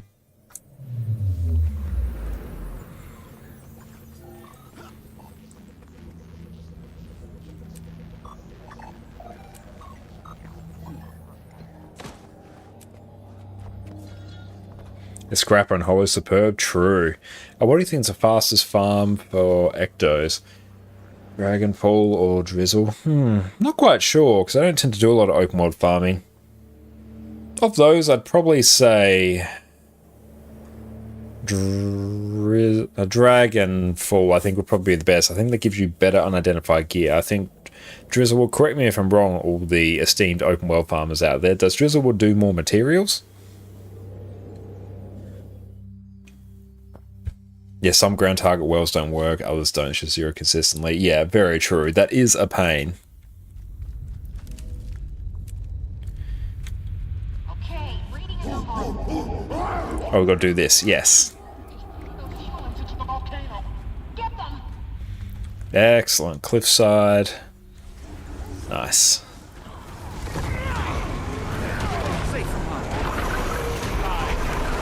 Beautiful. Our build is now activated. Drizzlewood South meta is good. Awesome. Do some Dragonfall farm tomorrow. Yeah, Drizzlewood like is just fantastic, and just generally like doing content, selling the mats, using the gold to buy the stuff you need is basically the way Guild Wars 2 is played. You don't really farm specific materials, not generally anyway.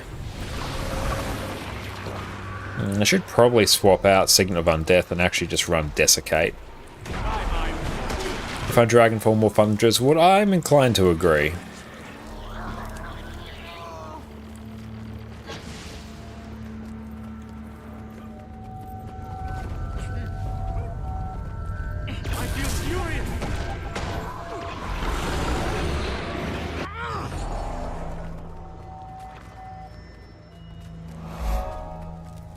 to deal with this one yet. But we still have to deal with more things. Hey, Guess Wolverine! Amazon gets real Thank money you this so month. much for the sub, mate. I really appreciate you. Thank you so much, mate. You are a legend. Oh, you weren't done? Yeah, we weren't done. There we go. We're good now. Thank you so much. Enjoy your complete life of As and your wonderful Addy emotes. What's your main character and how many achievement points does it have? Well, in terms of which character has the most achievement points are account bound. But on my NA account, my main character is my Revenant. And I have just under 30k. I think I'm like 29,900 and something. And on this account I tend to play my Necro more, purely because it's just slightly better gear than the rest of my characters, so I use it a lot more. But Revenant is generally my main character. Instead of Willbender or Virtuoso, went Power Mechanist instead, and with solo in hot hero points with incomplete spec and 2 skills autoed. Hell yeah. Having the mech there being able to body block for you and tank for you is insane. But I'm not a huge achievement point hunter. Like, occasionally I have made that my focus, but usually it's more just diving into all areas of Endgame is my main area of enjoyment. Fave race? I'm a fairly simple man. I always tend to go the human ones. Mostly because it makes the fashion way easier. Savari probably second. Asura third. Norn fourth, mostly because the run animation feels super slow to me, typically. And Char last, because fashion is weird. Also, they feel a little slow. Yeah, particularly the movement speed, well, the run style, run animation for Human and Silvari always feels pretty smooth to me, so I enjoy that. There, that's shaman. Now, wait. Mech is like 45k HP, that's insane. True, it is. Humans for the win char are dope for show off. If you play Asura and you're on Hinge. I like the animations on Asura. Fashion's hard on them, but the actual movement on them feels uber snappy. I do enjoy that a lot. What's with the questions on character creation? The first couple story steps are determined by what you pick there. It doesn't really matter in the cosmic scheme of things what you pick there. But yeah, they'll basically determine what story missions you get. And like the charm, ferocity, charisma, and whatever, that's meaningless, doesn't do anything. It's a pretend, it's a placebo. For some reason you can't do jumping puzzles on Asura. Yeah, it does feel different to jump on Asura, even though geometrically the same. But yeah, I see what you say. Like, I'm the same sort of on Char. I can't do jumping puzzles on Char typically.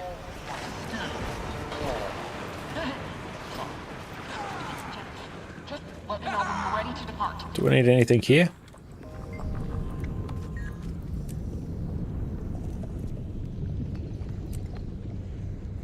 It's Harbinger power Condi based. Also can now switch between Scepter and Pistol with Scourge with EOD. Needs Secrets of the Obscure for that. And Scourge is, Harbinger is typically Condi, but Power's getting a bit more love in the next patch.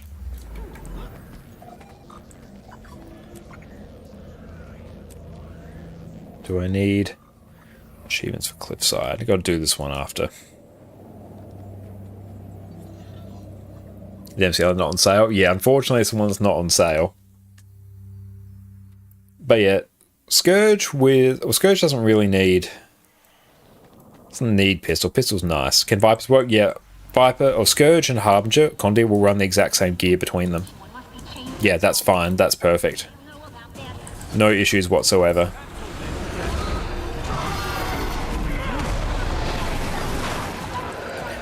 What's your favourite expansion? Heart of Thorns. Like the story in Heart of Thorns, the maps are by far and away my favourite. Auric Basin is still my favourite map of all time. Love all of the Heart of Thorns maps. And the elite specs from Heart of Thorns generally slap across the board. What's everyone else's favourite expansion? Like, the mounts you get in Path to Fire are insane. They're fantastic.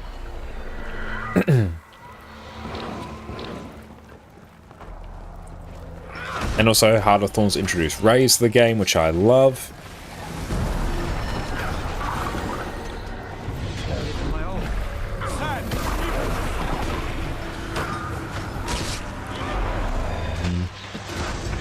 Beautiful. Now, this bit I can do.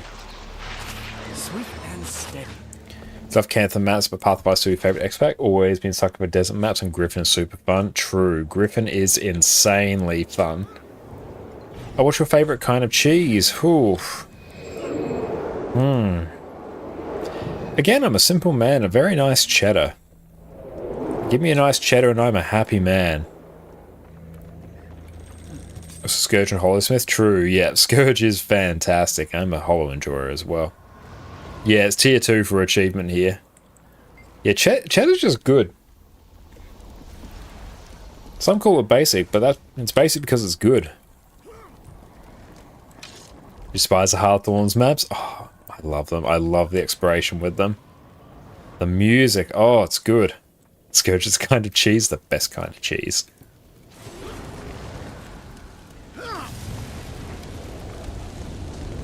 Let's get in and start blasting.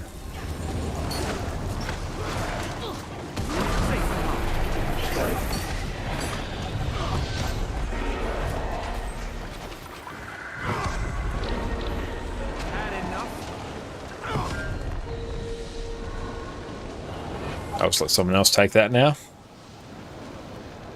Scourge McDuck. Scourge McDuck.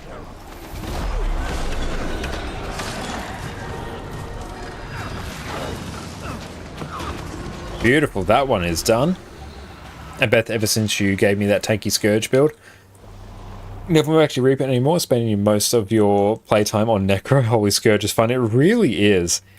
It feels very... One thing I like about Necro is all its specs feel very distinct to play. Like, Scourge feels fundamentally different than Reaper, which feels fundamentally different to Harbinger.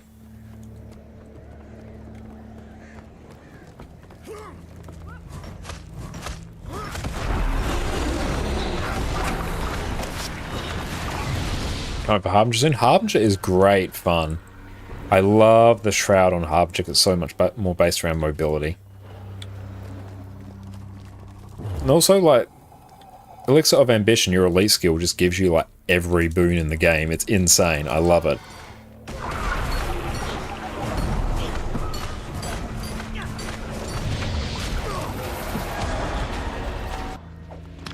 Attack my target!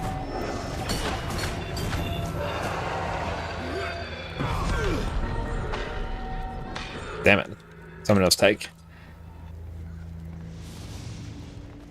And Garth, your wife hates it when you say you don't have to understand something, or that you don't require anything special because you're a simple guy from Nawahata. Nawahata's part of the city where you live. Simple guy, don't need much. Love it.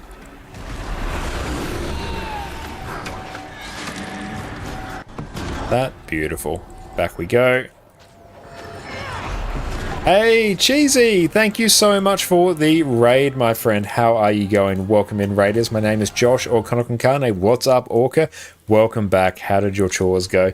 Everyone, make sure to go check out my YouTube channel as well, where we have all manner of Guild Wars 2 build guides and a Power Vindicator build coming in the next few days. So make sure you check that out. But yes, everyone make sure you go check out the wonderful Cheesy Chicken on Twitch. Phenomenal Guild Wars 2 streamer. Great friend of the stream. How you going, Cheesy? What is up? But I'm going very well. We're going through and blasting some Fractals. We're just doing some tier 4s and Rex. We've done our Ad Infinitum achievements, because honestly, we've been putting them off for months now. So it's about time to get the ball rolling. We're rocking some Alack Scourge. Life is good. Even better now that you are here, Cheesy.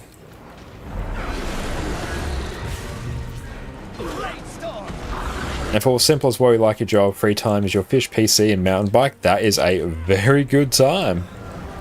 Worked on Season of Dragons, beautiful. Yeah, I need to do some more Season of Dragons as well.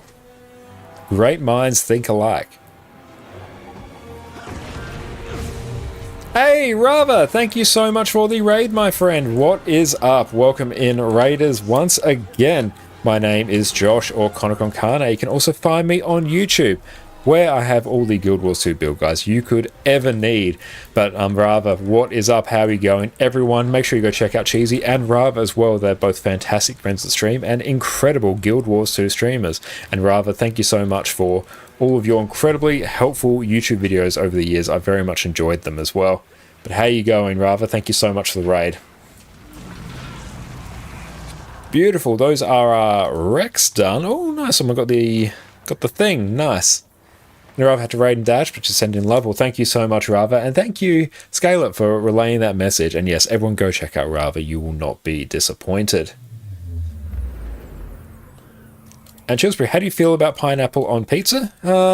I tolerate it. I don't love it. I won't go out of my way to get it. Jess is much more of an enjoyer of it than I am. Let's see. Here I need to do Cliffside. We'll do Cliffside again. Where is Cliffside? I can't read. TY. Beautiful. Is she under the bed at the moment? Oh, she is, yeah. She ate through the bed. If anyone wants to join up for us, for some more like Fractal achievements, Ad Infinitum, feel free to join. But yeah, she ate through the bed when she was a puppy, so now basically the floor of the bed and the top of the bed are separate. So she falls through it. But thank you all so much for raiding. It'll be incredible if you could refresh your stream. Really helps us for Twitch partner. Got to turn on the challenge mode here. And what does the black lion chest do? Basically, it's a loot box. So if you go through, you'll get a black lion chest. They're incredibly cheap from the trading posts. A lot of them drop regularly. I've probably got some sitting. There we go. I've got 9 of them right there. But you'll get a black lion key, which you either get from... what do you call it? You get it from just generally doing like map completion, certain story steps. Random drops as well. Then you can open it for a chance at like rare stuff. Nice to go through and open occasionally, but generally don't go through and buy the keys from the gem store. It's not worth your time. And Beth just checked the best power willbender build. Use nothing for willbender. It uses sword, focus, 2 sickness, and spinning sword. Yeah, that's kind of the case with a lot of guardian builds, except for Dragon Hunter. Dragon Hunter actually uses some traps. I think it actually uses longbow as well now, which is pretty hype. Grab that. Hey, thank you so much, Client Help, for the follow. I appreciate you, mate. Thank you so much.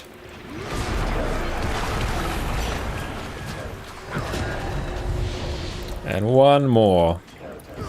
There we go. Dragon Hunter's own spinning sword. It does, yes. Hey, the black lion chests are basically just loot boxes.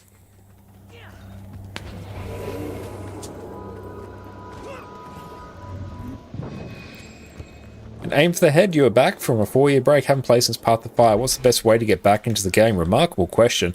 What I'd recommend is either pick up the story from where you left off, or maybe play through some of the story again, because one, it's going to give you a sort of like safe environment to get reacquainted with the game, but it's also going to help you unlock the new maps and get you all manner of different mastery points in particular, which are like the end game progression after level 80, which if you played in the last 4 years, you're probably aware of. But you're working your way through the story. I think it's the best way just to get reacquainted with the game systems, how everything works together. Then maybe jump into like some open world metas as well, and then maybe start to dip your toes into PvP, world versus world, raid strikes, and then the end game after that.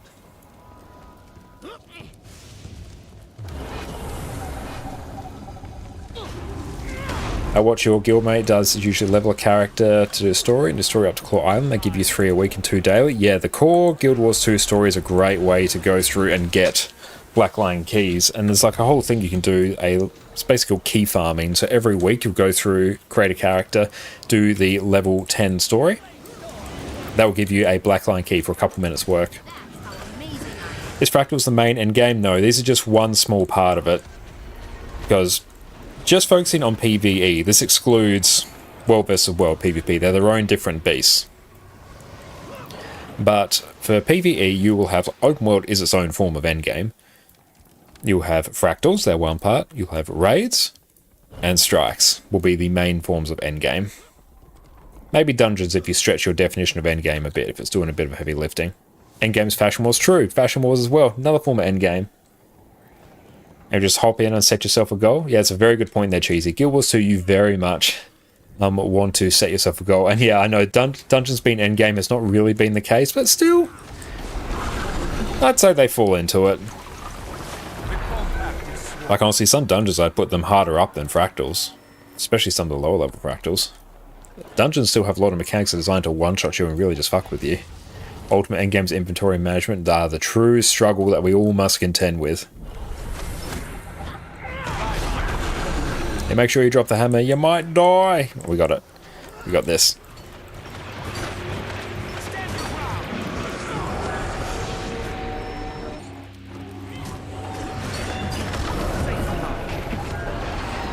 Grab that. Back we go. Oh, almost knocked off. Thinking about daily striking soonish. Your chat want to join? Might have to pass for now. I'm going to focus on doing fractals at the moment, particularly to get these Ad Infinitum achievements done. Grab that. But yes, if anyone wants to join up and do like some strikes, feel free to like join up on Mega. Mega's an absolutely fantastic guild to play, incredible friend of the stream, and will carry you through content atop their broad, muscly shoulders.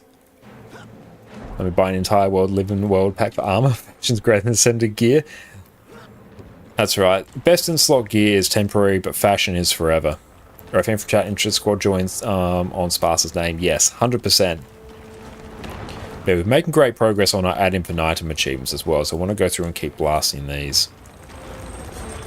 You're really close to open the first tier 4 yourself? Hell yeah, that is brilliant.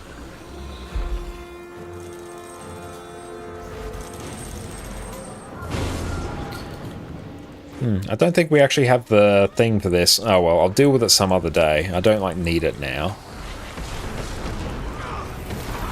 I think it's because we ran out and probably bugged again actually.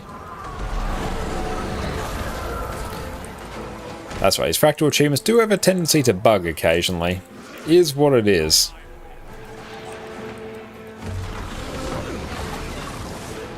But it's fantastic once you can open up your own tier 4s. And Hazel, do you have a video guide for raids and strikes? I don't personally, it's on my list of videos to grade, but in the meantime, I definitely recommend checking out Muckluck's YouTube channel as well. He'll have a fantastic series called Get to the Point, where it's basically each raid and strike boss explained in 5 minutes or less, which will just give you everything you need to get up to speed. But if you go through and check out our YouTube channel, we have all manner of different build guides as well, which will help you at least get off on the right foot with the build that actually makes sense for the content that you want to play.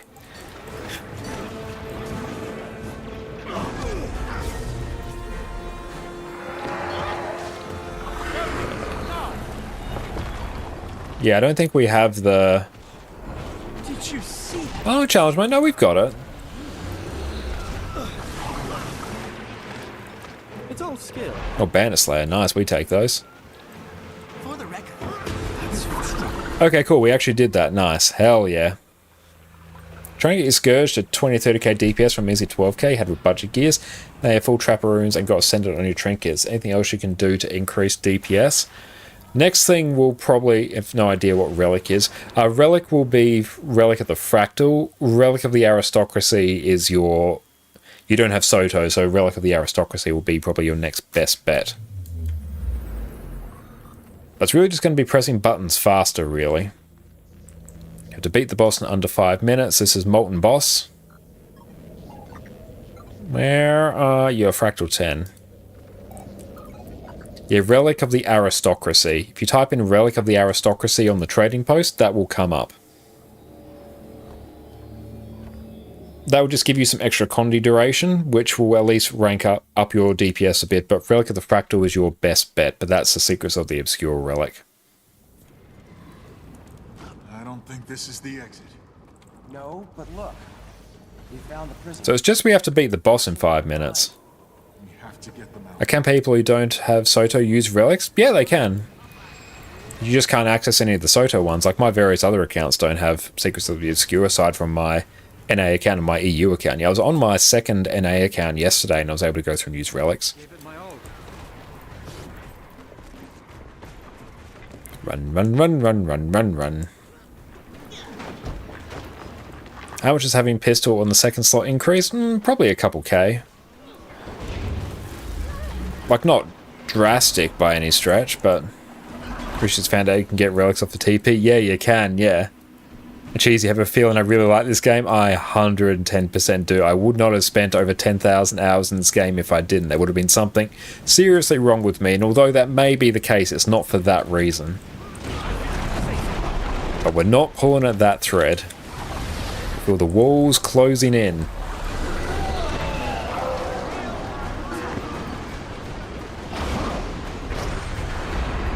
Want to gauge your limits without Soto? We could probably check it.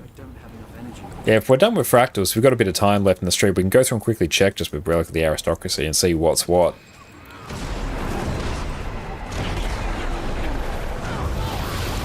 Just like in Josh is about an engineer who believes making Guild Wars 2 guides a superior career choice. Yes, I truly believe it is. I time touch your toes today too. Ah, awesome. Yes, can still do that. And do still have a reasonable degree of flexibility, which is nice. So is it just straight up beat the boss in 5 minutes? Or is it beat the Fractal in 5 minutes?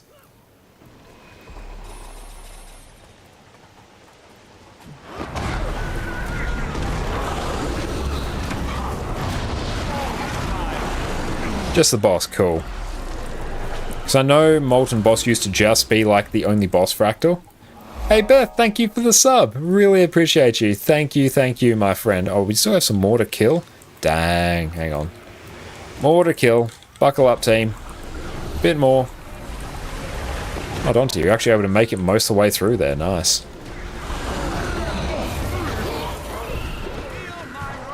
I can't spend much for real to support the channel. I really appreciate that, Beth. But any support that you can give is massively appreciated. And just you chilling out here, even if you're just lurking, I really appreciate the support. Every little bit helps. You're all absolute legends. Just feel free to sit, unwind. There is no pressure at all. We're just here to have a good time. But thank you so much. I really appreciate that.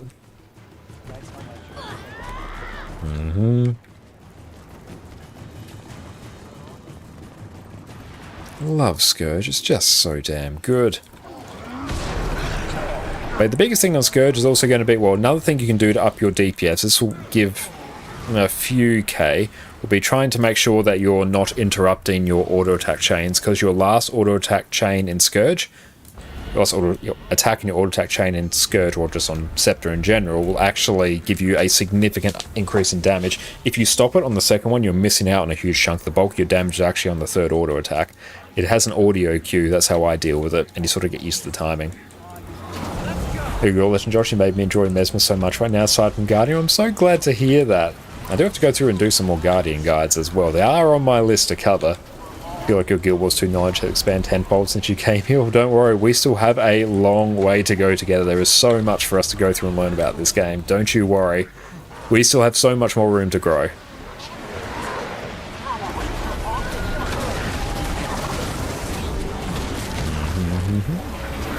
Yeah, I think beating this boss in 5 minutes, I don't think it's an issue. I really don't think so. Yep. Narrator, it was not an issue. It was fine.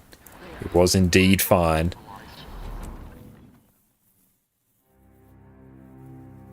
Is it okay to give a short video idea? Hell yeah. No, feel free to suggest any video ideas. What people want to see is the type of videos I want to make. I think that's literally it for like Fractals now. Although we do have to do a Snowblind one, actually. No, we do have to do one more. This is just a general Snowblind, though.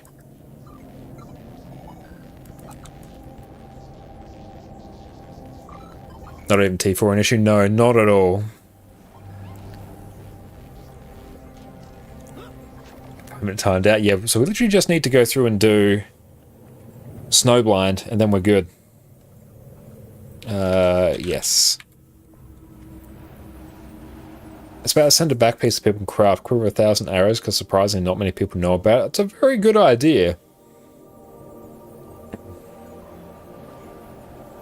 Oh, what's the difference between tiers aside from agony resist? Hey, let me go through and just ping this. There we go.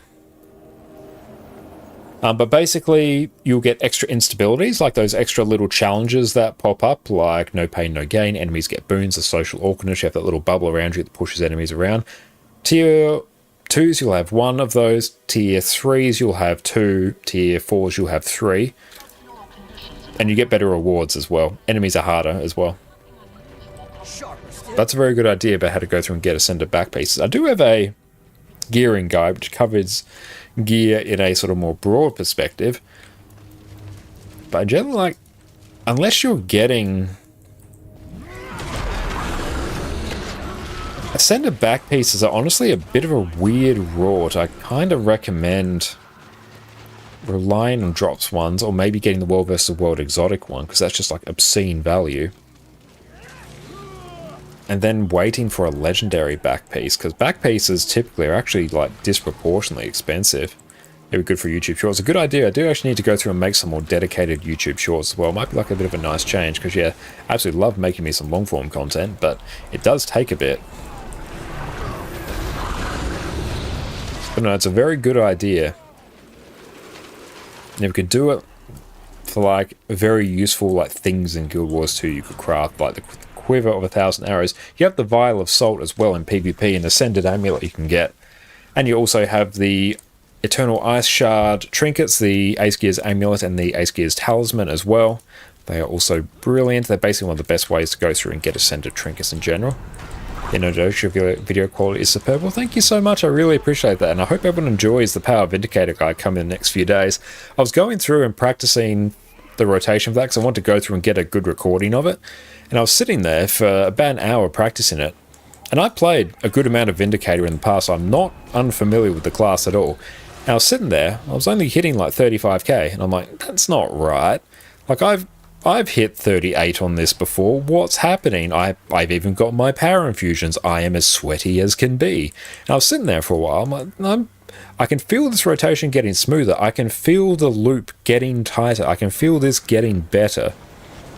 I was wondering what was happening. I was confused for a while. I even pulled up the log that they did for the actual benchmark video, which my rotation's slightly different, just to streamline it a bit, make it a bit more user-friendly. But I checked it. I'm like, no, this is about on par. This is what I expect. Nothing here is untoward. Then I went over to the buffs tab. I looked at food. I was running Condi food. And straight up, I just swapped over from the Condi food to my power food. Now, where is the Misgeyser? Actually, I do need that. I went through and I equipped my power food, and my DPS went up 4k. It was insane. Just instantly. Like, all that work I had put in grinding on the Condi food, trying to eke out the extra couple k DPS, when I actually went and equipped the right food, I'm like, okay, bam, there's 39k. Okay, I'm happy with that now. Right, forgot about food. Yet food is like an insane amount of your DPS, actually. Food and utility, like literally, my utility was right, my food was wrong, my DPS was down 4k. You're going to get your chef to 400? Yeah, I recommend that. Ah, beautiful. You have that as well. Let me run over here. I recommend it. Chef's actually really cheap to get to 400. And yeah, what I recommend, do it on a new character that requires leveling, because you'll get like 10 levels from it. And awesome. Thank you. Mist Geyser. Hell yeah. No, yeah, Chef is actually like the cheapest one to go through and upgrade. It's incredibly cheap. Couple gold, you're done.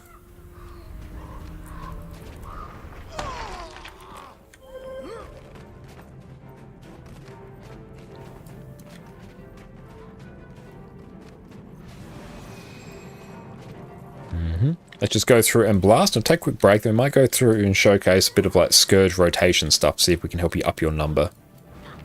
We're out of slots and you have a leftover level 80 boost. Ah, nice. Well, if you do go through and get extra slots at some point, which I do recommend, I recommend having at least one of each class, just if for nothing else and other than for your enjoyment of the game. Having one of each class is not a bad purchase by any stretch. Guild Wars 2 very heavily rewards you for having multiple characters. Yep, still need Thief Range and Ellie remaining. Yeah, I'd go through and max it out on that. I'll tell you why, or... Yeah, I think that legit is all we need on that. Is Vindicator very APM heavy? Not really, actually. It's actually pretty chill. We'll go through and showcase some of them in a little bit. And thank you, Braxton, for the follow. I appreciate that. Thank you, thank you. We're just going to go through and dip for that now. That's all for now. TY all really appreciate it. I really do. Thank you. That's actually made that far easier. Beautiful. We'll just go through and dip. Oh, I can't stay for longer now. I've got to break your fast in a few minutes. That is all good. But if you check out gw2crafts.net, that will go through and showcase. That's right. I'll go through and paste the link. I've got you. Yeah, I'll do the no hearts one. This way you don't have to worry about actually doing some of the hearts. Here we go. There we go. You can go check out that link there. But beautiful. We're just going to go to the bathroom real quick. We'll be right back. Everyone sit tight. We'll go through and showcase some DPS rotations. I'll show you Vindicator as well whilst we're there. You have a very good one, Beth, as well. When you check out the VOD later, you'll see some Scourge shenanigans there. The ground in front of you and create 3 shockwaves that deal damage. And again, this will deal increased damage to disabled enemies, to fire enemies, and enemies with conditions. So a lot of our skills here are going to really benefit from attacking disabled enemies. So CC skills are a key part of your damage rotation. Remember that this build basically functions around them. Unleashed Hammer 5 will cause you to leap towards your target and slam the ground with your hammer and gain might and fury for each target struck. It's also a blast finisher, so you can use this to get some extra benefits from all your various combo fields. On certain encounters, if you do want to just have the regular Hammer 5, you can. It will give you some extra knockdown as well, still being a blast finisher. So here you're just making the trade between extra damage for the unleashed version and extra CC with the non-unleashed version. Next up, we've got our utility skills. For our heal skill, our default will be we heal as 1. So here you'll heal yourself and your pet, and you'll gain copies of each other's boons. Now the way this works with Soul Beast is that when you merge with your pet, any of the benefits that would apply to your pet, or any effects for that matter, instead apply to you. So here this will extend the duration of any boons that you have applied to you. So this is a great way to extend your quickness and alacrity, which was really going to help your overall damage, and just make sure you have outstanding boon uptime, which will just eclipse the rest of your team. If you ever have a bit of downtime in your rotation, just feel free to use this skill, just for this boon extension. Next up we have Frost Trap, which will set a trap and chill foes. It's going to deal 5 hits of big spike damage, and is also going to be an ice combo field. A side note though, I do find this skill quite easy to interrupt if you queue up other skills too quickly, so you're just going to have to make sure you are very careful about that. Sicken will naturally cause your pet to rush at your foe, revealing them, and deal increased damage. So for us, when we're merged, it's going to cause us to do 25% extra damage for 10 seconds, and we are back. Oh, Brando, the X is an A, by the way. Great content. Ah, thank you. I appreciate that. Thanks for the clarification.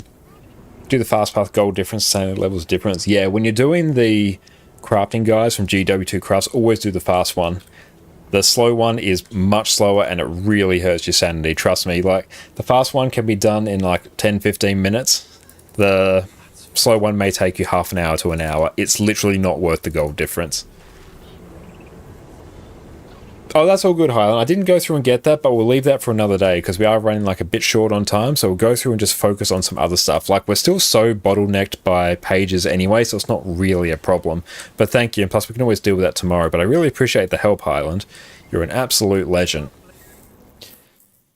But let's go through. We'll quickly showcase Scourge. Let's turn on aristocracy, because I know that's what Beth has access to. I'll just compare to see if we can show you how to get from 12k up to maybe the 30 range. Let's go through and see what we can do.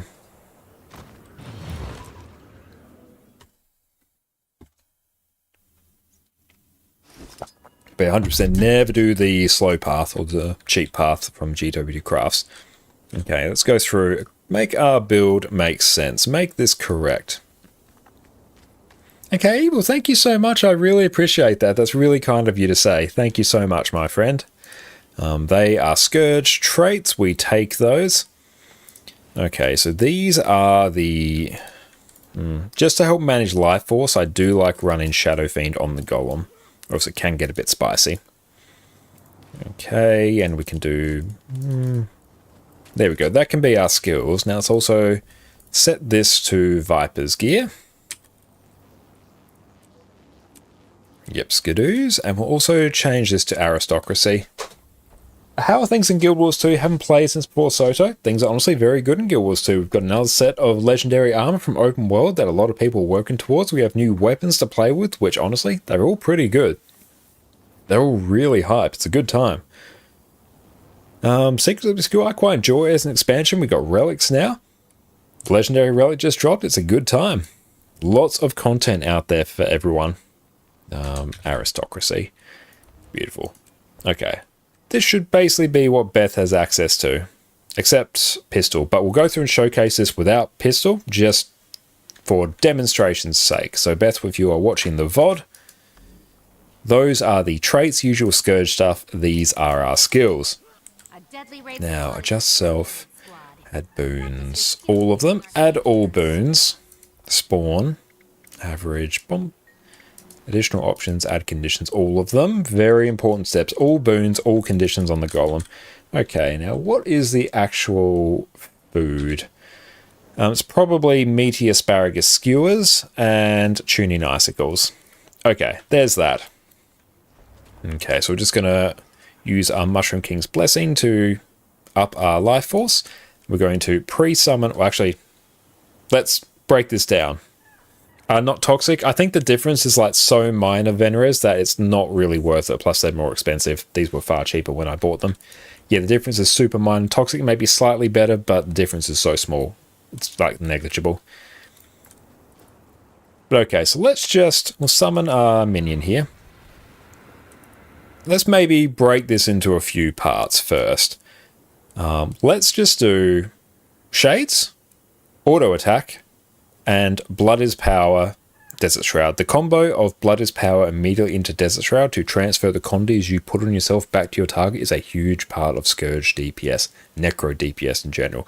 So let's do these three parts. So Auto Attack, keep Shades up, Blood is Power. And let's see what we can do. And we also have our food, that's there, condition damage equal to X% of our expertise, and some increased torment duration. So if we go through and check... yeah, this should go through and mostly cap out. We'll go through and take a look at this in a moment, once our aristocracy relic actually kicks in. So we're going to go through and get a shade up first, so we can trigger some of the buffs we get from shades.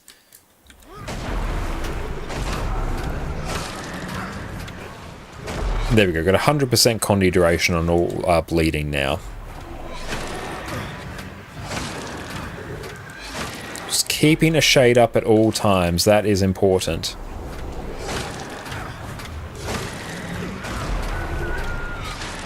You hear that like hiss, that like almost screech sound? That is the sound of our auto attack chain kicking in, or auto attack chain completing.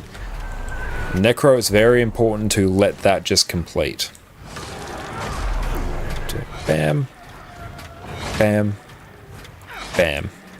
See, even just purely doing this, we're doing 20k. And like, I am only very occasionally actually pressing buttons. The auto attack's going by itself. I'm just pressing shades mostly as they light up. And as soon as Desert Shroud's off cooldown, we will do our Blood is Power combo into Desert Shroud. And thank you, Highland, for the hydrate, mate. But that right there, that's 20k. And it's probably going to level off around there. So purely just doing that is 20k. We'll go and respawn. Thank you for the hydrate. Okay, so now let's go through and start adding in some more things. So probably another thing we can add is maybe... We won't build on the traits just yet. Don't worry about that. It's not a problem for now. Let's actually just start adding in all of our weapon skills. So we have Devouring Darkness and Grasping Dead. These have the same cooldown, so just pair them up. Usually on your priorities, use Devouring Darkness, your 3 skill, over 2, because it does more damage. But if you're in open world, this is a trick.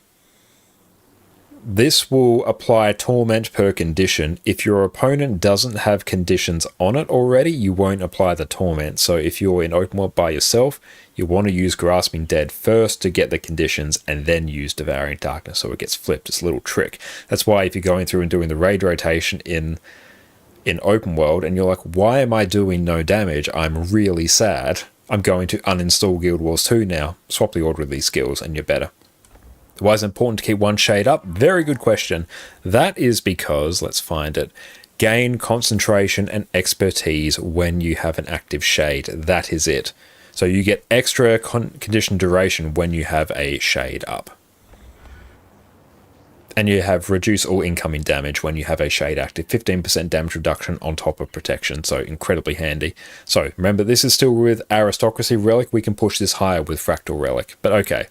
Let's go through and just add in all of our weapon skills. So we're going to be doing now... Oh, thank you, PD. Welcome in, mate. Everyone, make sure you go check out the wonderful Perfect D on Twitch. It's time for us to go through randomize our dies. Let's take a look. We're going to go through dies, randomize. Oh, that's like peak necro right there. Hell yeah, that works pretty well. But PD, what's up, mate? How have you been going this fine weekend? But beautiful, we're going through and basically teaching the fundamentals of Scourge right now. So, let's add in all of our weapon skills. So we're going to basically use all these. We're going to do 3, 2, and then do 4, 5. That's about the priority list they sit in. We're going to keep a shade up at all time and use Blood is Power, Desert Shroud. That's going to be it. Been doing Ad Infinitum during the Fractal Rush. You and me both, PD. I think literally everyone's been doing that. I did Ad Infinitum 2, basically all of that today. And then we have done this much of Ad Infinitum 3, so we've been blasting that as well. This isn't necessarily because of the Fractal Rush. I would have done this anyway, but it's because I've been meaning to do this for so long now. Yeah, how much progress did you make on it? Okay, so now, remember 20k was about the number we hit before? So let's now start by doing this. Using all of our weapon skills as well. And 2 yesterday, 3 and most of 4 today. Hell yeah, that's awesome. I'm just basically using my shades off cooldown while trying not to interrupt my auto attack chain. It's not the most critical optimization you can make, but it's a nice one nonetheless.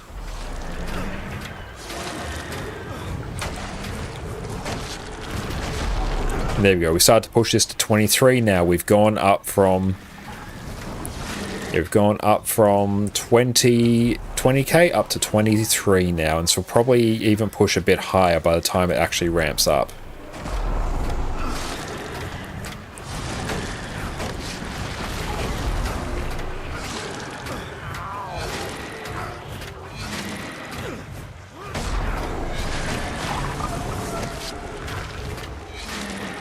Okay, so we're landing at about 25 now. So even just by adding all our weapon skills, we've gone from 20 to 25. Okay, that's good. Nice progress. Hey, so looking at utility keybinds reminds you of the first time you had your heal on Q. Sometimes you always fat figured it and moved it to G. Nice. Yeah, this is just purely what I've run for years and I'm used to it now. Timewings, what's up? How's it going? And yes, we are fighting the hardest raid boss in the game now. Yes, but we are making use of it. We are demonstrating a bit of a progression on Scourge. But how you going, Timewings? Thank you so much for popping in. Okay, so now we've gone through, used all our weapon skills, kept shades up, we're happy, used Blood is Power into Desert Shroud, and we're good. So, Desert Shroud, why it's good? Because we do have the trait Plague Sending. Your first attack after entering Shroud transfers conditions. Cool, you inflict condies on yourself with Blood is Power, you send them back to your target with this trait Plague Sending. Good, excellent. And Timewing's doing good, preparing to go to work in 3 hours. Very nice, was good. You got some time to unwind. I like that. Alune, thank you so much for the raid, my friend. How are you going? Welcome in. It is so good to see you. Welcome in, raiders. My name is Josh or Konokon Kane. You can also find me YouTube here. There's tons of Guild Wars 2 build guides and such content there for you to enjoy. But how are you going? Everyone, make sure you go check out the wonderful Alune on Twitch. Phenomenal Guild Wars 2 World vs. World streamer and soon to be professional raider. We are going through and doing raid trains on NA, and Alune is part of that group, so it is a fantastic time. But what you get up to on your stream, tell us all about it. And everyone, it would be hugely appreciated if you could refresh your stream. It really helps us as we are pushing for Twitch Partner. Thank you so much. You might buy an expansion, Chill Spree, but you don't really feel like walking everywhere, but you'll give it a week. Awesome. You give it a week, see if you like the game, and yeah, if you do, get the expansions. They are the best purchase you will go through and make. Right now, Alone, we went through and we did a whole bunch of Fractals earlier because Fractal Rush, good times. And also we did some Ad Infinitum. We did all of Ad Infinitum 2 and most of 3. And right now we're going through and basically showcasing a bit of a progression on Condi Scourge, one of my favorite DPS builds, and also sort of showing what you can do without Secrets of the Obscure to answer some questions for our wonderful viewer, Beth. Well, commanding World vs. World was very fun. You're doing a great job against a large OCX group. Hell yeah, that is fantastic. And good thing there's a sale today. Yes, like now's a good time. If you want to buy the expansions, get them now. That sounds like a phenomenal stream. Was it a profitable World vs. World evening? And yeah, when the World vs. World rush lands, we're going to have to do a bit more World vs. World, just because honestly, I need a whole bunch of gifts of battle for many legendaries on this account. So it's on our list. Competing my large OCX group, love to see it. And Alluring, if I want to buy a Soto X-Pack, do you have a partner code I can use? No, not yet. We're not an ArenaNet partner yet, but we will be one day soon. Come hell or high water, we'll make it happen. Okay, now, traits. Another trait, actually, that is very important for Necro. Strike on. No strikes today, unfortunately. Okay, we took your heals. Hell yeah. And Saiti, thank you for the follow. I appreciate you, mate. Thank you so much. Okay, a few extra traits that are important for Scourge. Soul Barbs. Entering or exiting Shroud will give you a 10% damage modifier. So that is very good. 10% damage. Good times. Now, another trait here. Shroud Skill 1 inflicts burning on your target. This is a bit confusing when you read it. Because actually when... Let's see. This is a bit of a weird thing. Whenever you activate any of these Shroud skills here, it actually activates your Shroud Skill 1 for the purposes of Doomfire. There's a particular trait that does it. I'm not 100% sure where it lives anymore. It does exist somewhere, but it's a bit of a weird quirk with it, where activating any of your Shroud skills will cause you to trigger the trait Doomfire. It does have a 1 second internal cooldown, so what you actually ideally want to be doing is using a Shroud skill every second to trigger this burning.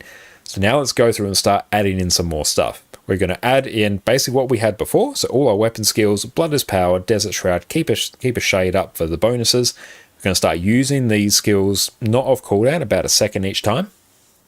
And then we're going to use Elite as well, just Plague Lands, just use it. It's good condi. You love it. Also, if you want to join us in OCX on NA for World vs. World, more than welcome to join us for Gifted Battle. Hell yeah, we'll definitely keep that in mind. We'll probably be more in World vs. World on EU because this account is in more of need of the legendaries in our NA account. But 100% if we need to jump into World vs. World on NA, we'll 100% hit you up for that. So now this is going to look a bit more spammy, but there is a bit of a method to the madness. So now, weapon skills off cooldown, keep a shade up, Blood is Power into Desert Shroud, use a shade skill around about every second if we can. We are going to use Plague Lands as well, and we're also going to spam Shadow Fiend just to generate life force. And another little trick we can do, get some shades up. Just for the Golem, you can also enter Shroud, recharge, so you've got your Soul Barbs modifier.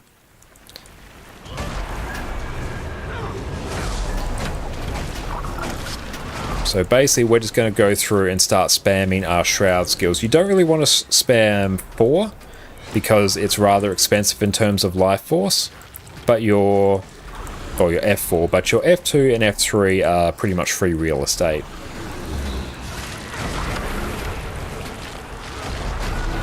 So here you have to somewhat be mindful of your life force as well.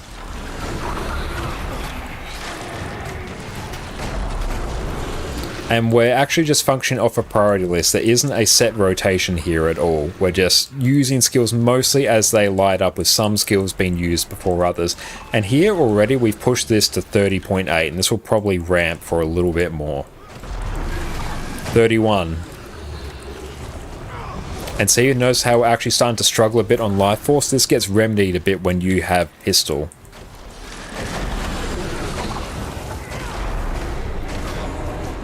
That's about 31.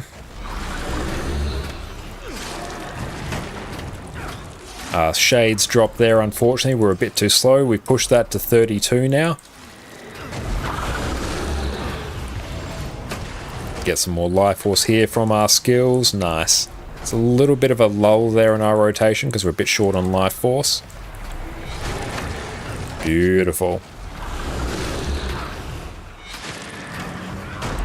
Some extra life force from our Shadow Fiend.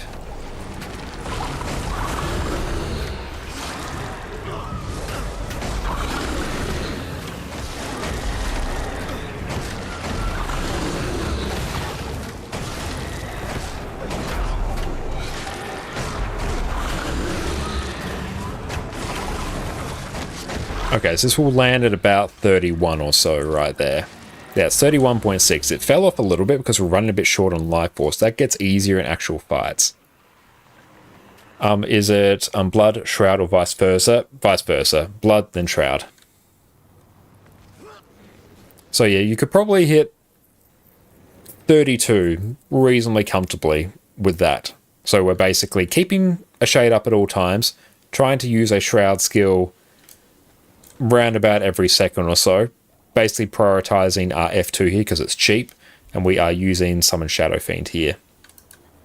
Love the Cleansing Conjuring Necros before I can send it back. Yeah, that's why you have to be quick with it.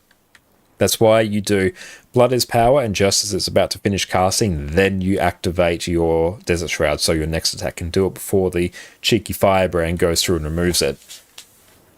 Not sure what makes a difference in Scourge, but I usually do not activate all boons and conditions for benchmarking, do you? Depends on the class. It doesn't matter for Scourge. It really depends if you have a trait that means you do more damage based on the number of conditions.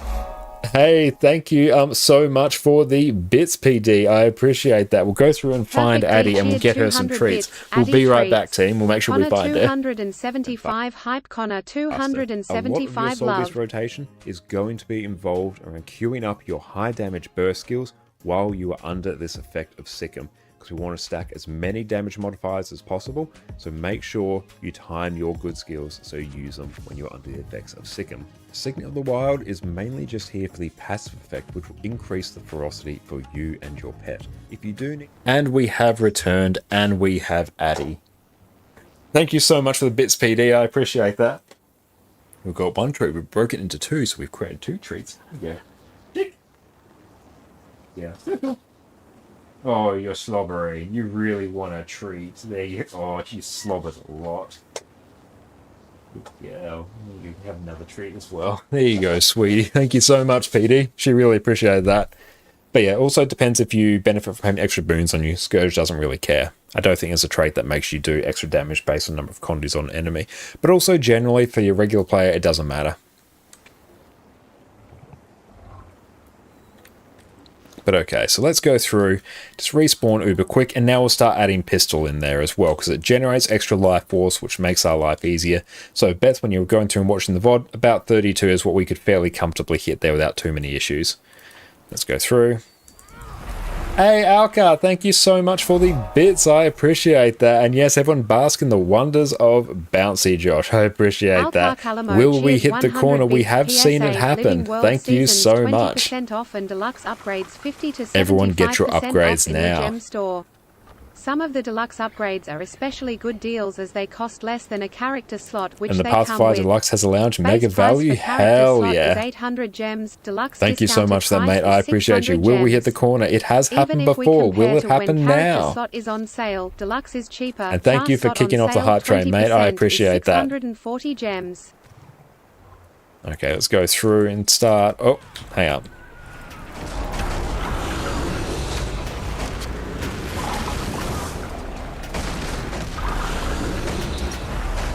Doesn't look like the purple corner. Doesn't look like it. We get closer and closer each time, but it does indeed happen.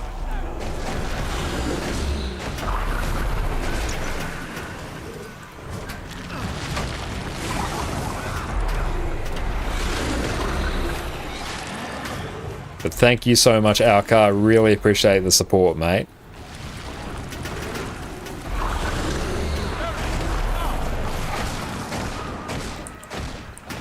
So we missed on our opening burst because we actually just like attacked the enemy instead.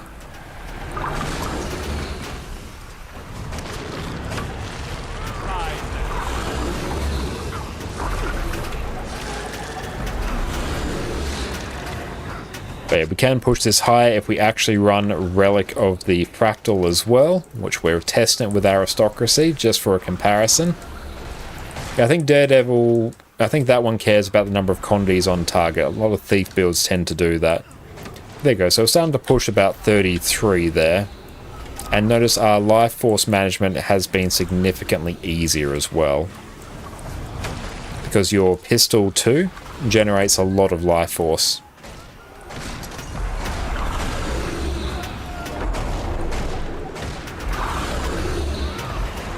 We're just going to wait and pistol until we can do pistol 3 and then 2 again.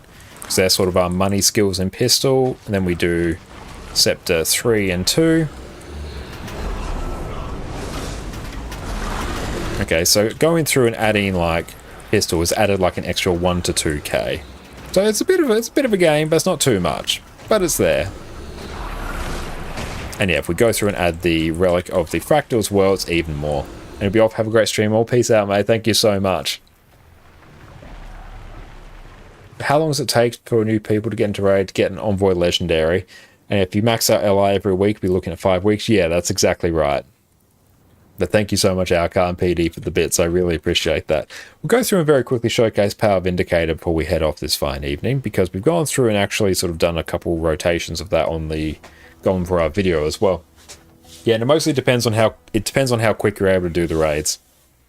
That's it. Like if you go through and clear them, like 5 weeks of going through and blasting all the raids, like you'll get it fairly quickly. But for new players, it might take a bit longer, but raids are the quickest way by far to go through and get legendary armor by like a significant margin. It maxes 32 in a week. True, yeah, that is very true.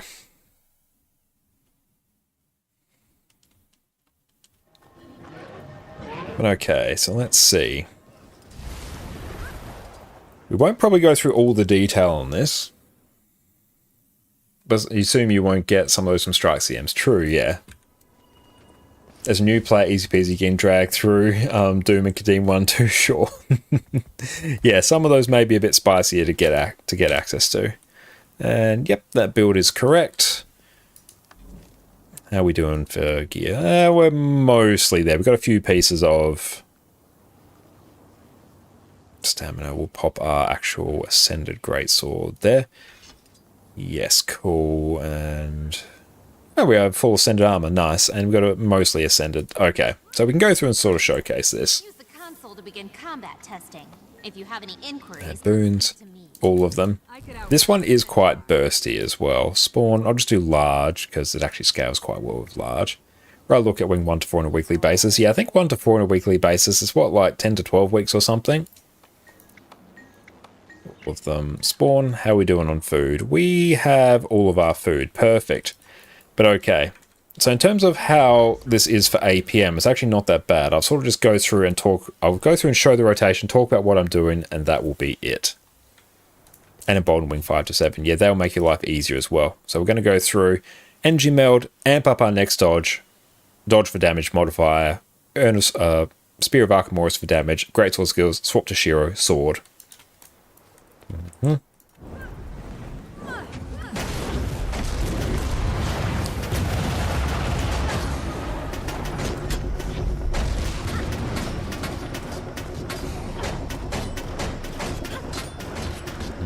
And swap back.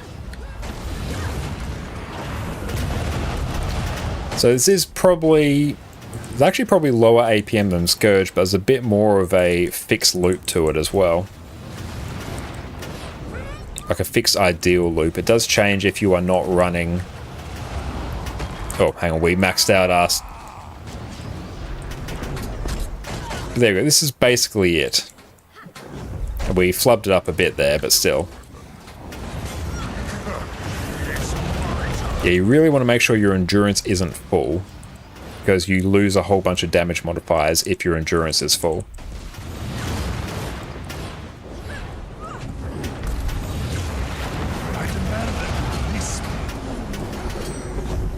It doesn't seem too bad. No, it's not too bad at all.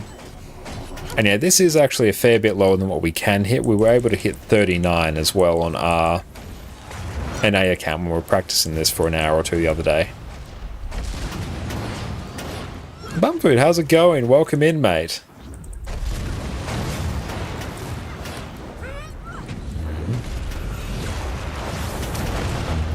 And our endurance is filling because we're not dodging as much as we should.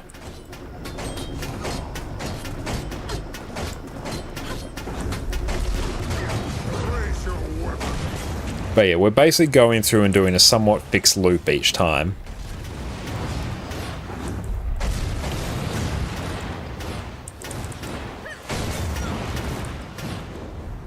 And this one will probably be dead very shortly.